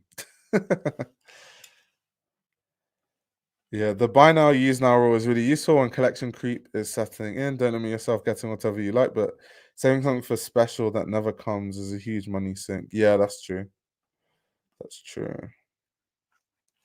Although on the bright side, when I was, being a fragrance hoarder, I did acquire some fragrances that are now discontinued. So when I was, giving out all these fragrances as gifts, the ones I did keep are fragrances that are discontinued. So I have a Dior Privé fragrance that literally you can't buy, like they discontinued it. Well, how do you get the discount? So how I do it, I go to Le Bon Marché, I buy the Dries fragrances, and then I'm like, oh, can I get a form for tax-free? Then they give me the form, and then I go upstairs, the tax-free place in Le Bon Marché is on the top floor. Then they stamp your form, and then because I normally take a Eurostar, so in the Eurostar station, it's really straightforward, really simple. So in the Eurostar station, the tax form that they give you has a barcode. So you literally just scan the barcode and that's it. And then the money gets sent to your account in like 7 working days. Like the discount.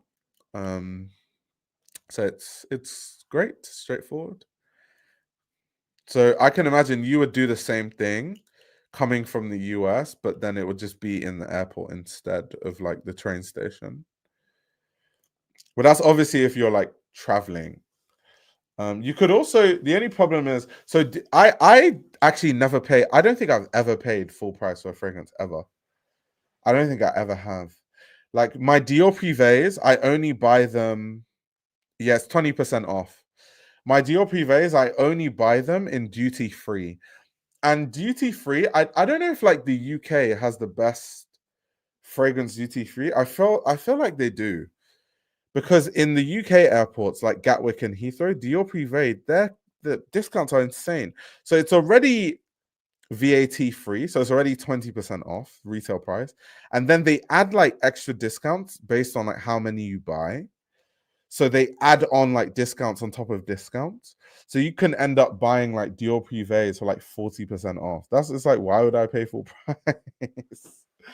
So I don't buy fragrances unless like I go to France and then I get the tax-free or I get it in duty-free. So even though I had a fragrance addiction, at least I was saving money by being savvy, financially savvy, and not paying full price. There's exorbitant prices that these brands charge. But even now, even with the full price or no full price, I'm just going to buy the Juice fragrances and call it a day. I found my my one. I found my one. Okay, so you'll be in London in October. Okay, perfect. So if you'll be in London, the Dries Van Noten fragrances that I know they stock in Selfridges, ask the person there if, as an American, you can get tax-free. I'm sure you will be able to. And you should get that discount, the 20% off. They'll tell you the process. Like you'll have to like do the form thing. Oh yeah, you do get a voucher when you buy the Discovery set. Yeah, you do. You do. That's true. What fragrance did you like and which ones didn't you like? Because I can't remember which ones they put in the Discovery set. Did they say on their website? Can't even remember. my first link when I searched reviews on notes and just Rock the Mare. That's how you know I'm obsessed with that fragrance.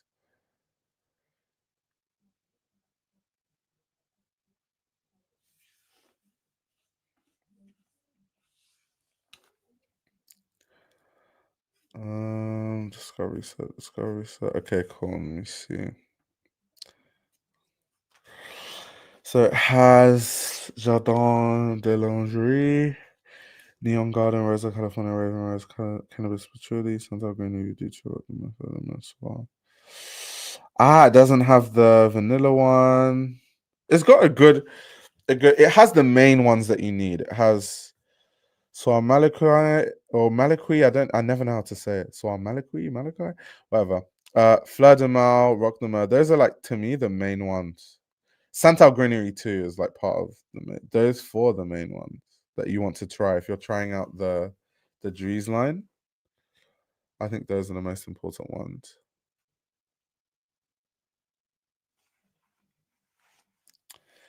Yeah, Havana, I need to get my nose on that so bad because my friend literally messaged me on Instagram and she was like, have you tried this like new Dries fragrance? I was like, no, I haven't smelled it. She was like, I'm sure you're gonna love it.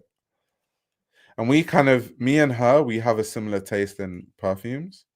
So I can imagine.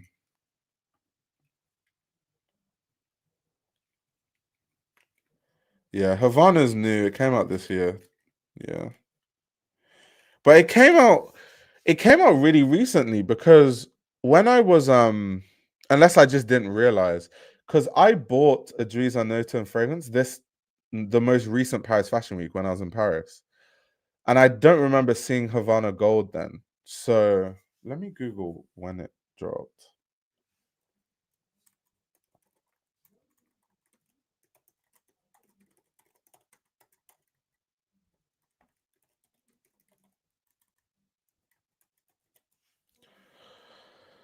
Yeah, so it's released in 2025, but I want to know when. Okay, so they said it was released as part of the brand's autumn-winter 2025 collection. So that's exactly why. That's exactly why.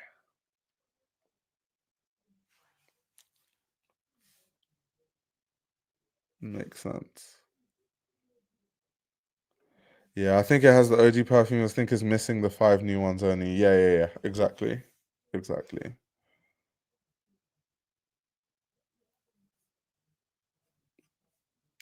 So do you know what I do? I'll tell you what I do. So what I do is so Dries sells like I'll show you.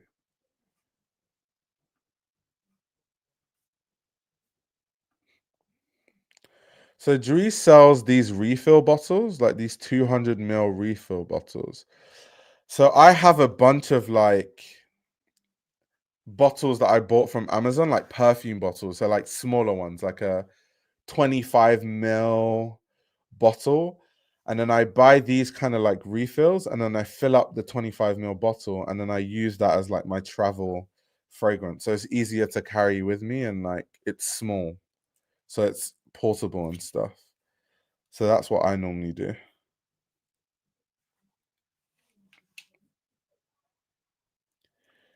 And agreed. Scent is definitely a universal pleasure for sure. For sure. Definitely.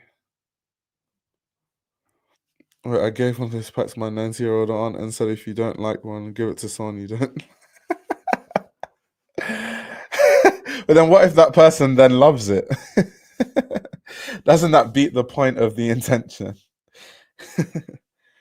Yeah, and this is why I love the Dries pricing too. The refill bottles are fantastic. It's basically 2x the amount for the same price as the original design bottle. Yeah, so once you know you like a fragrance, like for me, Rock de Mer is like my favorite fragrance right now. So you just get the refill. And even the bottle, you know what you're paying for. This is what I love about the Dries line. It's like got this amazing like construction, it's crazy ceramic. It comes with that like silk pouch thing, like yeah, this like pouch. So you know what you're paying for. That's like luxury to me. Not all this BS that all these brands like try to push these days. It still works, then they'll like you back anyway. Yeah. Yeah, even like Rock the Mer, like it even says 90% naturally derived ingredients. That's why it smells like when you smell it, it smells so clean. So clean. So clean. Definitely my faves. Definitely my faves. But anyway, guys, I shall be taking my leave. Thank you very much for tuning in and listening to my TED Talk. I'll be seeing you in the next stream, probably in a day or two. We're trying to be more consistent now. So yeah, hopefully you guys are there. We'll see if we can start moving the streams to like a more normal person time. But No promises there, but I'll see you guys later.